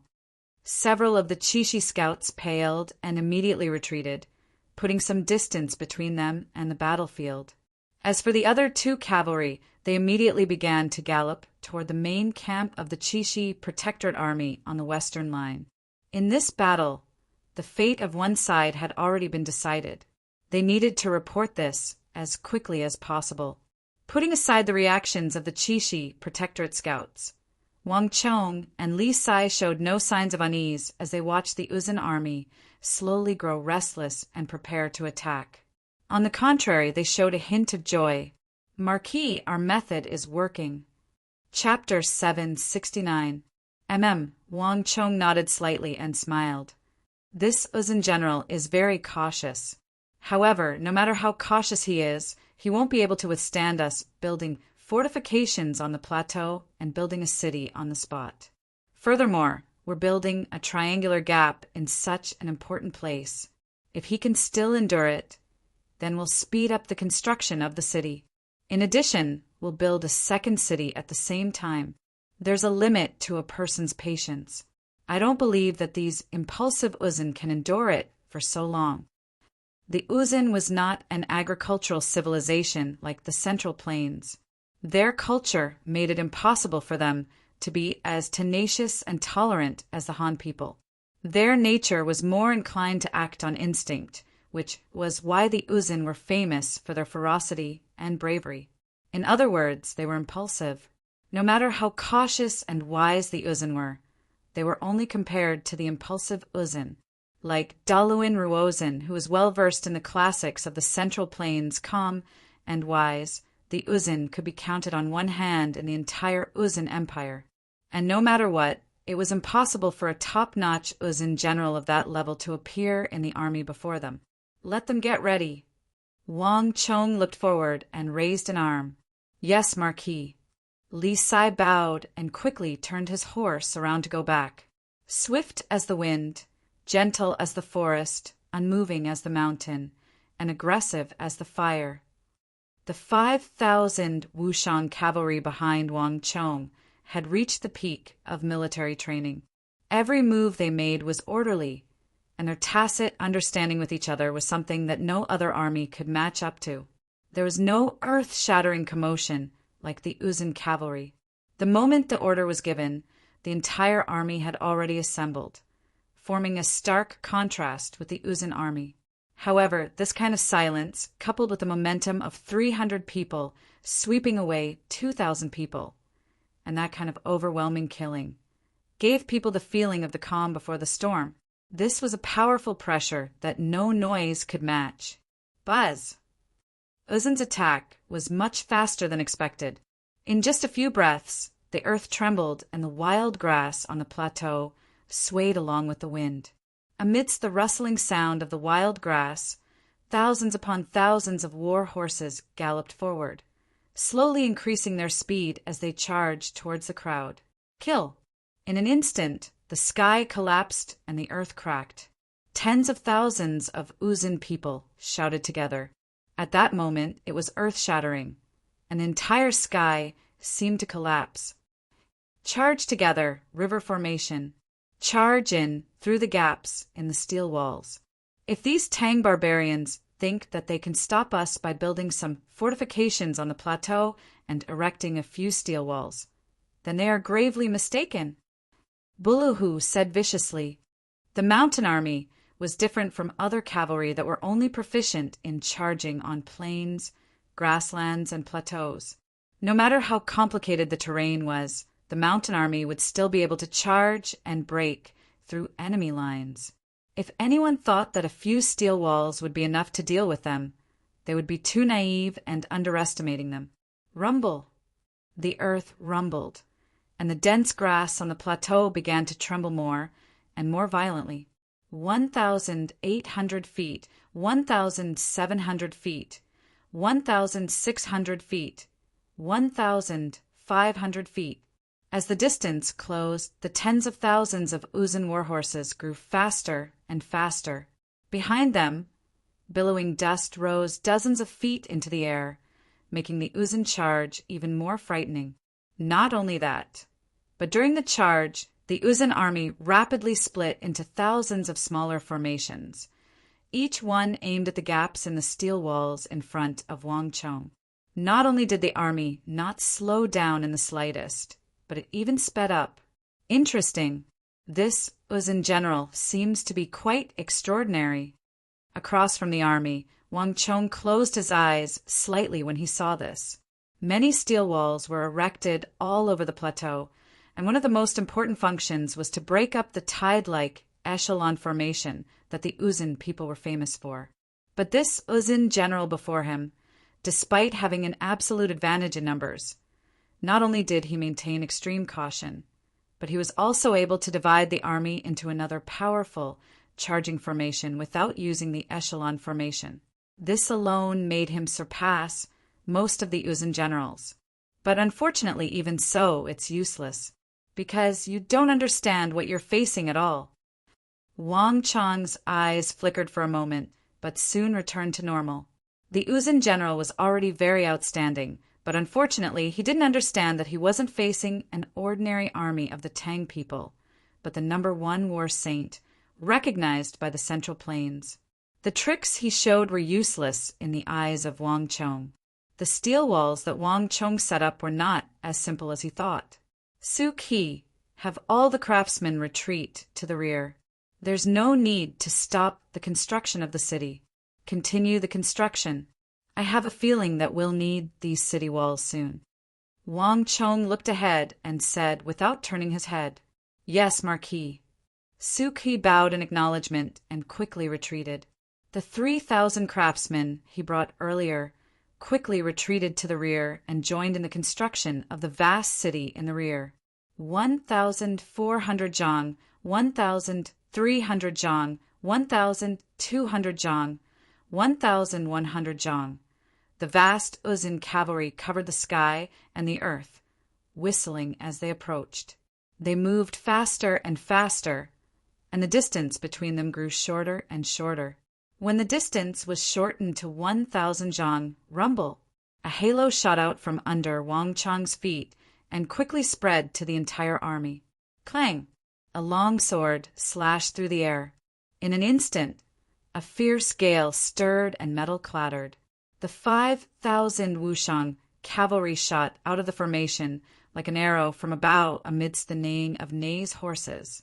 This army of 5,000 exploded with an earth-shattering aura that not even an army of tens of thousands could match.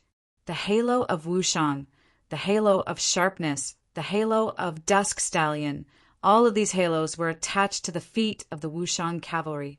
At the very front of the army, Li Sai's 2-meter-tall body was like a mountain. Beneath his feet, a massive halo of thorns shot out and rapidly spread to the feet of every soldier. When the 5,000 Wushang cavalry had first stepped out, their feet had been dim and devoid of halos. But in a flash, the number of top-class halos beneath their feet had increased to 4 or 5. Together with the halos of the other commanders, each Wushang cavalry now had 7 or 8 individual halos. Cheng Sanyuan, Su Shixian, Su Qi, each of these people had cultivated a different war halo, and all of these halos were attached to the army. This caused the seemingly weak Wushang cavalry to rapidly rise in strength, ultimately reaching an astonishing level. How could this be? Sensing the terrifying aura rising from the bodies of the Tang dynasty cavalry, all the Uzun mountain soldiers felt an extreme blow. It was as if an insignificant and weak ant had suddenly expanded into a mountain-moving giant in front of him, and the numerous top-notch halos beneath the feet of this great Tang cavalryman left everyone deeply shaken. In a flash, all of them felt an enormous pressure. Even the commander-in-chief, Buluhu, couldn't help but widen his eyes. He had fought in many places: the western regions, Arabia, Greater and Lesser Balar, the Tocharians, the Tang dynasty. He had encountered countless armies, but none of them had given him such a feeling of power. Buluhu wanted to make some changes and warn the army, but it was too late. The arrow was already knocked on the bowstring, and it had to be released. Moreover, it was no longer up to him to decide. Once the cavalry began to move, it would be impossible to stop for a short time. The final result would be trampling over each other. Where did this army come from? This thought flashed through Buluhu's mind, but before he could think any further, the two armies had already clashed. Rumble! With a heaven-shaking boom, the 5,000 Wushang cavalry charged into the Uzun army like a thunderclap. Clang! Amidst the clattering of metal, no one noticed that in the distance, Wang Chong was looking at the fierce battle in front of him with a grin, and then he had simultaneously released the bane of the battlefield halo and the bane of General's halo. These two halos were not applied to his own people, but to the feet of all the Tibetan cavalry and officers. In a flash, amidst cries of alarm and warning, the strength of the Uzun mountain army plummeted by several levels.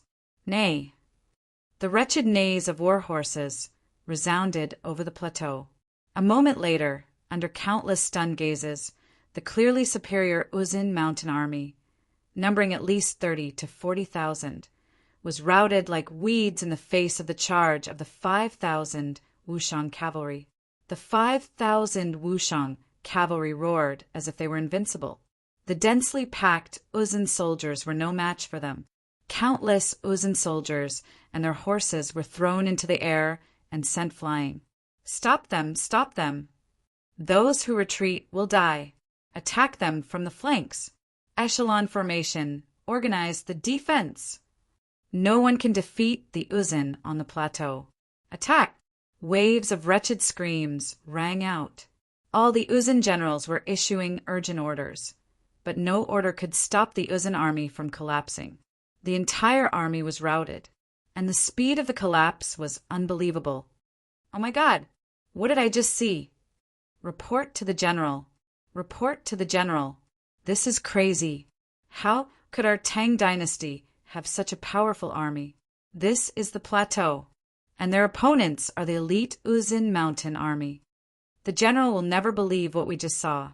As the eagle soared into the sky, the distant scouts of the Qixi protectorate were stunned by this sight.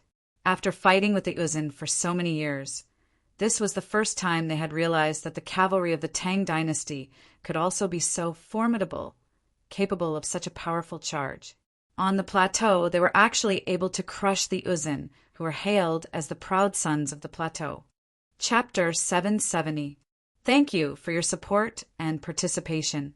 I hope that everyone will continue to follow my novel, Human Emperor Era. At the same time, follow the explosive updates on Weibo. Just search for Huangfu Qi on Weibo. Remember to follow my Weibo and participate in the occasional explosive updates on Weibo. It's up to you to decide how much Human Emperor Era will be released. Chapter 771. 5,000, 7,000, 9,000. In the distance, the casualties of the Uzin mountain army had reached an inconceivable level, and this number was still climbing. When the 5,000 Uzin cavalry charged together in the arrow formation, their efficiency was far greater than the 300 from before. But even so, the battle was far from over. Ready! A loud voice resounded through the heavens and earth. In front of the steel walls that were scattered all over the place like fish scales, a Chenbin raised the sword in his hand high up in the air. Cavalry would not stop in their high-speed charge. Although the Wushang army, led by Li Sai, had pierced through the enemy formation and split the army in two, the two halves had already reached the steel walls. Now, after Wang Chang's 5,000 Wushang cavalry had left, only the 1,500-some elites from the southwest and the experts from the great clans were left behind. 60 zhang, 50 zhang, 40 zhang, 30 zhang, the distance was getting shorter and shorter. If they did not stop the charging Uzin cavalry, the craftsmen who had been transferred from the 8,000-some steel walls to help with the construction of the walls would all be trampled to death under the hooves of the Uzin horses. 25 zhang, 24 zhang, 23 zhang, when they were about 200 feet away, Chenbin, who was at the forefront of the team, finally gave the final order. Release! Buzz!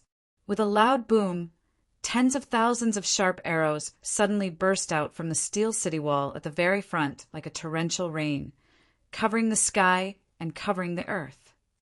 Aya! Screams filled the air as countless Tibetans and their horses were pierced through by the arrows. They fell to the ground, their numbers grievous. The beehives were heavy weapons that Wang Chong had set up in the steel walls, and he had also set them up on the plateau. Against cavalry, they were extremely lethal. Release! Chenbin swung his sword again, and another volley of arrows shot out. Another few thousand Uzin cavalrymen fell in front of these steel walls. The operation of the beehives was very simple. The 1,500 cavalrymen led by Chenbin could control more than 3,000 beehives.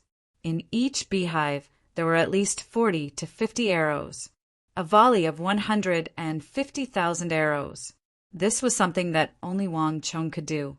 Even though the Uzun Iron Cavalry was fully armed and wore thick armor, they still suffered heavy casualties when faced with this kind of attacks that had no blind spots and were as dense as a locust rain. "Be careful! Dodge the rain of arrows!" Shouts in the Uzun language resounded throughout the battlefield. Such a terrifying attack caused all the Uzun commanders to tremble. No one had expected that after losing the 5,000 Tang dynasty cavalry, the remaining soldiers would still have such a frightening fighting force. In just a single clash, 7,000 to 8,000 cavalry had fallen in front of the silver-white steel walls. The horse corpses and human corpses had already formed another obstacle for the Tang people. Just what's going on here? They're definitely not from the Qixi Protectorate. How could they have such a powerful Tang army? Everyone was deeply shaken by this sight, but even more than that, they felt fear. The 5,000 inconceivably powerful cavalry and the terrifying rain of arrows had already surpassed their imaginations. The entire army was in chaos. Roar! At this moment, everyone suddenly heard a heaven-shaking roar. This roar was like a thunderclap, splitting the sky and shaking the plateau. Just as the entire battlefield descended into chaos, the commander of the 5,000 Wushang cavalry, Li Sai, finally made his move. A powerful sword aura shot up into the sky like a storm, cleaving down at the densest concentration of Uzun soldiers. Ah! With a blood-curdling scream, the sword aura swept across the ground, leaving a pitch-black, 20-foot-long crack in the vast plateau. At the same time, it also cleaved Buluhu, the commander of the Uzun mountain troops. Buluhu's eyes were wide open as his body, which had been cleaved in two, fell heavily to the ground. Although he was a famous general in the northern Uzun region, Buluhu was still no match for Li Sai, the future invincible general of the Tang dynasty. In the face of Li Sai's all-out attack, he had still died under his sword. With Buluhu dead, the remaining Uzun army was like a group of dragons without a leader, and they were even more disorganized. Run! The first to flee were Buluhu's bodyguards. Faced with the 5,000 terrifying Wushang cavalry and the mountains of corpses around them, even Buluhu's most elite bodyguards felt fear and cowardice. No matter what the origins of this Tang dynasty cavalry were, they were definitely not something they could fight against. Their escape was like a signal. In that instant, all the Uzun mountain troops collapsed, all their confidence vanishing. In the face of this unprecedentedly powerful army, this Uzun mountain troops that had conquered many countries, all of their fierceness and bravery turned to nothing in the face of this even more powerful army. Run! Quickly report this to the generals. All the Uzun cavalry fled in all directions like birds and beasts. An army that had lost all will to fight would only die faster in the face of the 5,000 Wushang cavalry. Slash, slash, slash, the sound of blades slicing through flesh resounded through the battlefield. The 5,000 Wushang cavalry chased after them, and more Uzun mountain troops fell to the ground. An hour later, when the battle ended, the entire plateau was covered in mountains of corpses and seas of blood. The Uzun army had left behind more than 20,000 corpses. There's no need to chase. Li Sai swung his long sword horizontally and drew an arc on the grass to stop the group from chasing after him. Don't chase a cornered enemy. Marquis's intention is to defeat them. Next, treat the wounded and prepare for the next battle. Yes, my lord. The sound of a gong rang out, and all the Wushang cavalry gathered and rushed back. All the wounded were also gathered and carried to the rear for treatment. The intense battle had ended in less than 2 hours, and the result of the battle was that the side that had the advantage in numbers became the complete loser. This is impossible. How could Wushang have such a powerful army? A cry of alarm could be heard, not from the scouts of the Qixi Protectorate, but from the commander of the Qixi Protectorate, Hibiyi. The moment he had heard the news, he had personally led his soldiers to this place, but he had never imagined that he would see this sort of scene. "General, should we go over?" A deputy general next to him asked. "There's no need. Let's first report to Lord Protector General and wait for his orders." Heba Yi thought for a few moments. There was no one in Chishi who didn't know of the relationship between the Protector General and the second son of the Wang clan Wushang, until the Protector General gave the order. Heba Yi did not dare to rashly make a decision. Moreover, the Chishi Protectorate had no intention of sending troops to Wang Chong and Uzin's men. Thus, in this investigation, both Heba Yi and his deputy generals had been wearing the armor of ordinary soldiers. If not for the fact that they were from the Chishi Protectorate, they wouldn't have known. So meeting Wang Chong or not didn't matter. "Let's go." Heba Yi immediately turned his horse around and rode off. "Marquis, look. The Chishi Protectorate's men." Zhang Ke suddenly pointed into the distance. The group followed Zhang Ke's finger and saw Heba Yi and the others turn their horses around and leave. Chasing Lightning, Soaring Pagoda, and Bronze Jew, what fine horses! When did the scouts of the Chishi Protectorate get to ride such fine horses? Chang Sanyuan suddenly said with a smile. If they're putting on an act, they have to go all the way. It seems like Heba Ye's men are still lacking. Wang Chong also smiled as he looked into the distance, although he couldn't see the faces of these people based on the quality of their war horses. Wang Chong could more or less guess who they were. According to the rules of the Tang dynasty, in order to ride such fine horses in the army, one had to be a general at the very least. In the Chishi Protectorate, the only people of this rank who would appear at a time like this were probably Heba Ye's men. "Marquis, these fellows are really leaving us in the lurch. They're clearly right in front of us, but they're still unwilling to send troops. As their commander, Heba Yi even disguised himself and came here. Should we go and meet them?" Su Shixian said, his voice tinged with indignation. The Uzin were the Tang dynasty's greatest foe, and they existed in Longxi, the southwest, and Chishi. By sending troops to sweep away the Uzin, Wang Chong was actually helping the Chishi Protectorate. But the Chishi Protectorate clearly had the ability to do so, yet it chose not to send troops. The thought of this made one feel cold. Forget it. There's no need to lower ourselves to their level. After all, they're just acting according to Fomin Linta's wishes. Without Fomin Linta's order, he wouldn't dare to send troops. Wang Chong waved his hand and faintly smiled. This war had always been part of his plan, and he had never considered the Chishi Protectorate from the start. Whether the Chishi Protectorate participated or not was not important to Wang Chong. Get ready and speed up the construction of the city. In the upcoming war, this city will quickly come in handy. In addition, I have a feeling that Dian Mangpoj should have received the news by now. At the end, an enigmatic smile appeared in Wang Chong's eyes. In this expedition to the plateau, Wang Chong's greatest target was still Dian Mangpoj.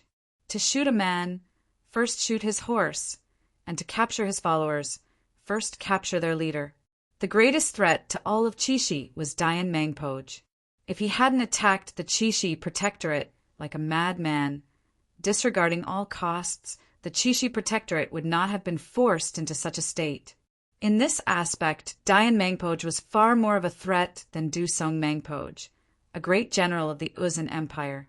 This was also why Wang Chong had placed him at the top of his priority list. Good luck! Marquis has ordered that anyone who can build the third level in 4 hours will be rewarded 50 taels of silver. The rear of the army was buzzing with activity, the more than 8,000 craftsmen dispatched from the city of steel working as one, using every second to build the walls. One furnace after another was opened, sending waves of heat soaring into the sky. Chapter 772. By the time Wang Chong had finished his battle and was putting all his efforts into building a defensive fortress, Heba Ye's news had already reached the Chishi Protectorate headquarters. What? Impossible. Heba Ye, are you sure? The Uzin Mountain Army really has 20 to 30,000 soldiers? In the main hall of the Protectorate headquarters, Fomin Linta stood up from his throne, a look of disbelief on his face as he saw Heba Yi personally rush back from his camp. "Lord Protector General, your subordinate personally checked. There is absolutely no mistake," Heba Yi said, kneeling on the ground. His head was bowed very low. This was a major matter, and he had originally wanted to send a scout. But when he thought about how much importance the Protector General placed on this second son of the Wang clan, he had decided to personally come. Moreover, this matter was far too shocking. Nothing like this had ever happened in Qixi or on the plateau. Heba Yi didn't dare to make a decision on his own, nor did he dare to leave behind any loopholes. Thus, he had personally gone to the Qixi Protectorate headquarters to explain to Fomin Linta. Impossible. Without the permission of the imperial court, privately raising an army is a crime punishable by death. And how could he possibly have such a powerful army? Fomin Linta's face was filled with shock. Although there had been rumors that a Tang army had taken a mysterious path into the Uzun Plateau and wiped out more than 20,000 recruits of Zhangsheng recruit training camp, and that this Tang army was very likely to be Wushang's Wangchong, Fomin Linta didn't believe it. There were only a few paths between the Uzun and the Tang dynasty, and each path was guarded by an army. It was even more impossible for a mysterious path to exist. This sort of story was inherently unreliable. Moreover, all the information had come from Uzun, so it was up to them to decide whether it was true or not. No one could verify it. Without concrete evidence, Fomin Linta would never believe such nonsense. But this time was different. This battle had taken place on the Uzun Plateau, and Heba Yi had personally verified it, so he had no choice but to believe it. "Let's go. I want to see it for myself." A glimmer of light flashed in Fomin Linta's eyes. Without saying a word, he abruptly walked down from the main hall and disappeared outside. Fomin Linta of the Qixi Protectorate was far from the only one shocked by the battle on the plateau. What? Buluhu's mountain army was completely annihilated. Bastard! Does the Qixi Protectorate have the ability to do so? In the depths of the Uzun Highland, over 1,000 miles away from the battlefield of the Triangular Gap, Dian Mangpoj was enraged when he heard the news. "General, it's not the Qixi Protectorate. It's a great Tang army of unknown origin. Although they don't have many people, they are more than twice as strong as the Qixi Protectorate. Not only that, even General Buluhu was killed by them." "General, this is absolutely true. We did not lie. The surviving officers of the Qixi Protectorate were kneeling on the ground, their bodies trembling like mice before a cat. Although Great General Dusong Mangpoj held the highest status in the camp, the one they feared the most was Dian Mangpoj. This was because everyone knew that the true leader of the camp was none other than this Azura of the Empire. And in terms of methods, everyone knew that Lord Dian Mangpoj was far fiercer and more domineering than Dusong Mangpoj. "Bastard, you still dare to quibble? The largest army in Qixi is the Qixi Protectorate. If it wasn't them, could it have been Anshi's Gao Shinji?" Dian Mangpoj's eyes exploded with killing intent. 20 to 30,000 cavalry had died in battle, and this was no small number. In Dian Mangban's life, what he could not tolerate the most were defeated generals, and what he could not tolerate even more were those incompetent people who had clearly been defeated but still dared to quibble about it. The steppe revered courage, and no one could tolerate cowardice and incompetence. "My lord, it wasn't the Anchi army but Wushang's men, a relatively small and thin Uzun general argued in fear. But the moment he said Wushang, Buzz, the mood in the tent suddenly changed. Dian Mangpoj had been brimming with killing intent, but these two words seemed to provoke him. His body trembled, and he raised his head, his eyes fixed on the thin general. Sensing the change in Dian Mangpoj's body, all the generals of the mountain army felt their hearts clench, their eyes closing in fear. No one knew what had happened, nor why Dian Mangpoj had reacted so strongly, but at this moment everyone subconsciously turned to the thin general. "My lord, I've heard a few things about Wushang from my brothers in the other armies. at the triangular gap in the northeast corner. Those Tang people used steel to build a city right in front of us, and they did so with incredible speed. This style is exactly the same as the one I've heard about in Wushang's City of Steel. Before we went out to battle, I tried to warn General Buluhu, but alas, General was too eager for battle and simply didn't listen to me.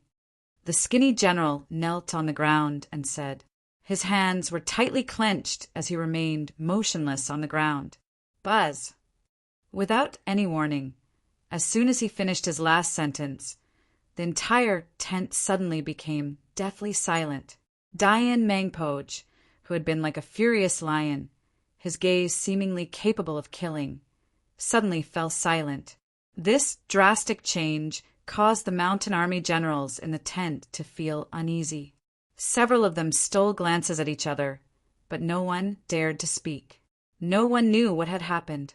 Tell me, what does the enemy's commander look like? An icy voice suddenly rang out in everyone's ears. There was no emotion in this voice.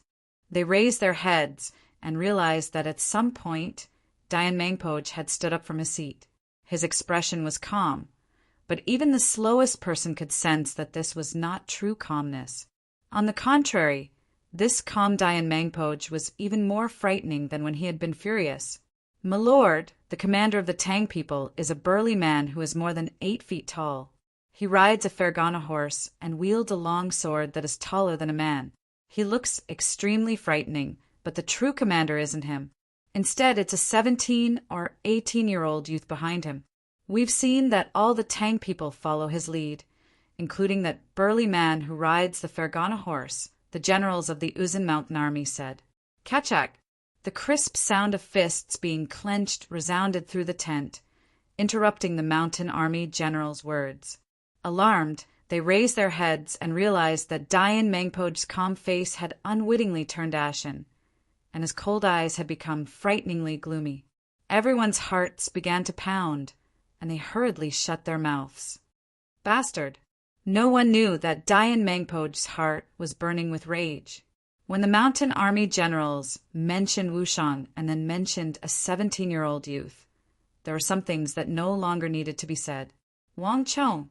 At this moment, Dian Mangpoj knew exactly what he was up against, and he also knew who the mountain army had lost to. Dian Mangpoj could never have imagined that the youth of the Tang people in the City of Steel would already lead his army to attack the plateau not long after their last clash, before he could attack the City of Steel again. Pass on my order. Mobilize the entire army. Northeast corner, triangular gap. Set out immediately. Dian Mangpoj's bone-chilling voice resounded through the hall, a voice suffused with frenzied, murderous intent. Yes, no one in the tent dared to say anything else. All of them hurriedly lowered their heads and acknowledged. Oh, a few moments later, with the bleak and vigorous blare of the yak horn, the vast Tibetan plateau was suddenly buffeted by fierce winds. Tens of thousands of black tents surged out of the tens of thousands of soldiers. Nay, the neighing of war horses resounded over the plateau, and the atmosphere was extremely somber. Rumble. A few moments later, the earth began to rumble as the vast army of Uzun cavalry surged out like a black tide. Accompanying this horseman was a special group of cavalry, their horses adorned with special white inscriptions.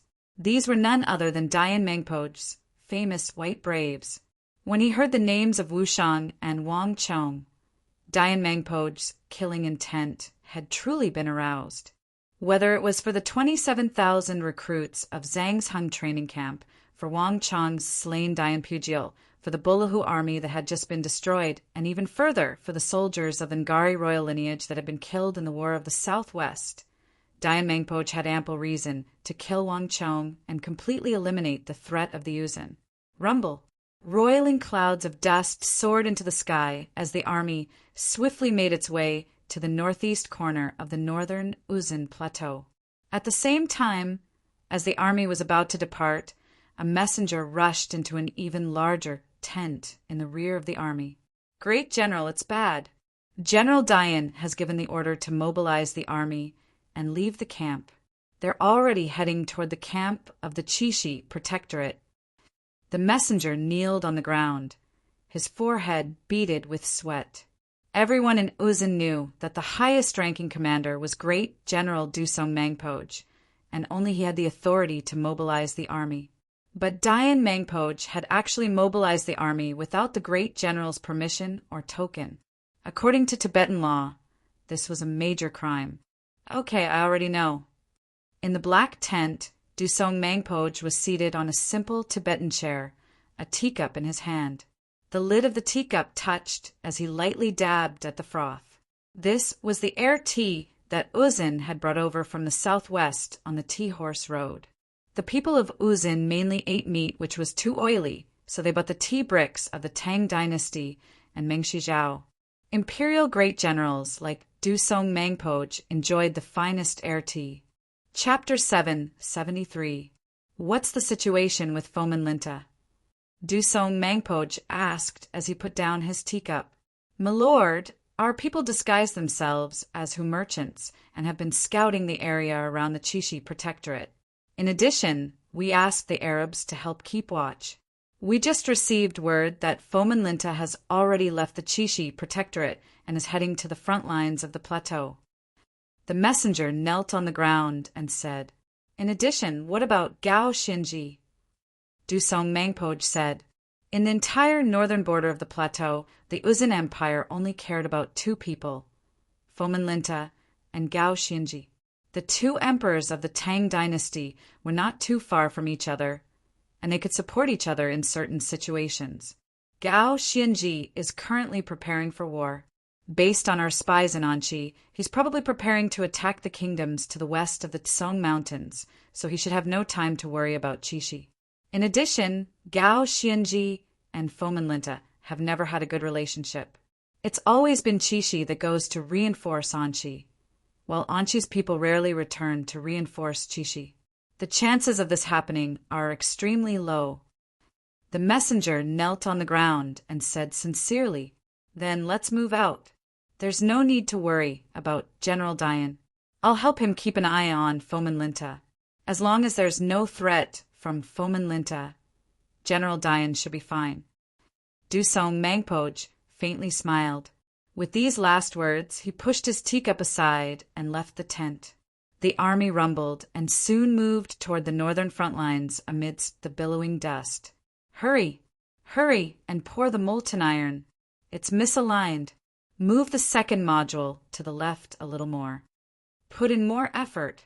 The second floor is about to be finished. Equipment team, hurry and prepare the beehives. At the same time, in the northern region of the Uzun Plateau, in the northeast corner of the Triangular Gap, 8,000 to 9,000 craftsmen were busy working like bees.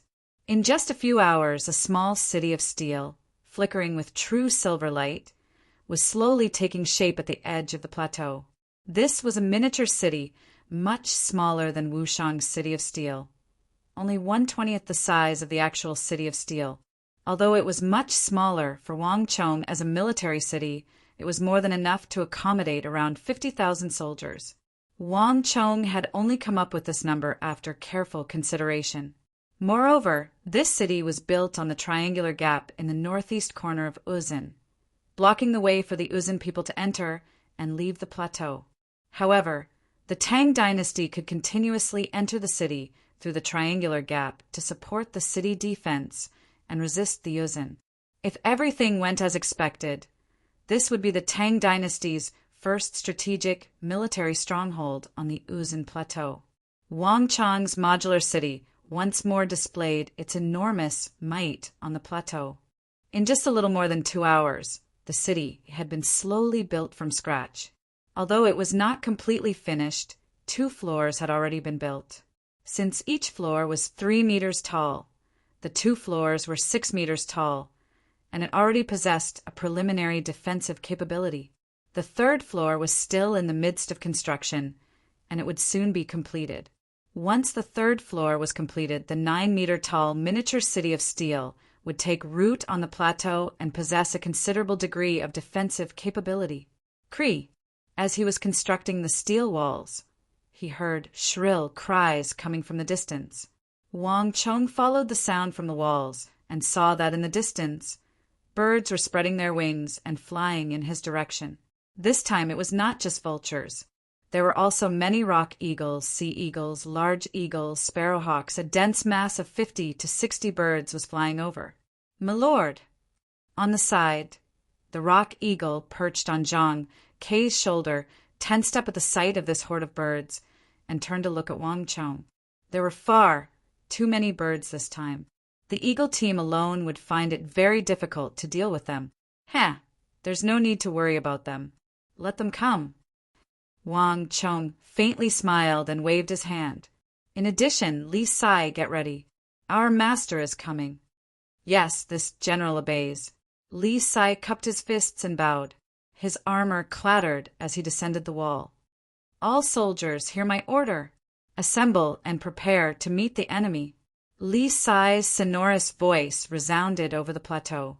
On the neigh, Li Sai mounted his Fergana horse and galloped to the front. Behind him, the 5,000 Wushang cavalry quickly assembled in a tight formation. In the rear, the 8,000 craftsmen seemed to sense something, and they looked a little uneasy. Only Wang Chong's expression was the same as ever. Dian Mangpoj, it's about time for you to arrive. Wang Chong held his hands behind his back and faintly smiled. Before the soldiers and horses moved, the scouts moved first. A normal Tibetan army would be lucky to have 10-some scouting beasts. There were more than 50 to 60 birds in this flock. There was no doubt that an unprecedentedly large army was coming towards them from behind this group of scouting birds. Wang Chong's judgment was correct. A few moments later, a powerful gust of wind suddenly surged over from the horizon. This gust of wind carried large amounts of grass and dust that filled the battlefield. Although there was nothing in the distance, everyone could feel the tense atmosphere, and an invisible pressure came surging over like a tide. Nay, in just a few breaths' time, the neighing of war horses could be heard. At first, it was so soft that it could not be heard, but in the blink of an eye, it sounded like thunder, resounding through the entire world. Dong! Dong! Following the loud beating of war drums, before the war horses could appear, a huge black war flag quickly leaped into everyone's sight from the horizon. This war flag was 6 to 7 people tall, black with red edges. On the flag was a huge, burning white flame, like an evil flower from hell, giving off a strong aura of death. And under this huge war flag, everyone saw a disdainful, domineering figure that was filled with a strong desire to kill and kill. That person was riding a divine steed that was taller than a person. The divine steed was as white as snow, but its 4 hooves were as red as blood. That person and the steed only glanced at them from afar, and in that instant everyone felt a chill from the depths of their hearts. Dian Mangpoj. On top of the city wall, Wang Chong glanced at them from afar, and a flash of light flashed through his mind. To be able to exude such a powerful aura from such a distance, in Wang Chong's memory, there was only one Dian Mangpoj, and that snow-white divine steed with 4 blood-red hooves from the great snow mountain was the best proof of that. Rumble. Just as this thought flashed through Wang Chong's mind, there was a sudden change on the horizon. In the midst of the loud noise, all the horses were silent. Countless Uzun war horses swarmed out from his left and right, like a raging wave. Get ready. Li Sai's voice sounded from the front of the formation. His mountainous body stood in front of the army like a mainstay, giving off an incomparably powerful feeling. Clang! His symbolic sword, taller than a man, rose into the air, gleaming with a cold light under the gloomy sky.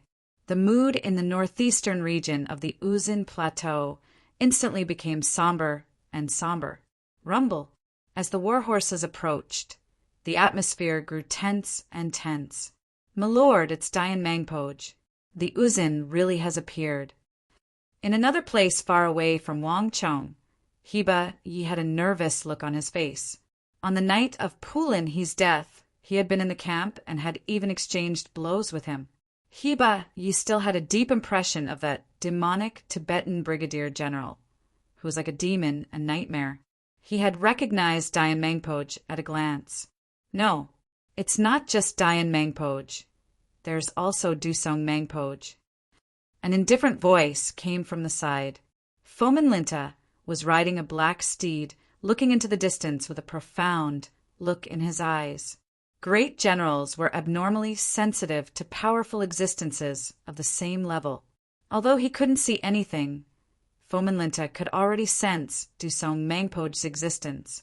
Even with the obstruction and concealment of an army, Dusong Mangpoj was as conspicuous as a lighthouse in the darkness to Fomin Linta. Ah! Heba Yi paled as he looked at Fomin Linta and couldn't help but gasp. One Dayan Mangpoj was already very difficult to deal with, and now there was another Dusong Mangpoj. All the soldiers of the Uzun Empire on the northern border had probably been mobilized. "My lord, should we move out now?" Heba Yi asked. That bastard. It seems like he already predicted this. Fomin Linta clenched his fists as he glanced at the triangular gap where Wang Chong was, his eyes almost spitting fire.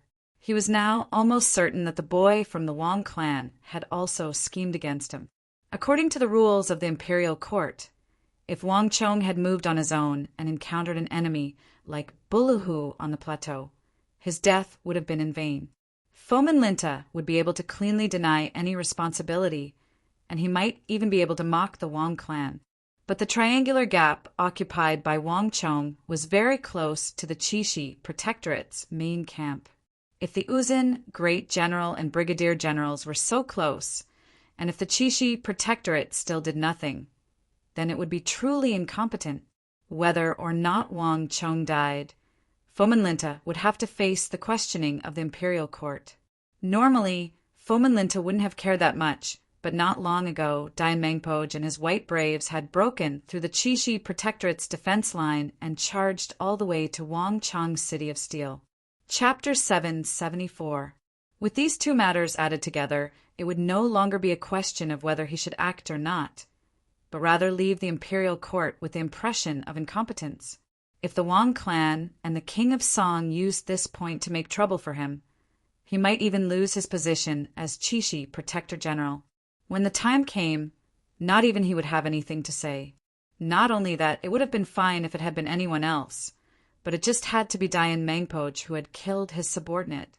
Although Heba Yi and the others said nothing, Fomin Linta could sense that they were all waiting for him to take action and avenge Pulin He and the other Chishi soldiers. If he did nothing, he would lose the morale of his army, and if things went wrong, he might even be deserted by his own people. Pass on my order. The army is to move out and immediately head to this place. However, they are not to enter the battlefield without my order. In addition, no one is to act on their own. Anyone who disobeys will be executed. Fomin Linta said, "Yes." Heba Yi was overjoyed. He responded and flew away. On the other side, Fomin Linta inwardly sneered as he turned to Wang Chong, his eyes flashing with cold light. No matter how this brat schemed against him, if he really believed that he would help him, he was gravely mistaken. Dayan Mangpoj had to be killed, and the Chishi Protectorate could not just stand by and watch.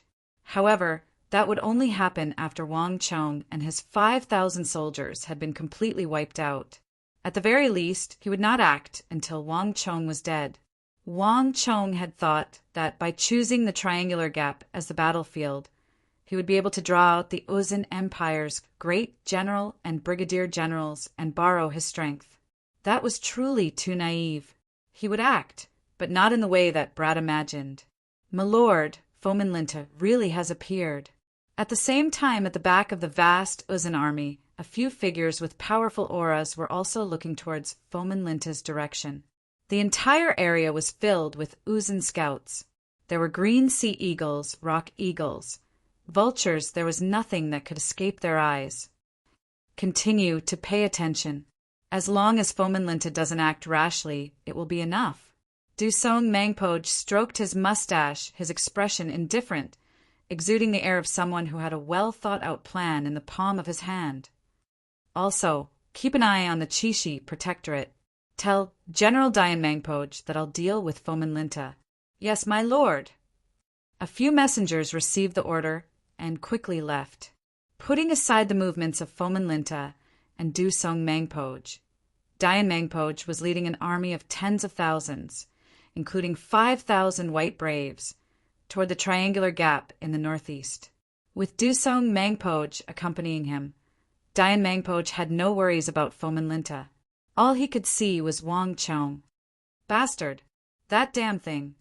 Dian Mangpoj clenched his teeth, his mind seething with killing intent. This immature Tang Dynasty youth had used 20,000 elephant majestic recruits, 7,000 Qinghai soldiers, and the head of Commander Dian Pugiel to take revenge on him for killing the 5,000 Chishi soldiers and Pulinhi. Then he had swiftly advanced to the plateau, built a city, and launched an offensive to clear away the factions on the edge of the Uzun Plateau. His speed and frequency had simply surpassed his imagination. Dian Mangpoj had always believed that he was active enough, that he was crazy enough in leading his troops, but he had never imagined that there would be someone even crazier than he was. Once I break through your army, I'll tear you to pieces to vent the anger in my heart. Dian Mangpoj clenched his fists, his mind in a frenzy. Wang Chong was openly provoking him, and Dian Mangpoj was well aware that Wang Chong was coming for him. Stop! When he was still 20,000 samjang from Wang Chong, Dian Mangpoj raised his right palm and ordered the army to stop. The mighty army of tens of thousands of soldiers suddenly stopped in a tide-like line. Zurin, Luosang, Deji, follow me. Dian Mangpoj waved his hand, and several white braves officers and Tensum elite white braves galloped toward the triangular gap, toward the silver-white steel walls. Behind the city walls, the towering steel city that was still under construction was extremely eye-catching. Dian Mangpoj's expression turned gloomy, his face turning even more unsightly. He had naturally not forgotten that night of siege.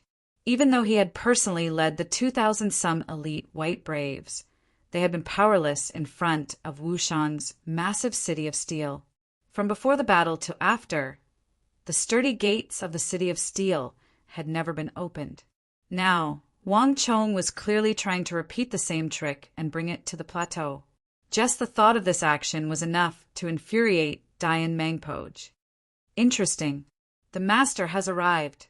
On the high walls, Wang Chong smiled when he saw Dian Mangpoj and his Tensum subordinates approaching in a cloud of dust. Let's go take a look as well. Descending the walls, Wang Chong mounted his white hoof shadow and led his subordinates toward the front of the formation. The atmosphere was tense, and the movements of the two commanders quickly attracted everyone's attention. The galloping of hooves was like a thunderclap as they rapidly approached. Around 100 zhang from the formation, the neighing of war horses and a cloud of dust could be heard as Dian Mangpoj and his Tensum elite white braves came to a halt 100 zhang away. The war horse sneezed and stomped its hooves on the spot. Dian Mangpoj sat motionlessly on his divine snow mountain colt, which was as white as snow but had 4 blood-red hooves. His cold and sinister gaze swept over the defensive line that Wang Chong had set up in front of the triangular gap, carefully examining each wall, each crack, not letting go of a single detail in an attempt to find the best opening. During this entire process, Dian Mangpoj did not make a single sound, but there was an invisible pressure that made one shiver. Marquis, is this Dian Mangpoj? A vigorous voice came from behind him. While Dian Mangpoj was examining Wang Chong, another mountainous figure was also examining him. At the very front of the 5,000 Wushang cavalry stood Li Sai and Wang Chong, their gazes cold and aloof. When Dian Mangpoj had launched a sneak attack on Wushang, Li Sai had not been in the City of Steel, but in Wushang training new recruits. But it was precisely because of this that Li Sai immediately felt a deep sense of guilt and self-blame when he returned and heard of this matter. As a guard and Wang Chong's closest follower, not being present at such a crucial moment was a dereliction of duty.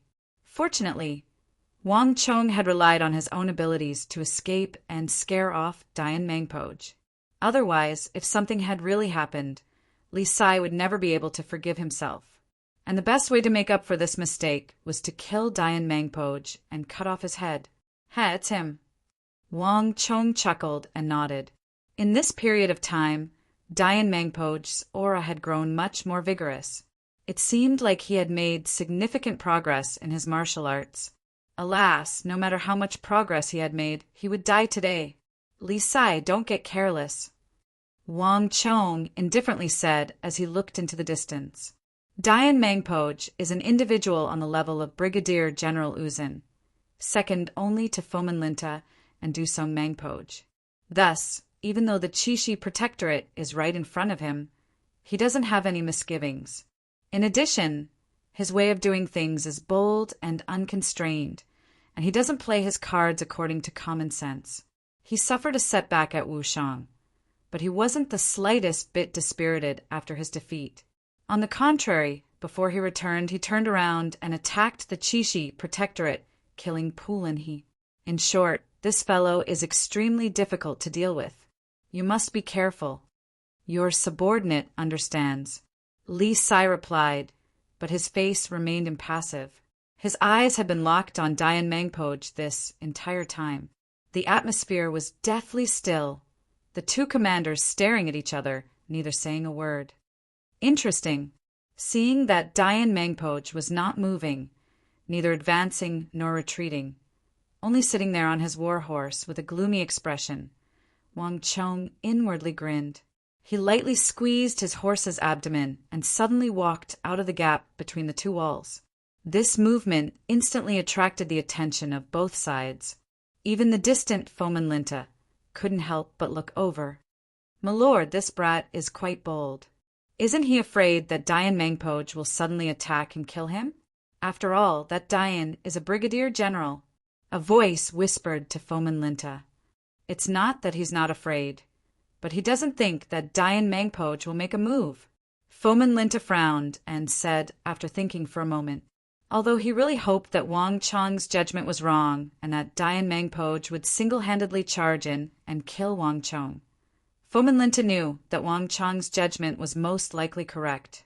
It wasn't that Dian Mangpoj was soft-hearted, but that the second son of the Wang clan was much more skilled and difficult to deal with than anyone could imagine. If it was really that easy, Dian Mangpoj would have already succeeded last time. "Pay close attention. Tell Heba Yi that once that brat is killed, the army is to attack at any time and immediately retreat. At that time, not only will we be able to shirk all responsibility, but I can also send a memorial to push all the blame onto that brat and the Wang clan behind him." Fomin Linta gritted his teeth and said coldly, "Yes." The other general immediately flew off. Fomin Linta nodded, and then he turned his head and continued to look into the distance. He didn't care if Dian Mangpoj attacked or not, because Wang Chong's fate had long since been sealed. With his meager forces, even if he were to face Dian Mangpoj and Dusong Mangpoj, one brigadier general and one great general, the only thing awaiting him would be death. Fomin Linta couldn't think of any way he could possibly survive such an attack. Enjoy it. Youthful arrogance always comes with a price. A cold light flashed through Fomin Linta's eyes, but he quickly regained his composure. Chapter 775. Dian Mangpoj, we meet again. Did you receive my gift? Wang Chong gripped the reins and slowly rode forward, a smirk on his face. Buzz! Dian Mangpoj's face instantly darkened, his eyes seething with rage. He naturally understood what Wang Chong was talking about. The gift Wang Chong spoke of was undoubtedly the 27,000 soldiers of Zhang's Hun training camp and the Dian clan's Dian Pujial. There's no need to worry. You'll soon receive my gift. Dian Mangpoj rode forward and coldly stared at Wang Chong, a savage light in his eyes. Ha ha ha! Then I'm truly looking forward to it. Wang Chong heartily laughed. He wasn't afraid of Dian Mangpoj attacking, but he was afraid that Dian Mangpoj wouldn't. After all, he still had the threat to Chishi that he had to deal with. Given Dayan Mangpo's personality, he would never easily back down from these words. That's right, Dayan Mangpoj. Besides you, I've also prepared a gift for the Uzun Empire. Do you see the city behind me? In the future, these cities will be built deep into the Uzun Plateau, all the way to the Tsempo's royal capital. I've always admired His Majesty the Tsempo, so I've built this city beneath the royal capital to express my respect. Impudent! Dayan Mangban's eyes chilled at these words, and he flew into a rage. Even in the rear of the army, Dusong Mangpoj couldn't help but frown at these words. Wang Chong's words were clearly a naked threat, and unlike his conflict with Dayan Mangpoj, this was a direct threat to the Tsempo of the Uzun Empire. In the Uzun Empire, the Tsempo had a supreme status, the incarnation of a god. Wang Chong's words were something no Uzun general could tolerate. Kid, you're courting death. Dayan Mangpoj closed his eyes and took a deep breath. No one had ever dared to be so arrogant and despotic in front of him. All of his previous opponents had trembled in front of him. Even Pulin, his face was full of fear, and his whole body was trembling when he died. Dayan Mangpoj had never been provoked to such an extent. All arrogance has a price to pay. I will definitely trample your corpse under my horse's hooves, cut off your head, and stick it on the edge of the plateau as a warning to others. Let all the Tang people know the consequences of provoking me. Ha ha ha, I'm different from you. Killing you is just the process, not the goal. In the future, I will drive the entire Uzun Empire out of Qixi, completely resolving the threat to Qixi. Not only that, I will thrust the banner of the Tang dynasty into the heart of Uzun and utterly crush Uzun. This will also serve as a warning to others, letting everyone know the consequences of making an enemy of the Tang dynasty. Wang Chong heartily laughed. Buzz! In the rear, Dusong Mangpoj had been completely focused on Fomin Linta, but when he heard Wang Chong's words, he couldn't help but furrow his brow. The distant Fomin Linta also couldn't help but raise his brow. My lord! The eyes of the Qixi Protectorate scouts next to Fomin Linta brightened, and they subconsciously turned to Fomin Linta. Although they were opponents, even the soldiers of the Qixi Protectorate army couldn't help but feel admiration for Wang Chong's words and view him in a higher light. All of you shut your mouths! Fomin Linta harshly rebuked, his face extremely gloomy. He naturally knew what his subordinates wanted to say, but the more they did, the crazier his jealousy became, and the heavier his killing intent became. No matter what, this brat can't be allowed to live.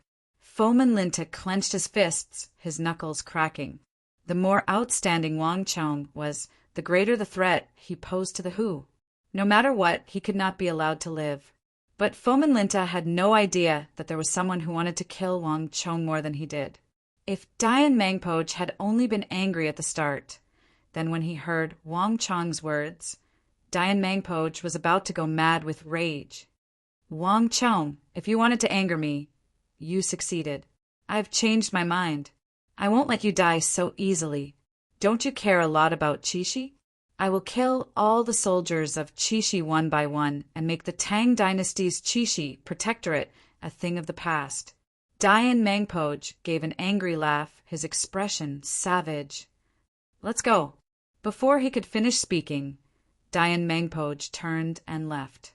Behind them, the white braves followed closely behind as they galloped off into the distance. Suki, pass on my order. All soldiers get ready. A major battle is about to begin. Wang Chong narrowed his eyes as he watched Dayan Mangpoj leave. Yes, Marquis.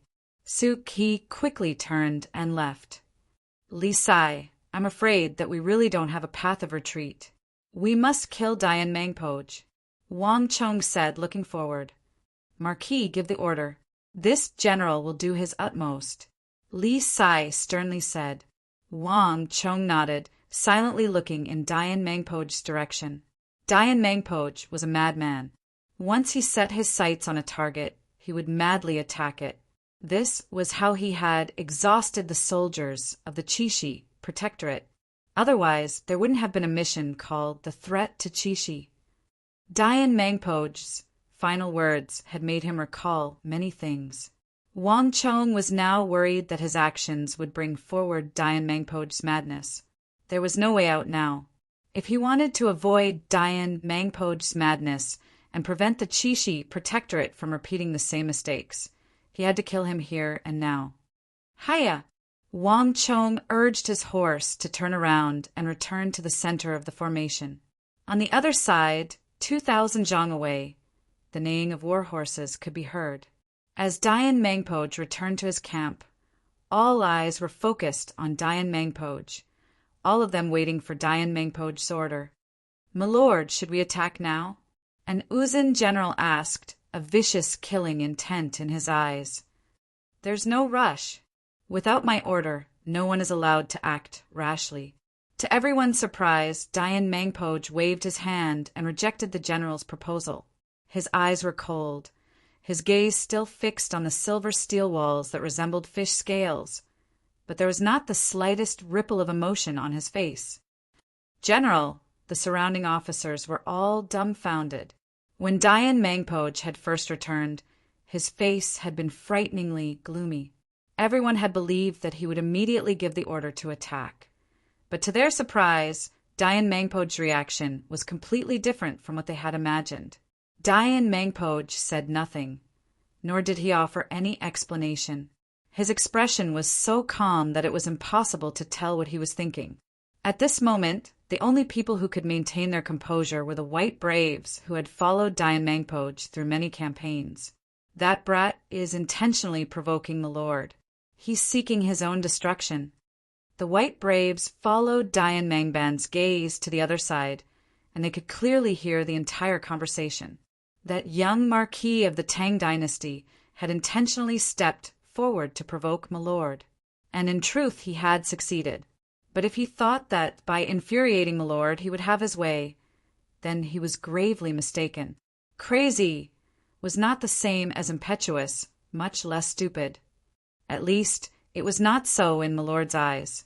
The white braves had followed Dian Mangpo through many campaigns and were extremely familiar with his personality.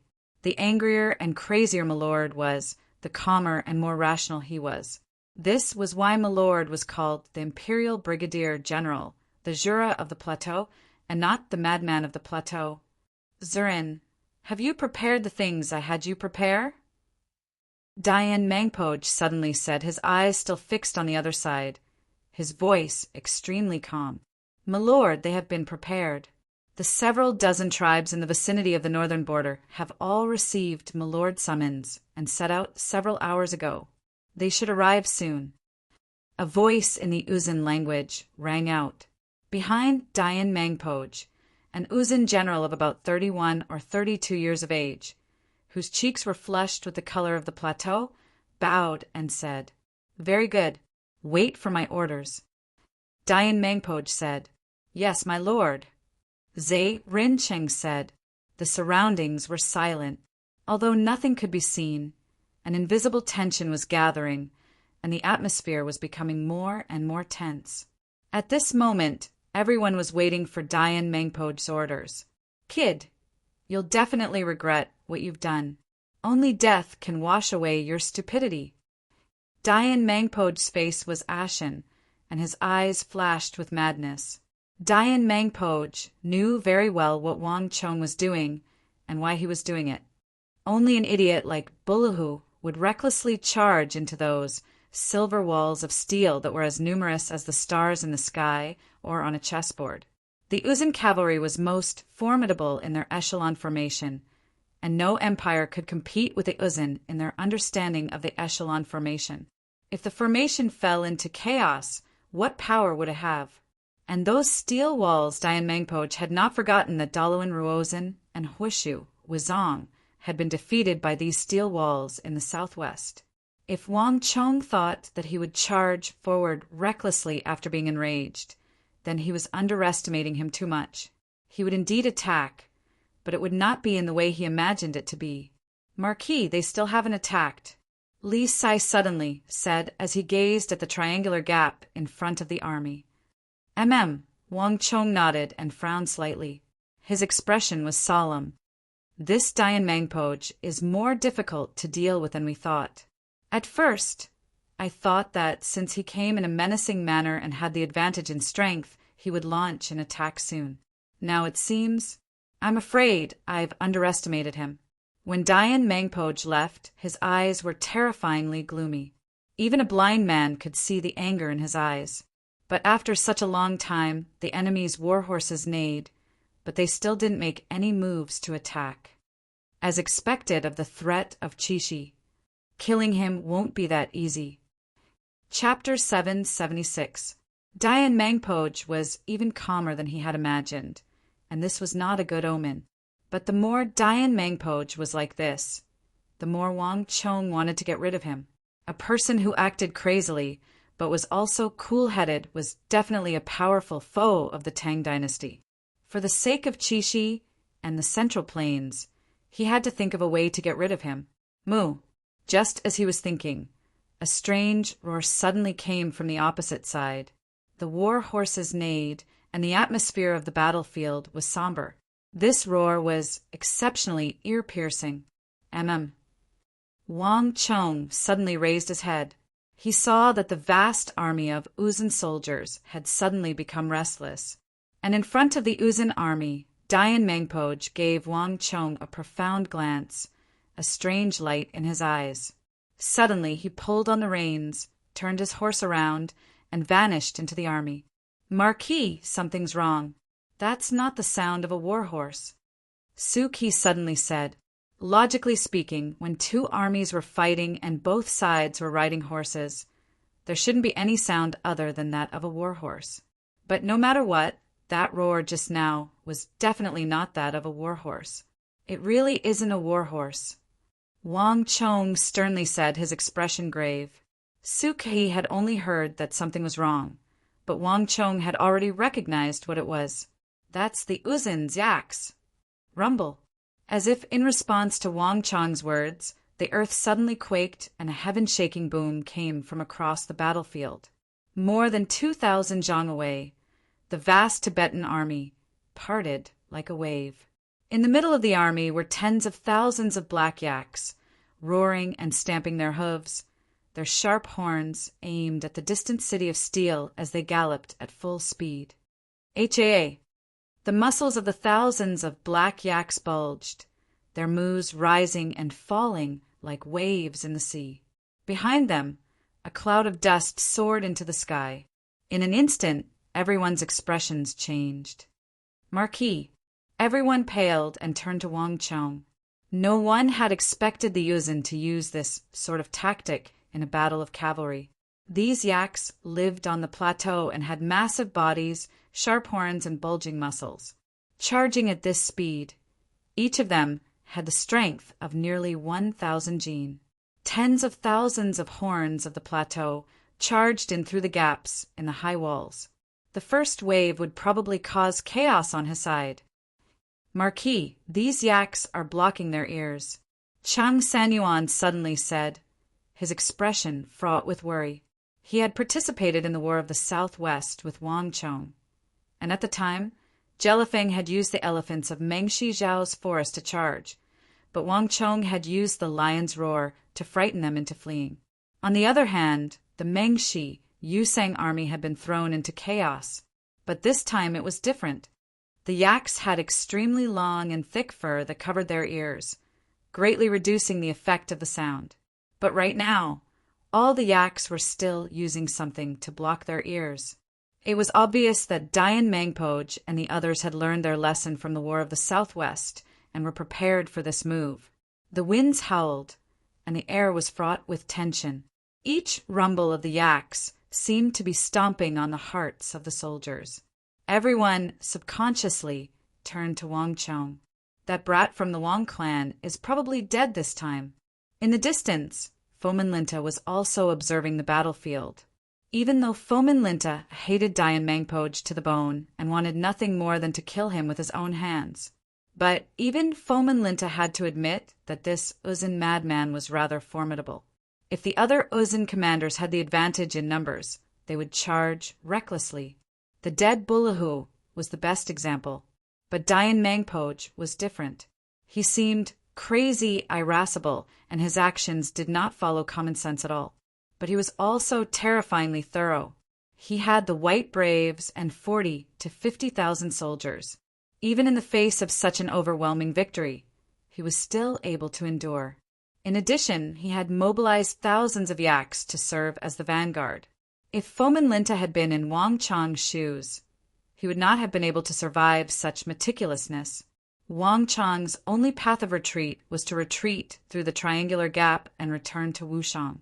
But if he did so, the 9,000 craftsmen behind him would be reduced to ghosts under the hooves of Uzin's cavalry.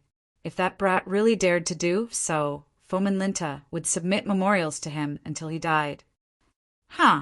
If the heavens do this, you can still live. You can't live if you do this to yourself. Fomenlinta sneered as he looked at Wang Chong and the 5,000 Wushang cavalry like he was looking at a dead man. He had no sympathy for Wang Chong.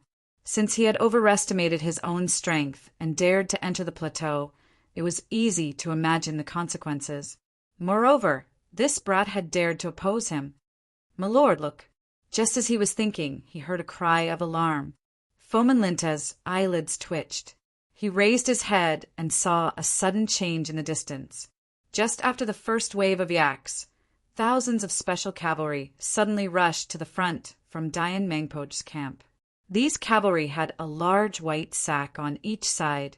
Each of them sat on their horses, put their hands into the sack, grabbed something, and raised it. Whoosh! In an instant, countless amounts of white powder shot into the air. As the air current surged, it created a vast expanse of white fog on this plateau. The speed of the air was extremely fast. In the blink of an eye, it had caught up to the charging yaks and spread rapidly. In just a few breaths' time, the plateau was filled with white fog. Even Fomenlinta could not see what was going on. Woo! The bleak and sonorous yak horns began to blare, the earth quaking, and the neighing of thousands of horses could be heard in the white fog. Dayan Mangban's army had also begun to move out.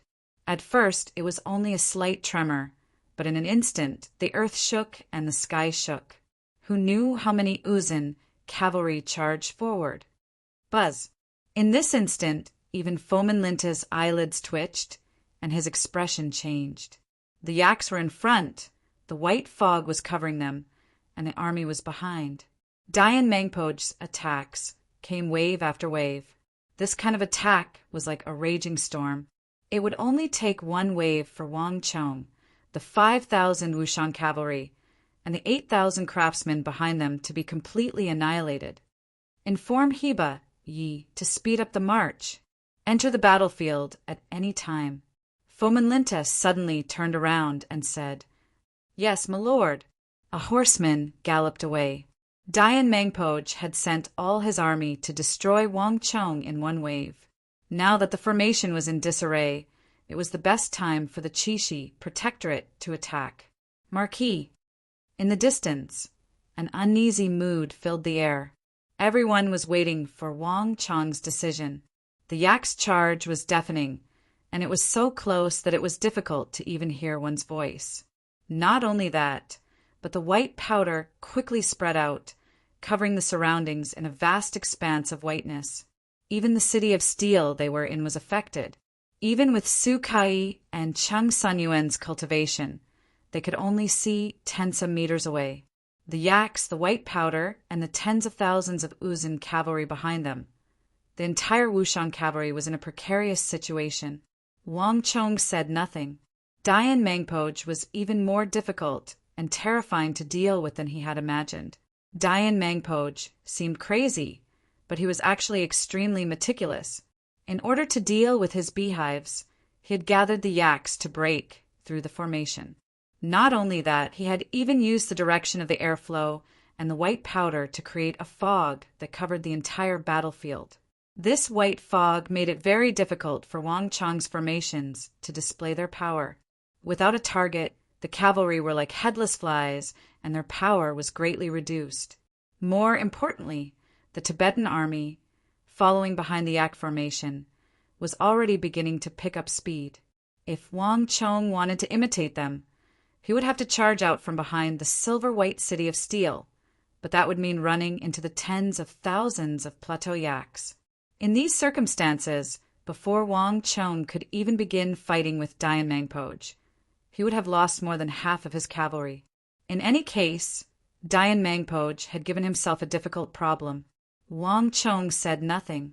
He could clearly hear everyone's voices, and he could sense the anxiety of his army. But Wang Chong's face remained calm and unperturbed. The more critical the situation, the calmer his mind became. No matter what strategy Dian Mangpoj used, no matter what methods he used, he would not retreat, much less lose. Rumble. The quaking of the earth grew more and more intense, each sound like it was stomping on his heart. 100 zhang, 80 zhang, 60 zhang, the tens of thousands of yaks that Dian Mangpoj had used as the vanguard were galloping closer and closer. Wang Chong could even smell the unique stench of the yaks through the white fog. The atmosphere was growing tenser and tenser. Hiss! Suddenly, Wang Chong's nose twitched and he raised his head.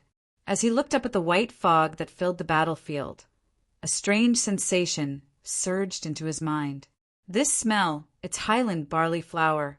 At the last moment, Wang Chong's eyes brightened and he suddenly laughed. This was called being too clever for one's own good. In order to deal with him, Dian Mangpoj had used yaks and white powder. The best way to deal with him would have been to use lime. Alas, the plateau did not have that much lime, so Dian Mangpoj had used Highland barley flour as a substitute. The people of Uzin raised cattle and sheep and planted Highland barley. Highland barley was their only crop, and it was also the easiest thing to obtain to replace lime. The idea was correct, but unfortunately, Dian Mangpoj had run into him. Li Sai, pass on my order. All soldiers are to dismount.